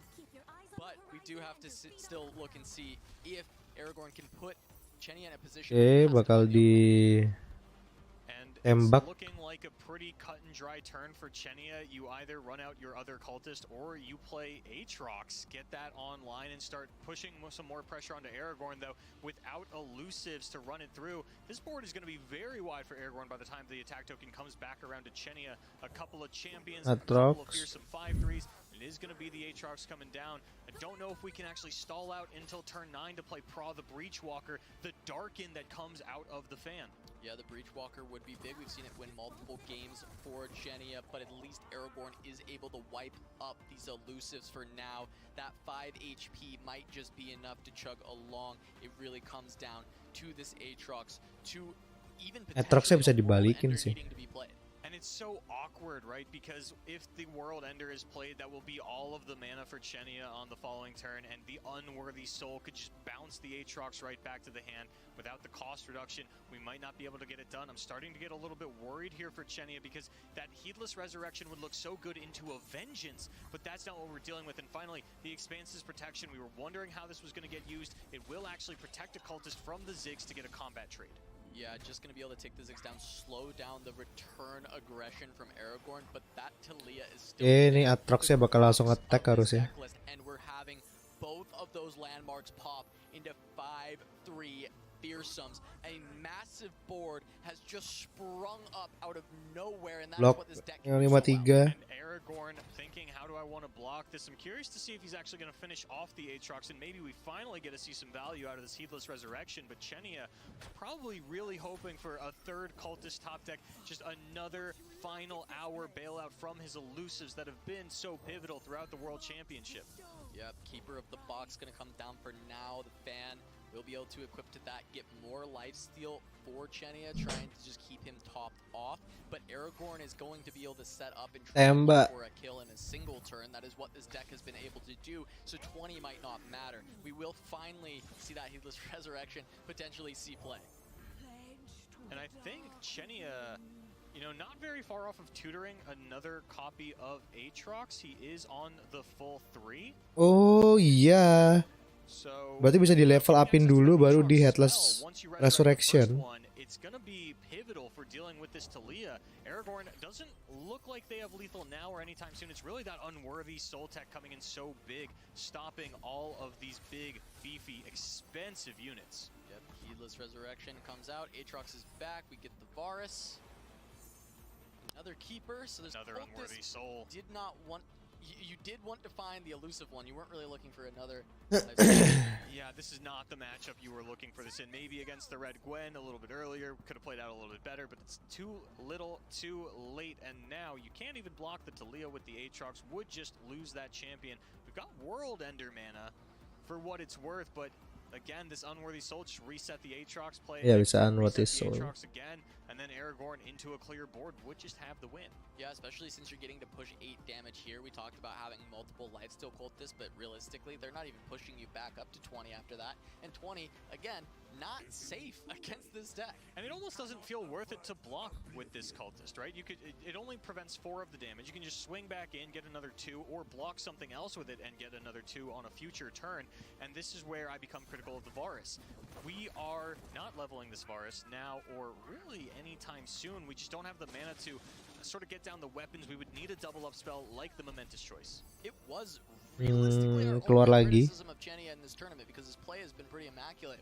Is the choice to put Varus with Aatrox instead of Vayne and taking Varus into a deck with Pantheon or taking Varus into a deck with Akshan where we've seen such success. Varus bisa keluar. Trying to split up both the Aatrox and the Vayne to get 2 decks with these 2 powerful champions. Maybe costing Chenia here, but costing you in the semifinal? You're not going to be too upset about that. You have made it quite far, and we are going to see the World Ender cast. Aatrox leveling up, going into the attack turn of Chenia. Aragorn going to fire off that unworthy soul. The tech card decision, wanting to have very few Ionia cards, but the 2 that were picked. Tapi tetap level up. Unworthy soul.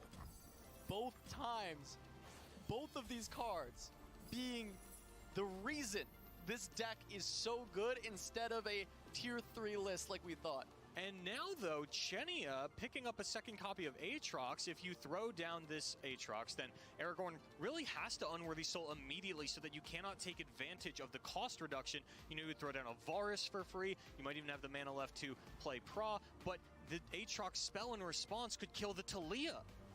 And if you kill the Talia, there still is quite a large attack from Aragorn, but it's not lethal. You're not dead, and you can look for a redevelop. It might actually be lethal with Black Flame and Desert Naturalist that will get you another Rock Bear. You'll have enough mana.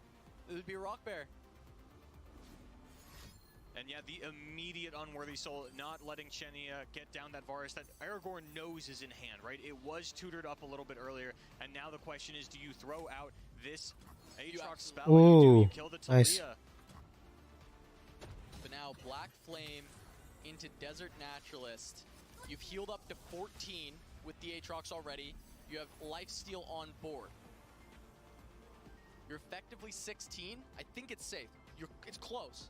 Aman sih. It is close. I haven't mapped it out. And if Chenia lives, Aatrox comes down. There's no answer.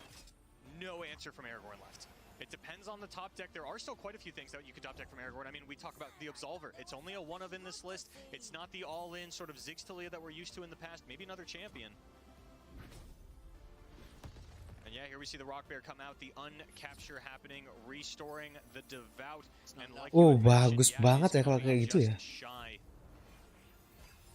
It is a big board, but it is not 14 big. Actually, these keepers of the box being able to do enough to hang on, just a little bit of HP. Talia lagi. Yes, an elusive would have ended the game, but at the very least, these have kept it alive for the Aatrox to potentially come back down. Absolver, you saw that coming up on the screen, looking for that buff. And this is what we were talking about. 13 damage lined up before you put the biggest attacker at the end.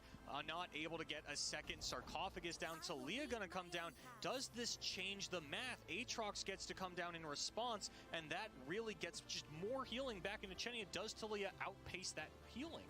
Being able to get the healing, it is a lot of damage from Talia. It will prevent some healing as well. Talia masuk 10 damage. If the keeper blocks the Talia and then Aatrox blocks a 5-attack unit, I think it's less damage than was originally presented, but I can see you doing the math there, Casanova. I don't want to yet. Or we could just see Pra the Breachwalker. Getting 3 blockers We've out seen from it Raw. bail Chenia out before. We saw it almost come up in previous matchups, and Aragorn, you know, just coming in now with just the Talia, an ephemeral unit going to be thrown in front of it, but Pra the Breachwalker, an elusive unit Casanova.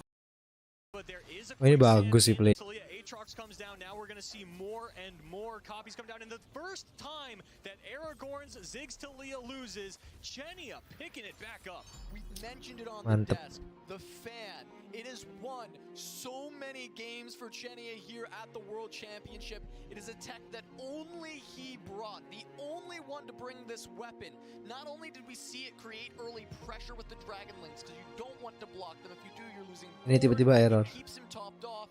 And then at the Ya dimakan dipecahin dapat lagi ya, ngawur. Once again coming out, stopping a wide board from attacking in, and then this time even the elusive setting up to get the lethal. There are so few Ionia cards in this Ini final tournament, bisa but they've been Prancis, some of the most Argentina pivotal. kayaknya. You can't keep the pink region down.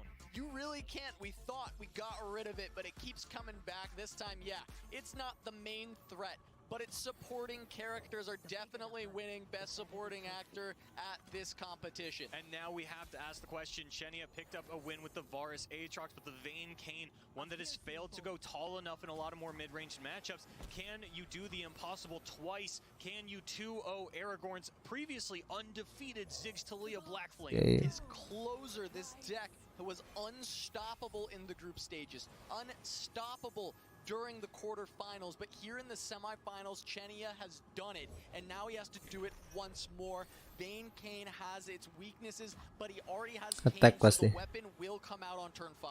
And this is a rather good hand from Aragorn as well. We have one of our pivotal champions. Ya Aragorn bagus handnya. Naturalist to Pas. combo with this Devout as well as the Rock Bear, but almost more importantly, Right of Negation for protection. Wayne.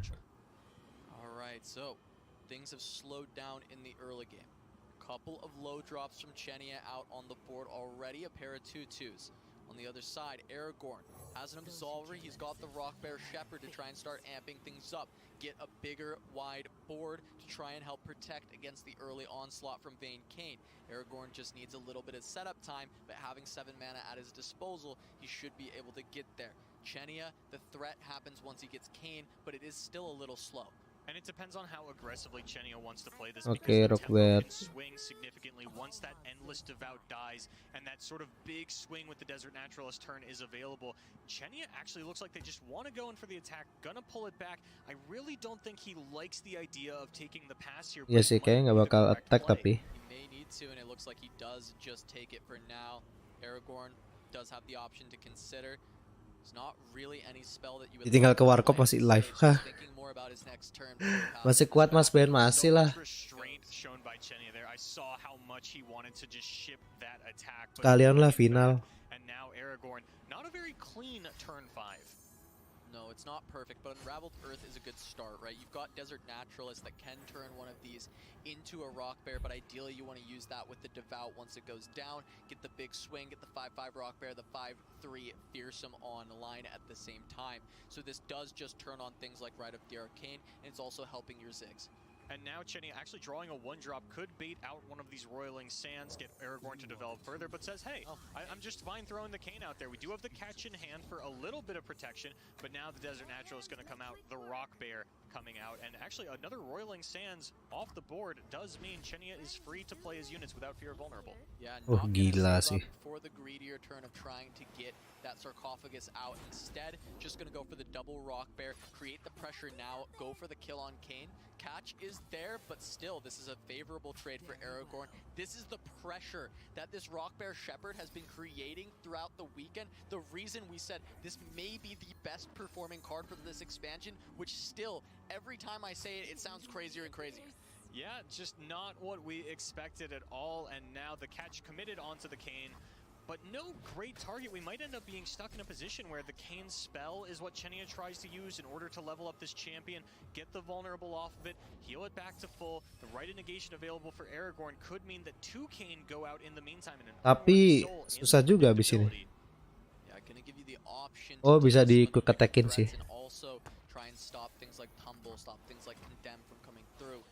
This is going to be Aragorn with all the pressure all Riposte. cards on his side. Not a bad pickup if Chenia doesn't try to send in this Kane this turn. Ambitious Cultist with retreat. Not a bad pickup, especially considering you could get that Vayne back to hand. Yeah, being able to get her back, send her back in as well, being a 3 cost. It's a very powerful way to save this Vayne, get her healed back up. And Aragorn, a lot of the economy committed to the board already. Once those rock bears go away, get traded down, then what Aragorn Ya dia bisa bunuh rock bear-nya sih. as impactful, but still a bit of card draw to go through. We've got the Preservarium, and Chenia gonna be looking on how can I get this rock bear shepherd off the field. I cannot let this thing stick around and accelerate what was otherwise a rather slow and predictable deck. All right, Aragorn having all the pressure right now. Big board. Chenia starting to try and build towards rivaling it, but Aragorn with the Talia, not quite drawn, but having the Ziggs in the back. We have to watch out for that Mau diapain ini? as well if Aragorn's able to push damage, but right of the arcane. Balikin. Right of the arcane onto retreat, return. 1 mana Vayne back online. Kaget ya Aragorn. Kayaknya anjing dapat spell kayak gitu. Itu tuh dia ngomong dalam hati gitu. Could just bring it in at burst speed, but does have the attack token. Pretty likely to just take that mana cheat. Yeah, the mana efficiency of this gonna go for the Buru as well. Having the tumble, having the attack token. And do you just spell apaan itu anjir gitu pasti. Or the answer apparently going to be no. Maybe saving up the concerted strike or that riposte that we mentioned a little bit earlier. 9 mana enough for 2 combat tricks. Leveled up Ziggs, right when he comes down. A lot of restraint from Chenia. He needs to try and find the best way to win this board. Right now, a lot of the trades are even. I don't think Chenia feels confident in rebuilding a board after this. He needs positive trades to be going into Aragorn. He needs to find value because he will get outvalued slowly by Balikin. Oh, and we've got a potential for a big punish here. Chenia casting the Kane spell onto the Rock Bear. Aragorn could commit the first half of an Absolver and still have Rite of Negation mana. So if Chenia commits, say, a Riposte into this, then, you know, you can just write the Kane spell. Now you've got a vulnerable Kane ready to get taken out by a Ziggs. All right, but it looks like just the right gonna come flat out, wanting to hold on to that resource of the Absolver. It's a great way to find the finisher, especially dikasih pasti. there are a lot of these beefier units that are on the board for Chenia right now. And this could be a concerted strike from Chenia in response. Not going to be the case. Wait until attackers are committed so that Ziggs not going to be able to take out the Kane in this instance, because Absolver could have saved Ziggs from everything.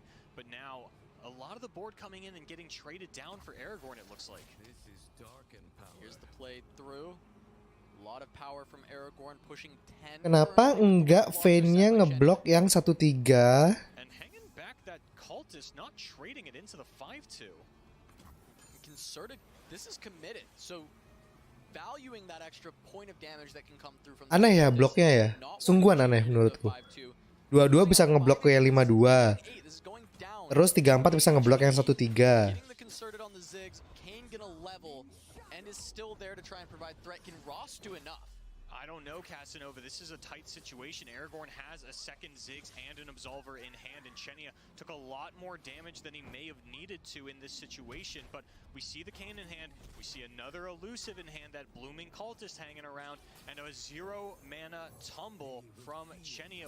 Shadow Assassin! Alan said it in the last one. He wanted to have, he made a $10 bet with Skarsgård and didn't get it. But this time around, Chenia seeing the line. There is not a lot of ways for this deck to deal with elusive. We talked about the rock hoppers. Shadow Assassin keluar sekarang. This time around, that Kane unfazed, the tumbles in hand as well. There is a lot of power coming through, and this might be the way that Chenia takes down Aragorn. Not playing the Blooming Cultist first, not presenting lethal. We see the Unworthy Soul in the hand of Aragorn, so unlikely to die on this turn. But how big is the swing back? Do you need to save this Unworthy Soul for the Absolver play to actually have a shot at lethal? All I know is I asked you if Rost was enough, and Chenia says no, it isn't, but Shadow Assassin might be. Bisa dibalikin lagi nih.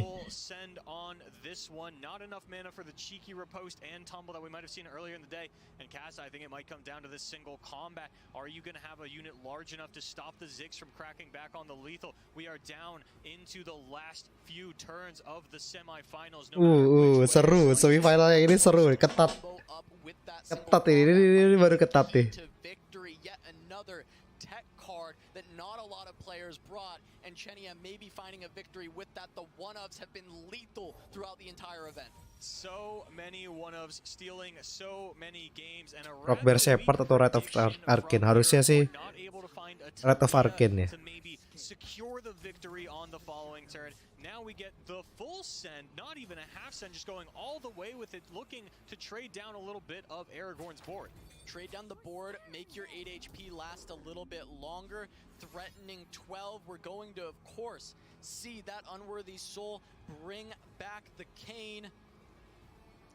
It's going to buy a little bit of time for Aragorn, but I don't know if he can find the victory, especially considering that riposte plus single combat. Yeah, he's going to have the Rost, or the Darken, whatever its name is, the Shadow Assassin, back available. The problem is, with Unworthy Soul killing the weapon, it's going to reset the attack. It's true, slows it down quite a bit, but we still have the Blooming Cultist on the board as well. That's an additional 3 damage, so when Kane comes down, I haven't counted that out, but I think we're still pushing over 6 with those two. And it depends, does Aragorn want to play the Preservarium? Do you think that you actually have the win with the Ziggs and the Absolver? Because if Aragorn waits Ini bisa di Chenia can attack it with the Shadow Assassin, and the Riposte will guarantee a kill onto that champion. Single combat already being committed to keep the Vayne alive. Losing this is a defensive measure. This might open the door for Aragorn. This might be the first time we see a slight slip here from Chenia trying to keep the Vayne. Yeah, we don't have mana to replay our Darken, but yeah, 6 attack, not enough to kill the Ziggs. Tumble. Nothing to follow it up.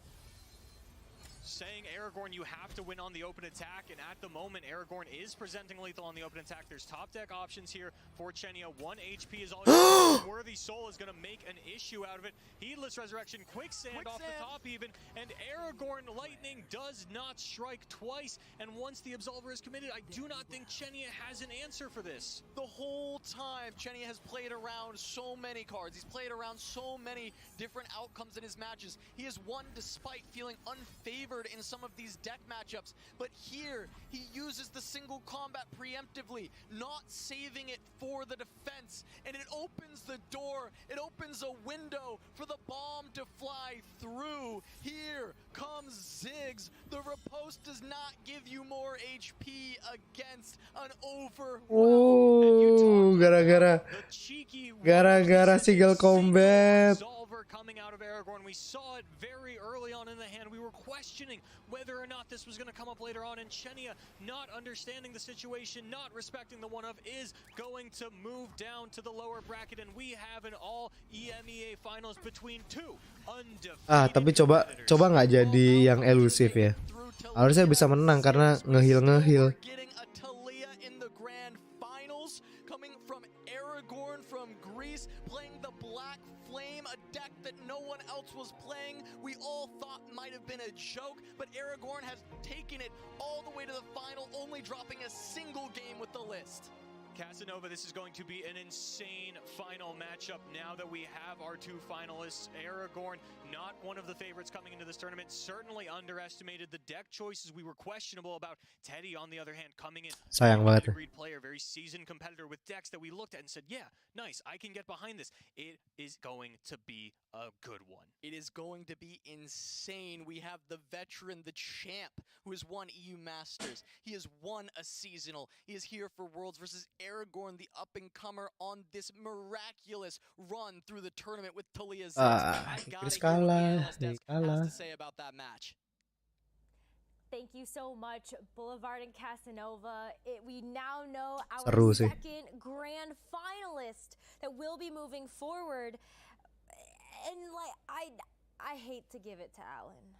All right, before before we're gonna talk about that we bring the trophy back to home, I wanted to talk about the fact that Chenia had guaranteed lethal in game 1. He just didn't spot it. So the turn where he had a block on Kane on the Katarina, if he blocked Gwen, so Aragorn would be in a choice. Either daggers the Kane to kill it. If he doesn't dagger Kane, he levels up, he can play elusive Kane and have a guaranteed lethal next turn. And then he doesn't get the dagger on the elusive unit.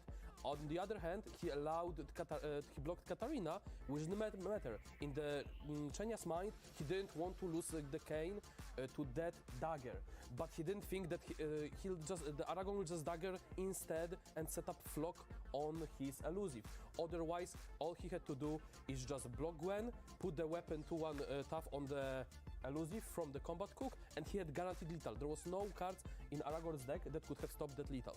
Well, I mean, I did call it that Chenia did have that X factor to find a winning situation. It was given to him. Unfortunately, just didn't take that extra time to analyze a few turns deeper and execute on that. Still a fantastic showing, a player that really surprised me throughout this entire broadcast. Every time we thought the lineup would be down and out, he was still pulling together these really just powerful situations, right? The constant threat of the Blooming Cultist, that was certainly his MVP.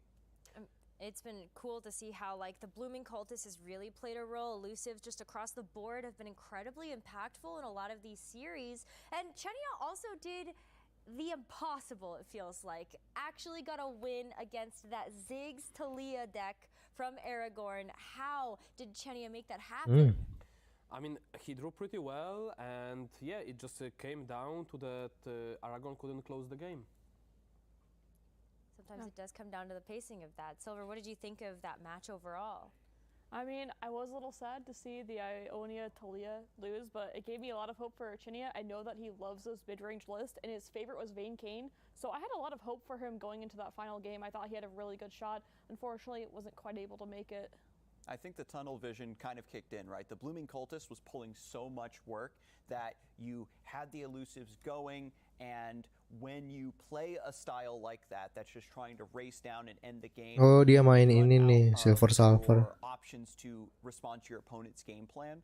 And if he were, of course, if he were to play another set, Chenia maybe might be able to take it because it was incredibly close. We were worried that these Dark and it still was a pleasure to see that game come down to the wire.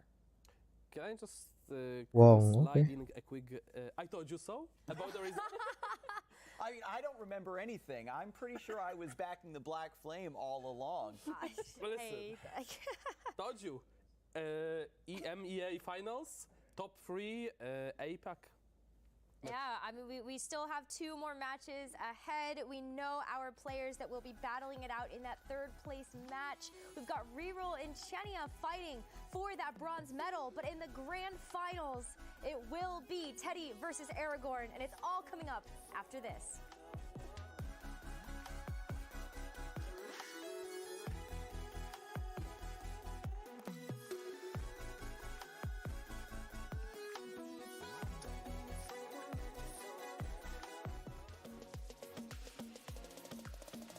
Wong.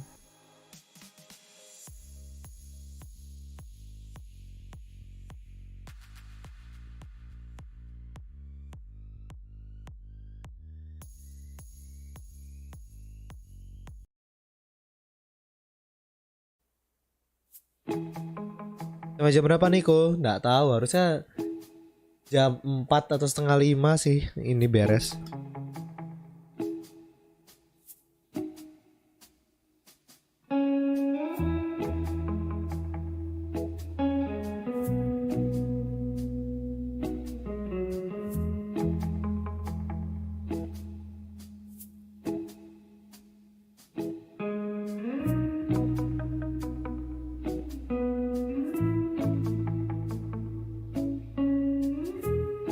Hai.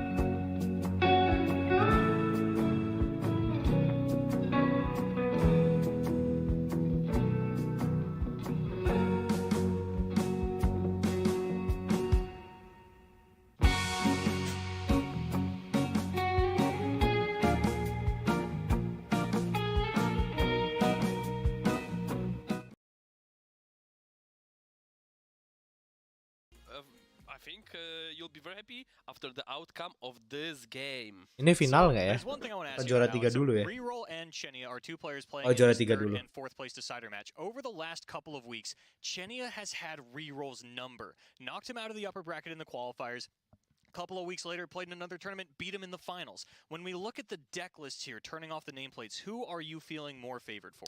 So considering the bans, it's really tough to call because reroll bans seems pretty obvious. Like you want to ban Lulu Jinx, it has too big of a high roll potential, and it takes out all your units early if you get Lulu. So it's probably the ban. The question is, what strategy will Chenya take? Because again, if he started respected more Red Gwen, we might see the ban on it. If not, then it's most likely gonna be Action Sivir ban. Yeah, and we haven't seen Chenia get to play this Lulu Jinx pretty much all weekend. You know, elusives have kind of been his bread and butter, so players wanting to keep that Poro Cannon deck a little contained as it is one of the scarier elusive decks that we've seen, but he's also played very well within these Darken, and, you know, if we take the Lulu Jinx and the Red Gwen off the table, we kind of have some pseudo-mirror matches here, a lot of Darken decks coming out of these players, a lot of, you know, Unforgiving Cold and Combat Tricks, Riposte, and all these kinds of different things. It's really annoying to attack into Unforgiving Cold. Like, opponent pass with 4 mana and, okay, what am I doing? It's funny, though, because, you know, Chenia actually not very big on Unforgiving Cold, only 2 copies in the Varus Aatrox and only 1 available in the Vayne Kayn. How did you feel about that meta call coming into this? Because there have been some matchups where it's not so great. I mean, it's bad card only pretty much into Seraphine and some very aggressive decks. So if he was expecting super fast meta, I could see that. But if he's expecting like the stuff we see, literally, Action Varus, Vayne Aatrox, just a tall stuff, it's an exceptional card. It pushes your, gives you an edge over this matchup because every single copy matters. Even if you draw 3 off in those matchups, once you establish board, you want to have all of them. And we're taking a look here at Reroll's Red Gwen. Unfortunately, didn't see the Elise play out earlier. We did see the Iron Ballista go to the moon, basically, and the Mark of the Isle in the main not quite coming up yet. No Pigeon, but at least, you know, we have a believer here. We've got the 3 redeemed Prodigy. After witnessing all the games across this weekend, I'm looking like Katarina, like the Katarina recall, and players learned how to expose her weakness, meaning that she kills your tempo.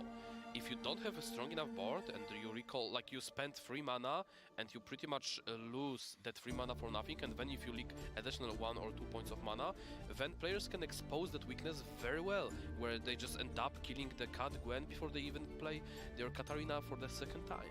Yeah, you know, we saw Red Gwen do very well day 1, not so much day 2. Even worse here in day 3 is we get more players that are prepared for the matchup, like Chenia might be with this Kayn deck. We've been a little critical of it not going tall enough to deal with other mid-range decks, but Red Gwen keeping the health totals pretty low to the ground. Yeah, exactly. I think, like, the more I think, the more I believe that reroll might, sorry, not reroll, Chenya might actually ban Vayne Aatrox, expecting Lulu Jinx ban, and he might try to take it down with his Dark Index. Yeah, we've got the bans here. It is going to be Lulu Jinx banned out from Chenia, and it is going to be the Vayne Aatrox banned out from reroll. Exactly. So we've got Sivir, Akshan, Varus, Red Gwen up against the only decks Chenia has been allowed to play this tournament, the Varus, Aatrox, and the Vayne Kayn. Yeah, I'm excited to see how the Red Gwen will perform into those Darkins decks. Because, again, Red Gwen, historically, very good into Pantheon decks, because they go tall.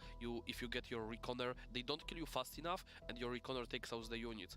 But against those Darkin decks, your weapons allows you to apply so much pressure into Red Gwen, and gives you favorite traits, that the deck is just too slow sometimes. Red Gwen being too slow, that's crazy. It might need an extra help in early game. Yeah, and as you mentioned, you know, in the previous match when Chenia played against Aragorn, he actually had lethal in that game against Red Gwen. So, you know, knew the matchup pretty well, maybe it's not very well hard to spot, because it's about baiting, like, it's about, because once you realize on your next attack that you have guaranteed lethal, unless opponent plays flock on one of your elusives. So the way you do this, you just threaten and getting an extra elusive. If opponent doesn't kill your Kayn, he cannot kill your elusives. So just a little misstep, but I'm pretty sure we'll see a flawless gameplay coming from this match. Yeah, these players, you know, they knocked out of the top 4, not going to make it to the grand finals, but you do still have a game to play. You really can't let your mental get affected by it. It looks like we are just shy of getting into the game here. And honestly, I'm pretty happy not to see another Aatrox mirror. I could do without that for the remainder of the day, if I'm being honest. I mean, he's pretty powerful, Dark. All right, so aksannya, aksan Sivirnya nggak di ban. might still be found. We see Chenia toss back half the hand, find the Forsaken Bakai to match the one that reroll has in the opener, but no weapons available for reroll. Just a few cards that activate once they're down. We see the one of Severe. I'm curious if he's gonna choose to replace that or he's gonna keep that one of Severe, because it's a very strong card in combination with the weapons. But again, a reroll does play only 4 of weapon in that deck, so it's unlikely he's gonna find one. And on top of that, he's playing Ambitious Cultist, so he's more likely looking to get that Varus on top of that, because with in combination with Varus, that's 6 of weapon. And we actually do see the Sivir kept there, and I did want to ask about this Swinging Glaive. We don't see it in too many different decks. We've seen it in some of the Varus Sivir auctions that we've seen before, and I think you were pretty big on this deck, you know, highlighting it in Grandpa Roji's lineup, calling it a deck that was favored into the rest of the tournament. You know, does the Swinging Glaive play into that? Do you feel good about that weapon choice? It was good into the slower meta. Into this meta, I think, like, once you high roll, once you have a good opener where you are, if you play 3 mana weapon, you don't get punished, it's pretty good. Swinging Glaive, if you had a ring, nggak there sih, won't be kan much itu yang dipilih berarti. like for example from TFANU, which played 3 of even. That's a good call. Yeah, and actually, speaking of the Swinging Glaive, we do see it off the prediction here for a reroll. Going to have that weapon available with the Sivir, which honestly, for how few Sivir and how few Swinging Glaive we're playing, this is a very powerful, potent combination of cards. But Chenia has his signature Blooming Cultist. But you have to plan how to play the following rounds, because there is no action. Like, no action too makes the deck infinitely worse. I think that's why we haven't been seeing the more traditional, like, Sivir Auction Demacia. And actually, reroll did keep 3 cards in the opening hand, so not aggressively mulliganing for that auction. Do you think that might have been a mistake here? I didn't have enough practice on this deck, but feels like this is like the Demacia matchup, and you need to go tall. The way you to go tall is getting early action, getting the Warlord Sword going, and potentially getting +2/+2 spell shield on all of your champions. All right, instead it looks like Chenia going to be able to take over the early game here in the lack of Auction's presence, getting that Darken Aegis down, following it up with a Blooming Cultist on the following turns. And unfortunately, Kayn drawn here for Chenia. You hate to see when the champions that you can tutor sort of naturally find their way into your hand and brick one of your draws. I mean, as long as it's like not one-off, it's fine. Like, Kayn's spell is pretty good, because it allows him to just flip even when he's like 1 HP, granted the quick attack, similar as Katarina. It bounces him back, and the great upside of the Kayn is he comes back and costs 0, unlike Katarina, where she even gets +1 to the cost. Oh, nice. We get our first bit of action here. Momentous choice used to protect the Bakai with the Swinging Glaive. We're actually about to get into the Sivir turn, which Chenia doesn't have a great answer for. Yes, the Blooming Cultist has been doing very good on the day, but it's not going to outrace a Glaved Bakai and a Sivir. So if this is a very key moment, deciding between penalty and Challenger. If Riro realizes the pretty much one of his lose conditions is elusive, getting Challenger might be the key play. Actually goes for the attack buff instead, saying, I'm going to summon this Sivir. You know, my 1-drop is so large here. I know you don't want to block this, but you're probably going to have Inggris dapat penalti kalau sampai nggak masuk, stres. On the Sivir level up. That's why he decided to go +2. If the Sivir level up is a condition he's considering into, then +2 might be stronger. Yeah, actually, not only that, but this Bakai has now been taken outside the range of Kayn. You know, this is just a 2/5, and the fact that it can't kill a 1-drop, borderline comical at this point, but another lucky find. It looks like this one went on to Sivir, grabbing a tough keyword. Not super synergistic with Sivir. You know, you've already got the quick attack, your units are safe in combat when you spread it around. He went more defensively, so like he expects Kayn, he knows that Kayn was 2-turret last turn, so he wants to protect that Sivir from dying to true form trading with the Kayn. And we're not really looking at a great hand to deal with this Sivir now that the tough is upon her. You know, no attack buffs for the Kayn. The spell shield's still going to prevent the Concerted Strike, the Kayn spell, the Cataclysm. There's really no way through it, and the Blooming Cultist has pulled out some miracles before, but it is definitely not large enough to outrace the threats that Reroll has already presented. So I thought it might be Jural to try to get down the Sivir, but no, Chenia still wants to race this one. This is a very interesting play. Considering that he's behind on the board, he's staring at 11 power on the enemy's board, he chooses to go with the Cultist. Swinging Glaive now equipped, and that is a very large, Inggris satu sama. large cultist. Chenia, your Kayn does not look good here. Inggris satu sama. So critical of the champion. I know the Vayne Kayn is one of his favorite decks, but in situations like this, which have been more common situations here in the World Championship, it hasn't looked great, but he has been managing to pull it out every time. Timelines? I don't think you're gonna be playing that. All your units are pretty Ya timeline-nya nggak bakal dimainin sih. and yeah, he just took a blocker. This is just 4 mana, block a unit.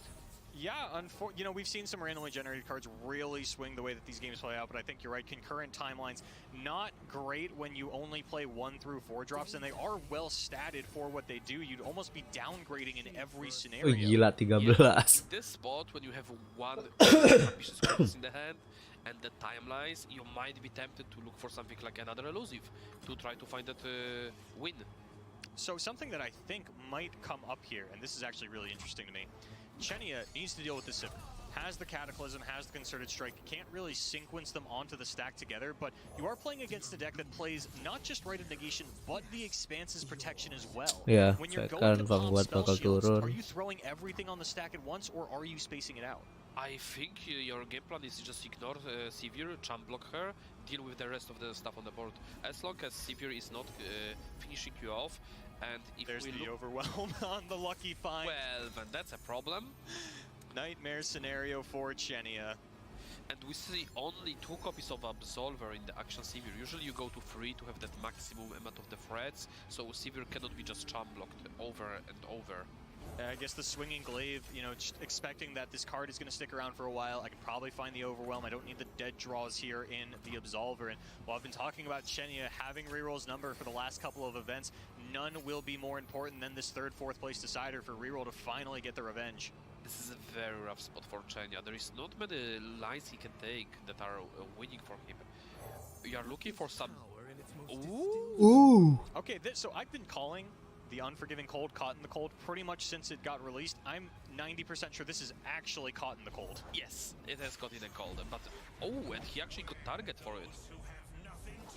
It's going for a plate on the Varus.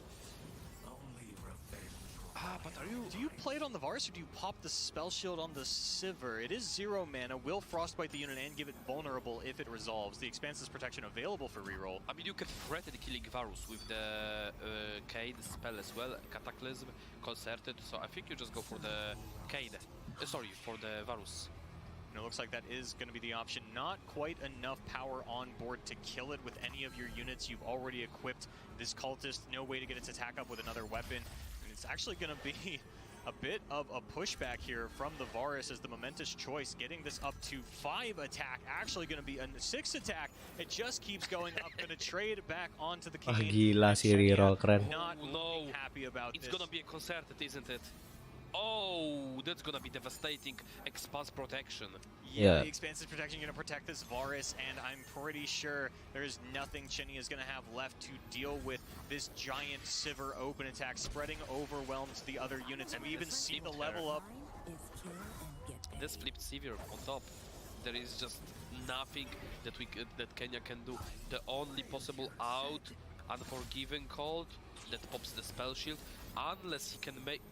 Chenia playing the timelines, understanding that the game is over, throwing up the Nocturne emote, and just a surrender, understanding that even with the Unforgiving Cold, the Varus probably too powerful. And actually, this is Vayne Kayn, only 1 copy of that Unforgiving Cold in this list. Before we jump into another game, so what he should, like, going in the next turn, what Riro should be doing 2-player on Unforgiving Cold, he should be bumping the Varus with the Varus spell, with the chain, So the Unforgiving Cold targets him, and since the spell sheet from the Sivir is Aura, Gila, aksan Sivir-nya kuat. it stays permanent. So Unforgiving Cold would have no effect as long as Sivir has lower damage than any of the other units on the board. Yeah, I think that's something that we've talked about, mentioned a couple times on the caster desk. Haven't seen it come up in practicality yet, and Chenia denying us a chance for that. But we are right back in to game number 2. Chenia still on the Vayne Kayn. This time has to get the revenge kill on Red Gwen. Ooh, this is very exciting. Like the Red Gwen matchups into all those Darkins, we have been going back and forth.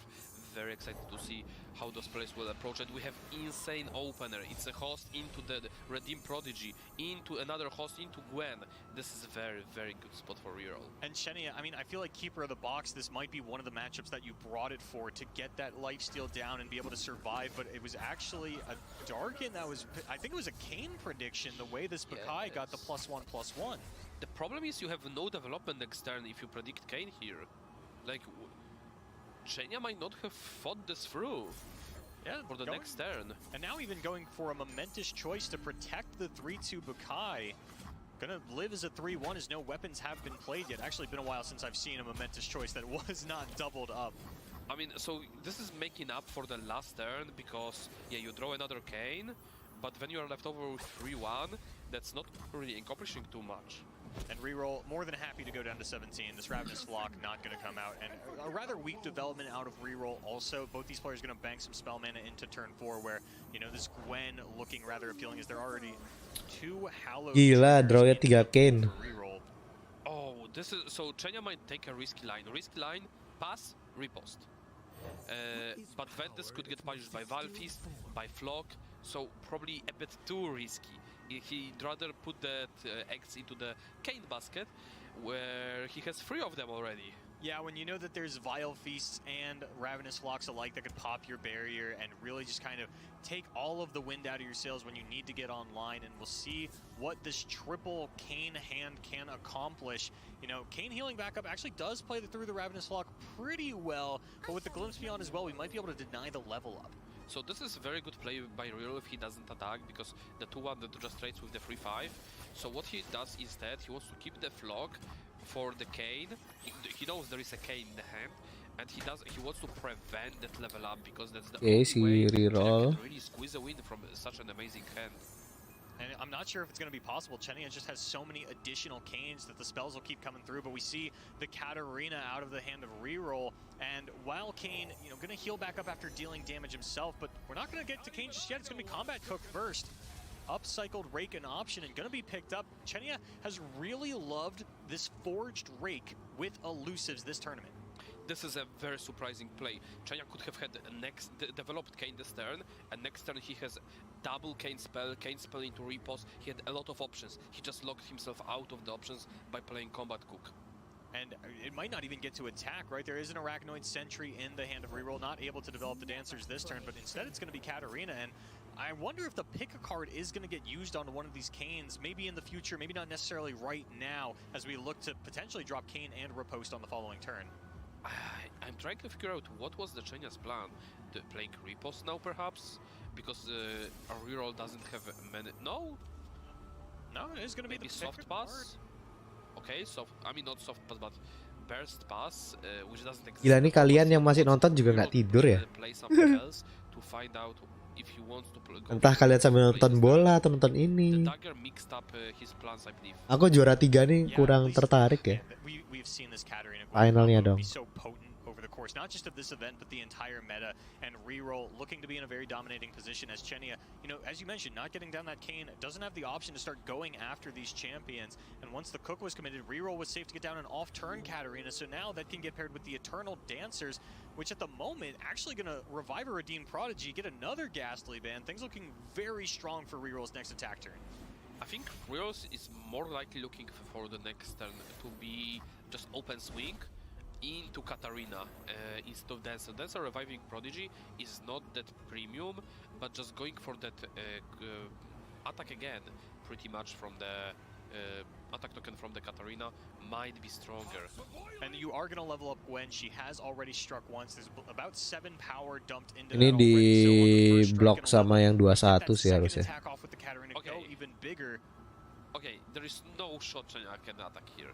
Like, he's gonna spend riposte to trade with 2-1, and then he gonna attack again and push what, 7? He spends 4 resources to kill 2-1. This is the problem. He put himself in a very bad spot where there is no good play. Where at least before he had to play with the Kayn and he could have done something. Okay, we pick up Concerted Strike and Momentous Choice off the top, so that will upset the Harus attack dua-duanya sih ini. from reroll this turn. Yeah, he's very happy about that Concerted. And that should stop the both Katarina and Gwen, because he'll just repost block 1 and he'll Concerted the Katarina, and that could possibly get him back to the game. Yeah, things starting to look really good for Chenny. It is going to be all of his mana. It is going to be a Momentous Choice lost, but it just kind of is what it is in a situation like that. And, you know, no Vile Feast, only a 2 of in the hand to reroll to pop this barrier and actually push through a commanding position. You could go with Momentous Choice instead of Riposte. You could go for a risky play. You don't have to go for Riposte here, technically. But I promise you don't kill Gwen then. And, you know, it is important to note that this Gwen is at 7 out of 10, so even just the snip, snip, snip, not going to be enough to level her up. So future Gwen's still going to be stuck at that level 1 if this one does go down to the riposte. He chooses to play around 2 of Valfist right here by not... Dikasih sini. Oh, and he actually rearranges the blockers, so now the riposte play totally off the table in the face of Ravenous Flock. Yeah, completely. Again, he was too scared of the Valfist to blow him out of the water. And we're gonna see a perfect response with the glimpse on the Katarina. He most likely reroll is looking for the Minotaur Reconner to attack again with the Gwen. So actually Chenia here can use the Momentous Choice. Now it only gets you up to 4. It's not going to quite be enough. I don't know why I thought it was going to give +4 health. That'd be insane for 1 mana. I've just seen it doubled so many times. I'm like, yeah, so it gives +2/+2. You double it. Now it's +0/+4, but we are going to get the Gwen level up as a kill onto the Combat Cook comes out. Chenia not looking too happy about the way this one is playing out. So he didn't find the Ruined Reconner. That's a bit unfortunate for reroll because he doesn't get much pressure this turn left. All he can do is just develop Dancer into pass. And the Momentous Choice used, it was fleeting. We did only have 1 mana left, so might as well get some additional health down onto our unit. We're still going to bank the 3 spell mana into the next turn. Unforgiving Cold finally picked up, but Kennya bakal di block, bakal di stun. Many powerful top decks. Now the question is, do we definitely not a takedown on the Gwen? If you attempt, you take down the Dancer because the Dancer would have brought the Gwen back regardless. And we see that center coming clutch. Yeah, but now the Dancer are going to revive the Katarina. It's not going to be leveled, but it will return to hand and give reroll a potential 2 rallies next turn. And it'll give you Dagger that counters the riposte completely, so it's off the table. Yeah, we are looking down potentially into the final minutes of this 3rd, 4th place decider match, and it looks like reroll Dipasin sih sama might reroll. that win up over Chenia. I would be very surprised not to see a Flock here, so he doesn't have to, like, on either of the targets. Still thinking it out is reroll. And it's going to just be a Legion Rearguard, another non-committal pass here. Mana still available for everything. What he could do... I'm thinking about flocking the Kayn and possibly and just passing, so on the next turn he doesn't have to worry about potentially flipped Kayn to bring him with the Rust back to the game. Oh, looks like we actually are going to get a Kayn spell in this. And there is a Valfist plus Flock to punish that play completely. Yeah. Going to be 5 damage, no mana left on the side of Chenia. Unfortunately, he could not hang on to that Momentous Choice as it was bleeding, so not going to be able to save the Kayn here. That is actually going to be 2 copies of the champion dealt with as GG well. nih. Nope, Kayn going to go back into the deck anyway. Well, that looks like a game will be sealed. Yeah, We'll see what GG. reroll goes for here. Even if they don't go for the open attack, I mean, Caught in the Cold still an option, but the Spiderling going to be the one taking in these 3 hallowed triggers. You would hit Gwen, you would hit Eternal Dancers. No, you would even just hit the Spiderling. And with that, I think Chenia going to have to use it, but the rally going to come through from the Katarina. No answer for that one, unless we could riposte, move it back over to the Katarina, but as you mentioned, the Dagger. Able to pop the barrier, the quick attack still goes through, we still go back to the hand. Still wouldn't kill Katarina because she has quick Ya attack, tinggal she di has quick kasih So, ininya. gonna attempt to kill the Dancer, and that's not gonna work either. Oh, actually, it will kill the Dancer. Katarina GG. will jump back to the field, give another attack token, and if that wouldn't be enough, she could go with GG reroll juara 3 ya. out of the game. final. Katarina level up from Penasaran sama turnamen lore-nya, Bang. taking third place at the World Championship. Chenia, you beat Reroll a couple of times earlier in the month, but Reroll gets it where it matters. Top 4 all Korea, but the Titan of Reroll, the one that was talked up as the best player in South Korea for this event, proves it here in our decider match. Well played. I mean, as you guessed, that's one of the Korea will win the top 3. I finally got to cast, well, I got to cast some Korea wins in the top 8 as well, but yes, here finally our top 4 all locked in, 2 EMEA, 2 Korea. Yo, juara 3. The props not just to Reroll, not just to Chenia, but also to you. You called it all. You know, at the start of the day, you were already behind. Like the ratio wasn't there. Look, you had 40% of the players only. But at the next stage of the day, I had 2-0 for Korea and 2 and 3 for EMEA. So I did have the lead there for a second. For a second, I'll give you that. Now, although Korea has been eliminated from the tournament, it is all EMEA left, Alan, as I'm sure you are happy to hear. We're going to throw it back to the analyst desk to get into the finals action. Got to break down that match first. Boulevard and Alan, thank you so much for bringing us through that third place match, and congratulations to Reroll. I mean, what a huge accomplishment too, just looking at how Reroll and Chenia have been matching up so far this season. They kind of had a little bit of a rivalry going. It always happens in Runeterra. Every community, every shard has a tight-knit testing group. We knew that each player had a reputation as being sort of a hero for the server. And just to show up and show up so big for the World Championships, you got to be proud of both of these players. Yeah, Boulevard was calling it out, right? Reroll was down 0-2 in sets against Chenia in recent months, but being able to pick up the win where it counts here at the World Championship, Reroll has to be very happy with that, being able to grab third, and he was the player that Pegasus had told us was the best in Korea coming in. Kena tiang. Yep, many years ago, Chenia was crowned the King of Korea or King of Runeterra in Korea, but now Reroll, kind of said, hey, maybe that crown belongs to me now. It's always nice when players can go against one another and increase that skill. You hone yourself as a competitor by playing against very strong opponents. I mean, I can just plant the seed for next World Championship that Korea is just going to be a powerhouse region no matter what. They keep getting better and better. I think APAC in general was a little bit weaker when the servers were split. I think that having, the smaller player bases between those two, when they come together as one full region, they learned a lot from each other, and now we end up with a powerhouse region with 2 in the top 4. The more players you can get together to deck test, to optimize lists, and to get new ideas flowing, that's what you need to be at the top level. So you need to make sure that you work together, and as you said, putting the regions together, more players to work with and more things to learn from.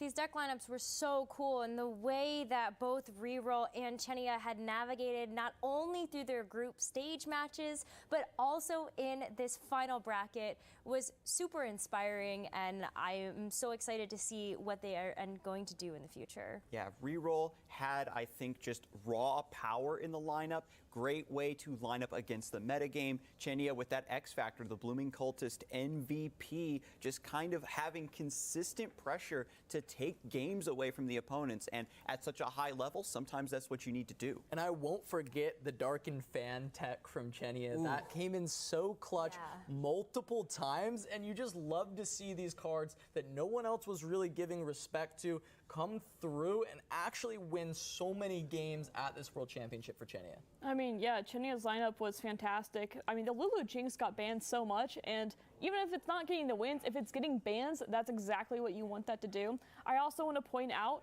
that on Reroll, I think that the Akshan Severvaris was a great meta call. I mean, generally, we've seen Akshan and just Shurima perform pretty well this tournament. Hopefully players will continue to respect these regions and these deck lists. I know that Chenia and Reroll were going into this tournament with the secondary goal of establishing their server on the world stage, the same way that Yamato was able to do it at the last World Championships.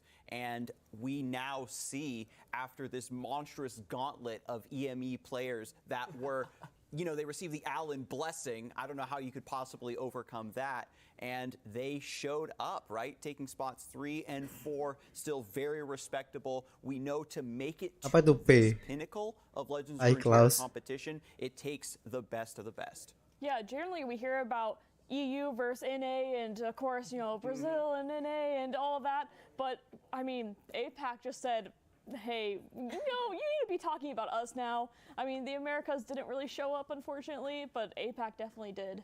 It's been so cool to see all of these players from all across the globe battle it out so far, but we have whittled the competition down to 2 final players, and they will be battling it out for not only that beautiful trophy, but also for all the pride and glory in the Runeterra universe. I cannot wait to get into this grand finals action between Teddy and Aragorn, and we're gonna get to that right after this short break. Aduh, break lagi.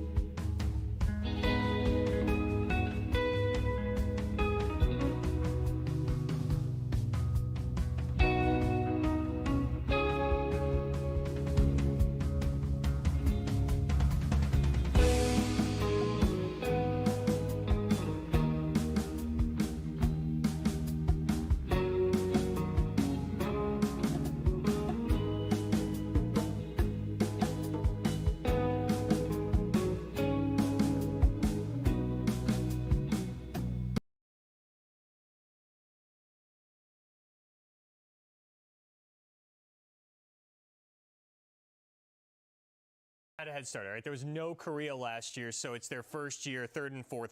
Inggris For that, okay? I mean, it's kebobolan. really impressive.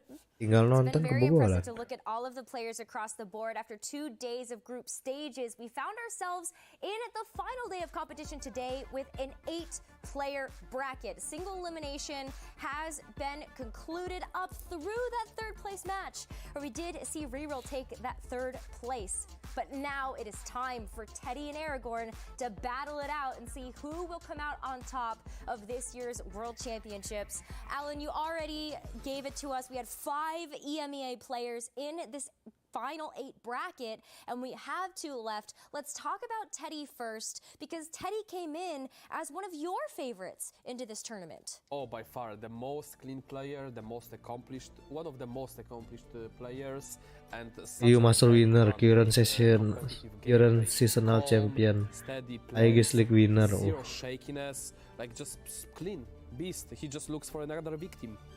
Teddy has really come out of every group of death we've thrown him into, right? In the group stage, we thought his was one of the harder. Then we got to the top 8 bracket. We're looking at the top. It's all these seasonal champions, and it's Teddy, you know, sort of the one that came out of that bracket now in the grand finals.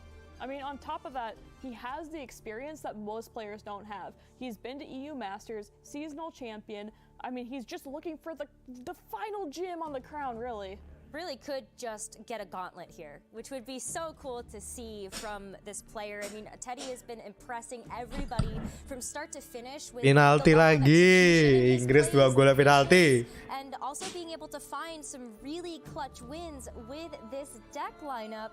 And so let's go over each individual deck as we get into this matchup, and let's start with this Aatrox deck. Yeah, so this one is a little bit different than the other Vayne Aatrox that we've seen some of the other competitors running. We've got Quinn in here as a cool addition, which, you know, obviously synergizes with the Darkened Weapons, but then there's 2 of Champion Strength in here as well, which you look at this compared to some of the decks that are more built around it. They're very low to the ground, a lot of 1 drops, a lot of 1 health units going wide, some susceptibility to that, but this isn't the core focus of the deck. 2 units, a Quinn and a Valor, as we saw earlier, is all it takes for that card to just end the game. Especially if you play that on your own turn, you do not lose that scout you get. You just get a rally again. You get to attack again. So that champion strength in combination with just Queen was really astonishing. And the Jinx deck, I mean, this one is built a little bit different than the other champion strength Jinx decks we've seen. This one has more draw than what we typically see. We see 3 stress testing and 3 rummage, so you're always able to have that consistency that a lot of the champion strength decks have lacked, as well as the Ranger's Resolve coming in clutch as well, saying, you know what, you're trying to clear my board, Ranger's Resolve, no problem. Looking into another deck from the Teddy's Seraphine Ezreal Victor, this deck has a few spicy techs, starting from the Dark Bulb Acolyte. No one, at least not to my knowledge, no one ever played that card in deck, and it was very well performing for the Teddy. Overall, the strategy for the deck is survive until you get to play Barkeep, and then keep as many cards as you can, level up Ezreal, and just blast 20 to the opponent's Nexus. We've definitely seen that Dark Bulb come into play, and just all of these cool techs have really put Teddy in a winning position, but he's got some tough opposition on the other side, and that is Aragorn, who has continued to impress all throughout this World Championships. And Goblok! Gak gol penaltinya, astaga. Overlooked when it came to the strength coming into this tournament. Oh yeah, most definitely. I don't think Astaga. had the most prep from the players, but by looking how he plays, how clean he is, and with the deck choices, he looked definitely prepared. Yeah, and Aragorn actually had a pretty interesting run through the qualifiers. You know, played Trundle Timelines, the only EMEA player to do it, while it was rather popular in the Americas. So we were wondering, maybe Aragorn's looking outside of EMEA for the prep. Maybe he's thinking more like an Americas player, but then comes in with more surprise decks, and it just completely throws us off. Yeah, you can see the deck lineup here, and I feel like the one that everybody has had their eyes on has really been this Ziggs Talia deck that has just been putting Aragorn on the map. It really feels like, Silver, break it down. I mean, to me, this deck is a bit genius considering that he only had 7 days to test this out with his new Black Flame card. And I mean, he understood the issue of Ziggs Talia beforehand and was able to say, you know what, this is how I fix the issue, is adding Ionia and adding the Black Flame for pressuring extra damage, as well as the Unworthy Soul too. I mean, we've seen this card come in big over and over again. It just is such a massive tempo swing. It allows you to do something what Ezreal Cannon did before. It allows you to multiply on your champions. We've seen that Talia, triple Talia pretty much attack with filling out the stack. That was absolutely crazy. I've never seen something like that in the game yet. And now we've got the red Gwen up. I mean, this has been one of the staple decks of the event. It wouldn't be a grand finals of this without Aragorn's build here. And it's not really a substandard one. You know, this is actually the most expected deck from this player, I would say. It was very popular in the qualifiers, remained popular today. We've seen it starting to falter a little bit as we get into the later stages of the tournament, and players that are more prepared for it are finding their matchups into it. Yeah, and going to the last deck, Kayn Aatrox. The new addition, obviously Aatrox, new Darkin with the expansion, brought the top end the deck needed, extra sustain on top of the Kayn. Abis ini sih Ziggs-nya tak copy sih, bagus. Blooming Cultist, which have been shining across all 3 days. And in terms of spells, we have pretty much standard with the removal being Furious Wielder and some board control with Unforgiving Cold against all those tall big units, so you can trade off. With the expansion entering into the fold, these players have really had to test their limits when it's come to their preparation, as well as how they are going to approach this game. And it has been Teddy and Aragorn that have rose to the occasion and find themselves in the grand finals now. Teddy and Aragorn, an EMEA matchup. We're going to see a new champion crowned, and also Aatrox is present, almost as if the script has written itself. Yeah, exactly. What do you guys think? Who is gonna take it down? Teddy. I want to see Talia Ziggs be able to win it out, but I mean, I have to go with Teddy too. So clean. Look, I'm talking Korea ball event, but Teddy was very, very high on my power rankings. Okay, I mean, I cannot go with Aragorn if I was for Teddy all the way through, and that was my prediction. But I hope Aragorn will put up a good fight. I know he can. Will he though? That is one question that we have to see answered, as both of these players are going to fight it out for, of course, the money, the title, that beautiful trophy. And to talk us through all of the action, we've got Casanova and Skarzig. Take it away. Hello, everyone, and welcome to the caster desk. If you're just joining in, you're high rolling because we're just about to start the grand finals of the Legends of Runeterra World Championships. I cannot be more excited, Casanova. Honestly, I feel the same. It is electric. We do have an EMEA final between Teddy and Aragorn. We've got the beast, Teddy. He took down an EU Masters. He took down a seasonal. Now he's coming for Worlds, going up against Aragorn, the young gun, trying to pull it off with a signature deck list. We did just catch Skarzig. The signature list from Aragorn. No Ziggs Talia in the final. Ya Aatrox fan imba gak sih kok? Nggak imba-imba banget sih. Bagus sih. Pokoknya kalau Aatrox level up udah selesai sudah. Bagus.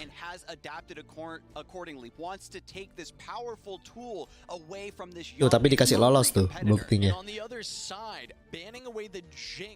Once again, Teddy having that Jinx champion strength, so much respect has been given to this deck because of its ability to consistently find champion strength on wide boards. Probably the most consistent version of the champion strength deck. Aragorn feeling forced into that, gonna have to deal with Seraphine, Ezreal, Victor that Teddy has been indomitable on. You know Teddy loves this fork he puts his opponents in every single time they see the ban phase. If you don't ban champion strength, I might steal a game for free, but once you do, I get to play the back alley bar. To start us off in game number 1 of the grand finals, we've got Aragorn lawan Teddy. Right, we saw earlier the two champion strength One being used just on the Quinn to steal a game swiftly from Dia bisa naruh lagi. Ya, pasti pas, nggak mungkin naruh unit. These were our two players that started 3-0 in groups. They both had very dominant roads towards the final, each dropping a game. Oke, baru sekarang ditaruh unitnya. Oke, habis ini dapat lifesteal. Dikasih ini harp. Hopefully the competition has picked up on that. Teddy's going to be trying his best to exploit every possibility to take down this world championship. Already starting off with massive pressure with the double fleet feather tracker. Aragorn, because of the champion strength, is forced to play a much more tempo-oriented style to keep the board clear. Yes, and this is a beautiful answer though to these early challengers. Having the keeper of the box with the spear, you love having the spear. Oke, dikasih kena pasti. To get the buffs early and often, and it's being put onto a lifesteal unit that is going to help temper the early aggression and allow Aragorn to make it towards the Kayn and the Aatrox. Hopefully the Darkened Spear buffing the units on top of the deck will come into play with that Bloodletter. It means a Dark Enthrall is still on the board. Teddy remains wide. It doesn't matter that this unit cannot block. It's still going to be another factor, another wide swing coming through and offsetting this lifesteal. Here we go. I like this re-equip, putting on the harp instead. Now if the Broadwing comes in and pulls the keeper of the box, you're at least getting the trade. Keren ya, pinter banget lo mainnya. We could see the double dip. I wonder if Aragorn is really so all in on this keeper of the box to carry the early mid game. Yeah, is he willing to utilize that large tool so early on? Furious Wielder, very important. It's very strong with Kayn as well to help get more strikes. So you generally are going to want to hold on to that. It feels like the pressure is maybe not quite to the point where we need to use that, especially with the lifesteal. You are getting value even if this is pulled full left. Yes, you're going to still be taking quite a bit of damage, dropping to maybe 13. But overall, I think this is safe for Aragorn to hold back, conserve some resources, and then look to re-establish a board with Kayn. Juga ada 47 harusnya kurangnya jadi. Equipment of the Bloodletters, keeping up so much pressure and a wide board, also tutoring the Aatrox. This build from Teddy is so devious because it doesn't need the champion strength to win. Your opponent has to keep it at top of mind at all times, but you can just play towards the Aatrox naturally covering. Kayaknya turun harusnya. With no fast developments, has to go all in on a big mid-range plan with the Aatrox and Kayn in hand. And Teddy has curved out beautifully, right? Having those Bloodletters early on to keep the pressure up with those early trackers. And now he's got Quinn on curve into Aatrox. Very powerful plays that it will be difficult for Aragorn to actually deal with. And that's going to set up for Teddy to bring towards a world ender. This is a mechanic that a lot of players underestimate, Casanova. Being able to develop two units in one play, so powerful. And Aragorn forced to make one big development of the Kayn. Has the attack token, but the stats don't line up quite enough. We can get kind of a freebie on the Dark Enthrall, but from this position, we need a little bit more reactivity. Kayn only has 2 base attack. The Furious Wielder isn't going to be hitting the stats you need it to. And exactly, we're looking at Aragorn developing a big unit with Kayn and looking at a turn 6 that feels like it's likely Aatrox. We do have the Ranger Knight Defector, which would leave open some more mana for some more. Ini harusnya bisa bunuh Patricide Broadwing-nya sih. Aatrox potentially as an attack, or things like Condemn, things like these combat tricks that we've got in hand. Teddy will be able to set up for even more, might even be able to threaten to put Aragorn to sub 5 HP on the next token. Teddy already sensing that Aragorn is lacking pressure, just stacking this Bloodletter. The Dark Enthralls are so beefy. A lot of damage coming through even without the Quinn development. With 3 mana up, you can play the Quinn. Is Aatrox going to take down the Valor? It doesn't matter. You still have a 4 wide swing alongside the Broadwing. Right, now Teddy, he's developed this wide board. it slows down to Aragorn. What can the decisions be on turn 6 to defend?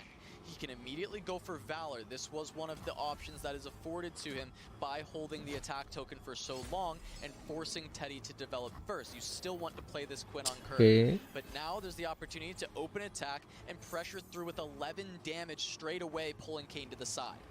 If this does go through, Teddy has so much consistent pressure. Now, if Champion Strength comes through, if we find a way for Quinn to scout, keep up that pressure, Aragorn isn't going to be able to keep up. When you drop down to that low of HP, you can't block every possible attack from a wide swing. Aragorn has to somehow find the Kayn carry with this Furious Wielder. So Ini bisa nurunin Atroknya, cuma kayaknya nggak mungkin nunggu dia attack dulu sih harusnya. Itu Queen attack pasti mati itu. Or he can look to Blinding Assault into Aatrox, try and develop a full lethal swing going into Aragorn and saying, hey, you're not going to have enough answers, and even if you do, Atroknya bisa turun juga. That I should be able to close out the victory. And now Casanova, the skill that Teddy has showcased over and over again, he has the hand read, knows Aragorn cannot respond to this 6-drop. I can tap down under all combat tricks, I'm coming for you. Aragorn has a 7/7 Aatrox thanks to the Darkened Spear earlier. This will likely be pulled to the side, though. We have that Blinding Assault there for 2 mana. Comes down, able to use the Broadwing plus Valor, pull the 2 blockers away, and now you have a lethal swing coming through. You would be pushing 17. There's only 15 remaining for Aragorn. Yes, there is 3 mana remaining, but that is not enough to play out Unforgiving Cold to stop it. It's not enough to play out the Furious Wielder. These are not things that Aragorn has access to here at 3 mana. And Teddy doesn't take the attack, Teddy doesn't want to attack. give any sort of leeway, says now that I have this wide swing, I want to go into next turn with even more mana. We see the Condemn in hand. Because he has the read on Aragorn, he knows there's not really too much that he can do from this position. Here comes the World Ender on Aragorn's side. And Teddy playing cautiously, knowing that if he plays Blinding Assault, he can't follow up the next turn with World Ender. So instead, he holds back. He knows this World Ender is massive for him, and he should be able to close it out regardless of if Aragorn plays his own. This is where Teddy is thinking, and I think that it should be enough considering these cultists are going to bring down Jelani. Teddy recognizing that if the mid-range deck, sure, I have a massive swing, I set you down to 2, 3, 4 HP, but if I can't seal the deal, Aatrox comes down, heals for 2, strikes, heals for more. If you've got Deathbringer Sweep, you're healing for a ton and stabilizing. If Aragorn pulls off a big World Ender into Geralt, this thing can spiral out of control. Ini decisionnya bingungin ya. Ini skillnya di sini nih. Skill game kartu tuh di sini.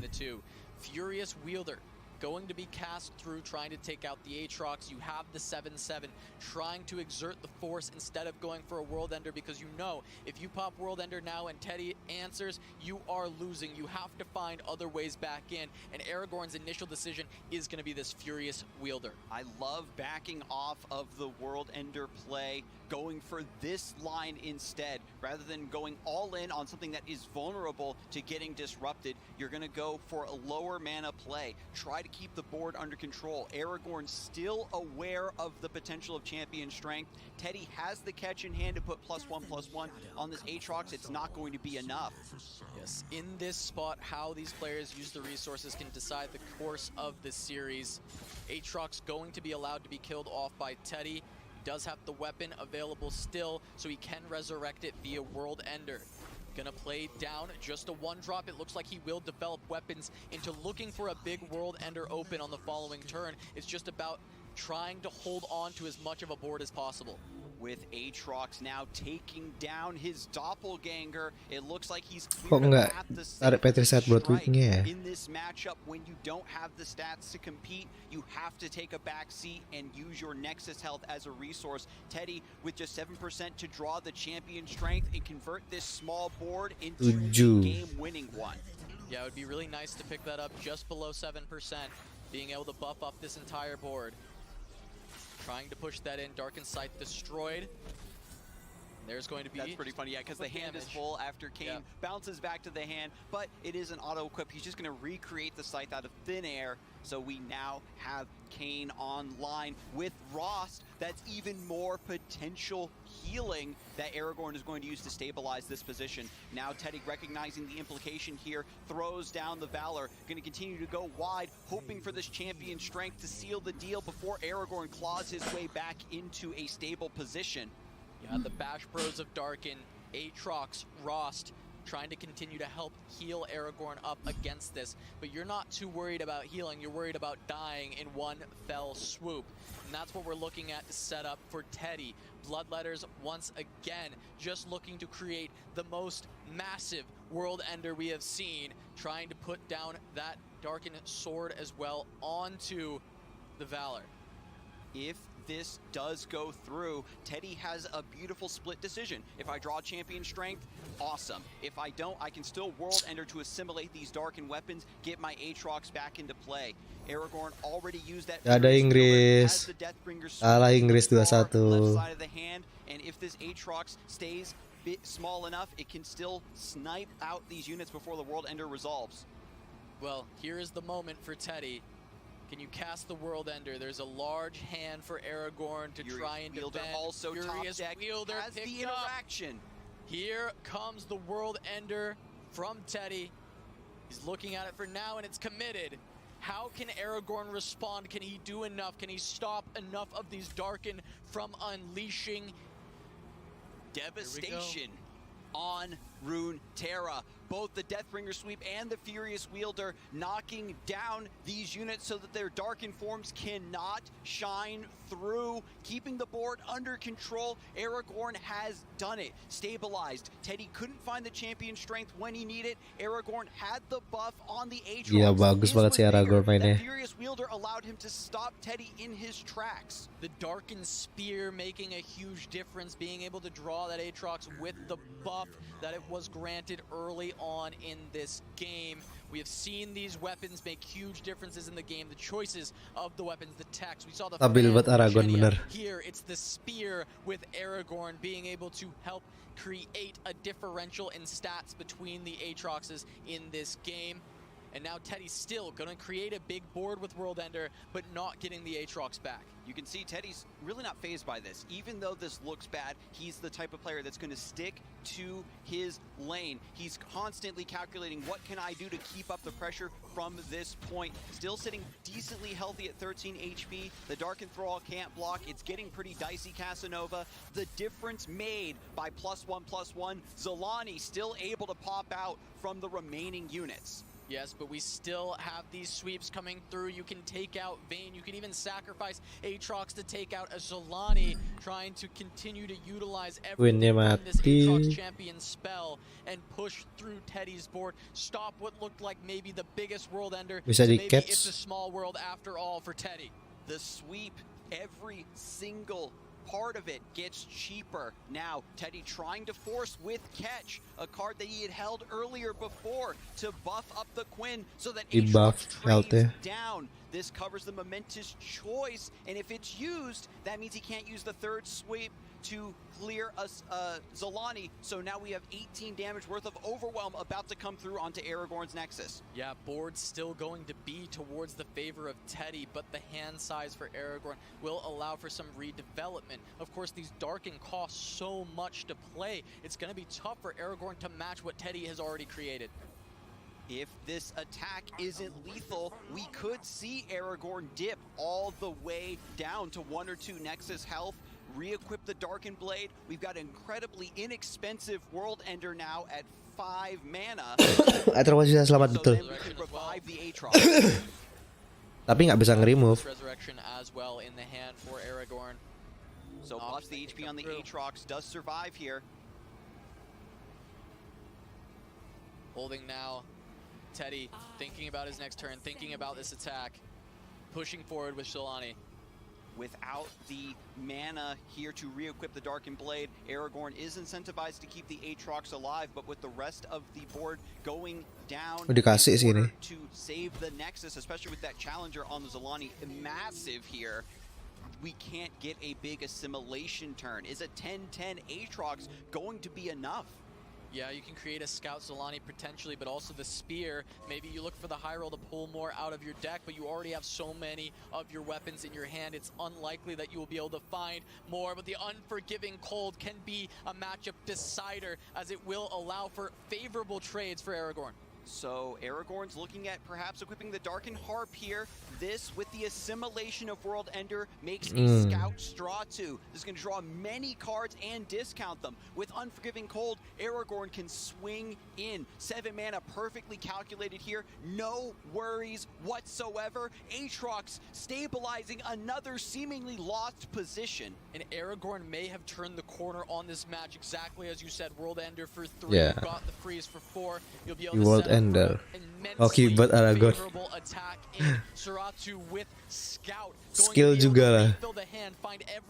Itu semua decision dipikirin banget itu. The discounts are going to come raining down in these mid-range matchups. When it comes to a stalemate grind, the player that can find these extra resources will come out on top. As the clock is now ticking for Teddy, the board is getting narrow. The champion strength isn't enough. Straw 2 an 11-7 Scout. Quick attack. These attacks are free, Casanova. Absolutely free, and you can see it on Teddy's face. He's realizing there's not much for him to do. It looks like he may just be looking for a pass. There's the surrender. He understands. Aragorn wouldn't even need the Unforgiving Cold. Can just bully his dominance on board and have the Unforgiving Cold crackback swing. Teddy knew that he was down. Gila menang loh. Teddy understanding that there is no way back onto that board after Staratu comes through. He knows there's still mana on the back for the Unforgiving Cold, but even without it, the quick attack was enough, and there's not enough answers in Teddy's hand to deal with it. So now he's going to have to 2-0 a red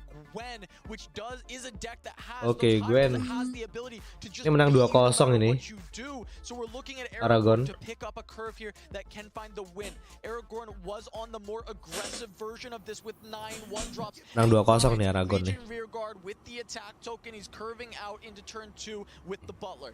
Teddy, however, has a fantastic early curve of his own. We saw this in the last game, Casanova. Attack. He had the wide Masih di board and block. the champion strength didn't come. Even if it looks like Aragorn's about to stabilize, Strat there's buat always wing. that constant threat. With only a Quinn in play, the champion strength can end it all. We triple Phantom Taruh lagi. Butler, hits beautifully into these broad wings. Yeah, perfect. One will clear away with the Broadwing once it's given Challenger, but until then it can't block. Fearsome, very good counter into Formidable. Yes, it got 3 power, but it doesn't have 3 actual power. It comes from the toughness. And now we find a 1-drop that's going to curve out great. You're not going to want to actually use the Crimson Pigeon to use its effect, but still having a 1-mana 2-2. We get the open attack instead from Aragorn instead of full developing into this turn. Yeah, I was wondering if you would greed a little bit with the second Butler. If you analyze Teddy's lower curve, there's really nothing that can block the Fearsome, but he's just going to get that. Oke, dia nggak ngedraw equipment. But he's already thinking, Oke, akhirnya dia ngedraw. I'm just going to get whatever damage I can for free and already try to set up for the late game harrowing play. He also holds back the Pigeon in this case. This does leave the option open to cast this Fervor and still develop on this turn. It may be an opportunity for Aragorn to do that. As of now, though, it looks like it's just going to be some Challenger trades into these Butlers. I like this a lot, being able to force down trades you normally wouldn't be able to get, right? Ini Aragorn menang kayak 2-0 ini. Jiril sampai subuh. Teddy wants to keep the board alive, also playing for a long-term condition with the champion strength. Yeah, Teddy trying to play slow. He's got the Quinn, which can help quite a bit in the mid game. If he can work towards a Quinn level up, that can be massive in this matchup. But ini bisa Katarinanya bisa turun. If he's able to develop it here and then go champion strength on 6 with the attack token, Teddy can look to close out this game immediately. So holding on to a big board, playing to his outs. This is beautiful play from Teddy to BO berapa bang? BO 3. Very high roll draw of that champion strength. So I think Aragorn, seeing the writing on the wall, is going to go incredibly wide, incredibly aggressive. Teddy doesn't want to block, wants to keep the board alive and preserved for the potential champion strength. Got a beautiful swing here to push through damage. If Teddy doesn't find the champion strength, Aragorn Aragorn will have dealt so much damage that maybe there's a possibility for a lethal. Katarina is very nice too because it's going to open up this Blade's Edge to try and take out the tracker or take out Valor. Valor the better target, of course, because of those blood letters on the tracker currently. But there is a catch in hand for Teddy. He can play that out. There's always a catch, and he has one in hand that will still allow him to play Champion Strike next turn if he plays that catch here. Absolutely, everything lining up for Teddy. Pulling a fish fight from the hand to respond to the Katarina. This is where Fervor can still come into play. It can be used to get value and deny the fish fight from being a full blowout here onto the cat, but Aragorn at the end of the day can still start to respond with the Blade's Edge, try and take down this Fleet Feather tracker. Catch still an option, but we've already tapped out a Champion Strength regardless. Yeah, the Fleet Feather tracker goes down, so no challenger, but because that was equipped with a Bloodletter, we still get a Dark Enthrall. Teddy 4 wide, we have 9 damage coming through, no Hallowed stacks yet. And Quinn is just going to take this value trade. This is a little risky. Aragorn over here on 3 copies. Menarik ya, Queen-nya yang ngeblok. Yeah, but still going to want that value trade from the Quinn. You don't need to go for the level up condition, especially losing your some of your board here. You know that you need to preserve some HP, right? And so having the Quinn be a beefy blocker with that 5 health is going to be incredibly valuable. As we come back to the attack turn, no Champion Strength itu ditarik harusnya. available to be played, and it's not drawn here. You want to find more units anyway. Tapi punya Valor lagi. Yeah, Teddy went for the fish fight there to just keep the Katarina contained. Overall, we've been hyping up this win condition for Teddy, but he's playing towards it incidentally. You get this beautiful early curve, you get the scout Drawingnya tadi jelek banget. in this wide development, but he's trying to do a generic beatdown strategy, which is the most consistent way we've seen these world's qualified players to take down Red Gwen. Yeah, and so Teddy still looking for that wide board. He's got the attack token to Valor, so he will be able to scout attack with that if he wants to come forward alongside the Quinn. Tarik Still semua. setting up for some follow-up challengers. He'd love to sacrifice the Broadwing. Tapi bisa pakai ini. Bisa pakai Fervor. Aragorn on the other side, though, having the Gwen on the follow-up, he's going to still be able to exert a lot of pressure onto this low health total of Teddy. And because he has the Noxian Fervor in hand, not going to develop that Crimson Pigeon, can get a nice trade here. Using the Fervor, maybe taking down the Quinn. Nothing Teddy can do to protect Teddy bingung this. ini. And you know that he's thinking, do you have the Ravenous Flock? Teddy really hasn't had the opportunity to go for the style of early plays that he has become known for. Taking a big risk, Anjir, gue testing sampai for a certain ketiduran. spell or interactive point, and once he gets the read that my opponent doesn't have it, he automatically locks down the game. Looking to just push damage with Quinn right away, testing the waters, not going to bring Valor in just yet for these pulls with the Challenger. Allowing Aragorn to select any trade that he wants here if he wants to block at all. Red Gwen still wanting to keep that wide board, but these hallowed units, when they go down, he can still Pasti di set block up for sih. bigger plays in the future. Because the Broadwing is definitely going to take down the Reckoner, we get 4 damage. Aragorn just going to stay wide. If you aren't swinging, I'm not going to react. I still have this Fervor. If this Reckoner goes down, then it's going to be another can't block put onto the board. The Dark Enthrall is already unable to block, so it's going to select the next weakest unit. Coming forward, Teddy going to get rid of Teddy that actually Broadwing. leaving the Reckoner alive, has a nice 1-for-1 trade to get this off of the board, and knows the implication. If I let this thing get revived by a Harrowing, by an Eternal Dancers, my small units that I want to chump Hallowed with aren't going to be Di blok lah pasti. Enggak di blok. once again with the Quinn. Aragorn comfortable taking 8 because he knows this Gwen is going to stabilize, as you said. Kenapa nggak di blok? Kalau aku pasti udah ngeblok loh. Vile Feast alongside that, going to keep healing him up and also potentially Oh clear my the way God. of some of these blockers. But there is only Quinn to be able to block the Fearsome as well, so that is one of the blocks already spoken for. We have units with HP now, Casanova. This Crimson Pigeon could come through just to siphon a little bit, get some value. I don't know if Aragorn's going to take a more aggressive stance with the Legion Rearguard. Vile Feast is going to be so powerful, and Teddy has been sitting on this catch the whole game. Aragorn's been trying to respect it, but it might be too little too late. Once the chips are down, if he's forced into a play Oh, to tapi test for catch, Gwen Teddy sudah has it, punya it ya. could spell trouble. All right, Dark and Aegis going to be played. That's going to tutor Aatrox. This is boxes away to start healing up, defending the board. Teddy now having that big boy to come down, try and help end the world alongside the rest of this board. So Aragorn going to threaten this attack. 16 coming through with this swing right now before the blocks come out. There's a lot of blocks to choose from. It looks like everything is under control. Teddy bringing Aatrox into the hand forces Aragorn to go for this attack now instead of developing a wider swing. Once Aatrox comes through, he'll heal the Nexus for 2. He can swing in very comfortably versus this Gwen and the Reckoner. Yeah, Teddy gonna have to be careful. We know this Fervor is in the deck. It is a one-of from Aragorn. We have talked about one-ofs throughout this entire tournament, how powerful they've been, how many games they've stolen away. And if Teddy ever gets greedy, dropping to 3 or below, this can come out and seal the deal. It can find the victory for Aragorn. It can crown him the world champion. Teddy setting up the blocks currently, only blocking down to 3, which is the magic number for this Fervor. Ooh, throws Teddy wind down, safety blocking around that one of Fervor. Teddy keeping everything in focus now. Has to make sure that he does not fall to that danger point. It is the only threat to kill him right now, and he has Aatrox coming down to help heal him back up. The issue is these Reckoners for Aragorn. This hand has been fantastic. He's got his extra reach. He's got a lot of overwhelmed threats coming through, but the Fervor is going to be potentially used.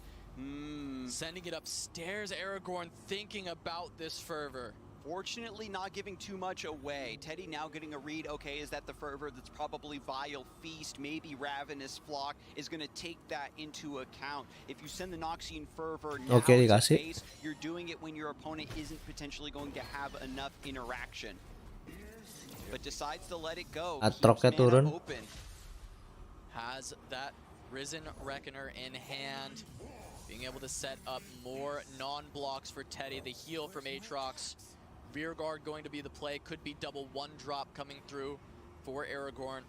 Has enough mana to also equip 1 Bloodletter, if I'm not mistaken, to just go all in on the World Ender next turn. We're going to have Aatrox getting overwhelmed and Zolani being assimilated to a big lethal swing. Legion Rearguard cannot block because the Katarina was answered earlier with the fish fight. Aragorn doesn't have the oppressive rallying play. You need to come from behind in a position like this. Yeah, the Pigeon also going to be just a blocker, giving you some 2 extra HP against some of the overwhelms. It may be the math that is needed against this 14 health that you currently have going into Zolani and Aatrox, especially with that World Ender coming through. Teddy having the opportunity to Bane, but this is the World Ender turn. Here it goes. World Ender. Teddy has already seen the line. Knows there's not much that Aragorn can do. We do have Noxian Fervor to try to take down 1 unit before this goes through, but Aatrox himself is still a gigantic threat. Here it comes, the Aatrox leveling up. We'll see the Zolani come through. And Zolaninya turun. This Fervor to clear that away right now and stop it from being that powerful overwhelm, but instead just the Vile Feast onto the Valor. Vile Feast on Valor to take down that unit, but now the rest of the World Ender comes through, and that's a Zolani, a 10-9 and a 10-10 Aatrox. Mana bisa menang nih? Enough HP to stop this Casanova. Yeah, currently there's 6 on the board via the Gwen and the Crimson Pigeons, 20 coming through. That is just enough to survive past that overwhelm, but then how do you win? How do you come back? The Risen Reckoner not going to have enough damage to punch through an Aatrox. 6 tambah. Risen Reckoner just coming down. Look, and this means that Aragorn is playing towards the Harrowing. I can stop it. I have enough to block down on this turn. Has thread the needle from the second Gwen to sacrifice this Reckoner to take down Geralt. Nice. Geralt with Challenger would have been able to manipulate those blocks to push through the overwhelm damage. Aragorn looking for Harrowing on this upcoming attack token to take this game back. Aragorn finding a good opportunity there. That would have been enough to kill him off. Being able to challenge and pull away the Gwen, the beefiest body on the board, would have put it at exactly 15. Teddy would have been finding that victory. Looking for for that harrowing. As you said, when that attack token comes back, if Aragorn has it, that's the way he can win. Unfortunately, with that threatening, he had to put another Gwen back into the deck, diluting the odds even a little bit more than he already had trying to find that harrowing. But at this point, the percentage points are so slim, it's going to be rough either way. But Aragorn in a tight spot here, needing the harrowing off the top. Teddy in control of the match unless that happens for Aragorn. 7.4%. Ya, harusnya tetap attack sih. The harrowing. Aatrox can swing in here pretty freely to heal for 2 more. Teddy sitting at a comfortable 10. But if that harrowing is cast, Aragorn's not going to be able to clear the board. We're missing 2 slots from the rear guard and the Spiderling. When all is said and done, there's only a few hallowed stacks as well, so maybe this attack isn't looking as nice. Oh, tadi nge-Fervor bisa nahan. Yeah, Teddy considering that harrowing as he does not have a lethal swing. He's able to push Aragorn down to 1. Iya benar juga ya. He's just going to take it. If he had 1 more mana for this catch, it would have been enough to push through. But he was not able to hold ininya on to di that because he had to get the bloodletters down to get Solani. So now he mati knows duluan Solaninya. Is it harrowing? Or thinking if I don't attack, then the board is too full for harrowing. No matter if it's a top deck, finds the Fallen Reckoner. Dark and Thrall can't block. Zolani can't block. Aatrox can't block. We've got 3 wide. Teddy with 1 development. Aragorn has the Noxian Fervor. Is this enough? Viewers at home, do some math quickly. This might be enough. Only the Bane comes down. Aragorn gonna full send. That's 12 right away. Looking to see if there's anything else he can do, but there's nothing left for you, Aragorn. You have your 1 of Fervor. Iya, nggak bisa. In your deck to make sure you could go over the top. You're pushing 12. Vayne gonna come through and block, but it's not enough. Even with the catch, it's gonna put you down to 3, and there is a Noxian Fervor. Menang, menang. Finish the day. Are there any answers from Teddy that Aragorn Menang. has to think about? Teddy plays the tumble to send Aatrox in, has the read that this last card was some sort of spell. Was it a Ravenous Blood? But has the Noxian Fervor. Oh my god, draw ya. No response from Teddy. Satu mana, satu health. Oh my. For the triple crown, Satu health. and given to the true king, returning and coming through to pick it up. The world champion is GG. Aragorn, the young gun, taking down Teddy the Beast, a hero rising up that we had never heard of before, playing clean, keeping to his awesome deck lineup, even though he had no access to his signature. Ziggs still made it come through when everything mattered. All down to the line. It was coming to a draw. We thought it had to be harrowing, but no. Reckoner was enough to do it, enough to push through. Only 1 legal blocker. You can see the emotion on his face. He just won the world championship. He just won $1,000, but more importantly, he won the beautiful trophy, Skarzig. And he's won my heart. Big congratulations to Aragorn for such spectacular play over the course of this entire event. Oke deh, thank you semuanya sudah nonton. Gila ngetuk banget mau 4:30. Sedangkan besok kayak aku harus bangun pagi. Oke, thank you semuanya sudah nonton. Sampai ketemu lagi besok ya. Gak tau lah kapan, Senin kayaknya. Besok bisa ngantuk banget nih. Oke, thank you semuanya. Dadah. Not even bringing Vayne, deciding that this was the right way to go. We saw so many Vayne Aatroxes fall to the wayside with Aragorn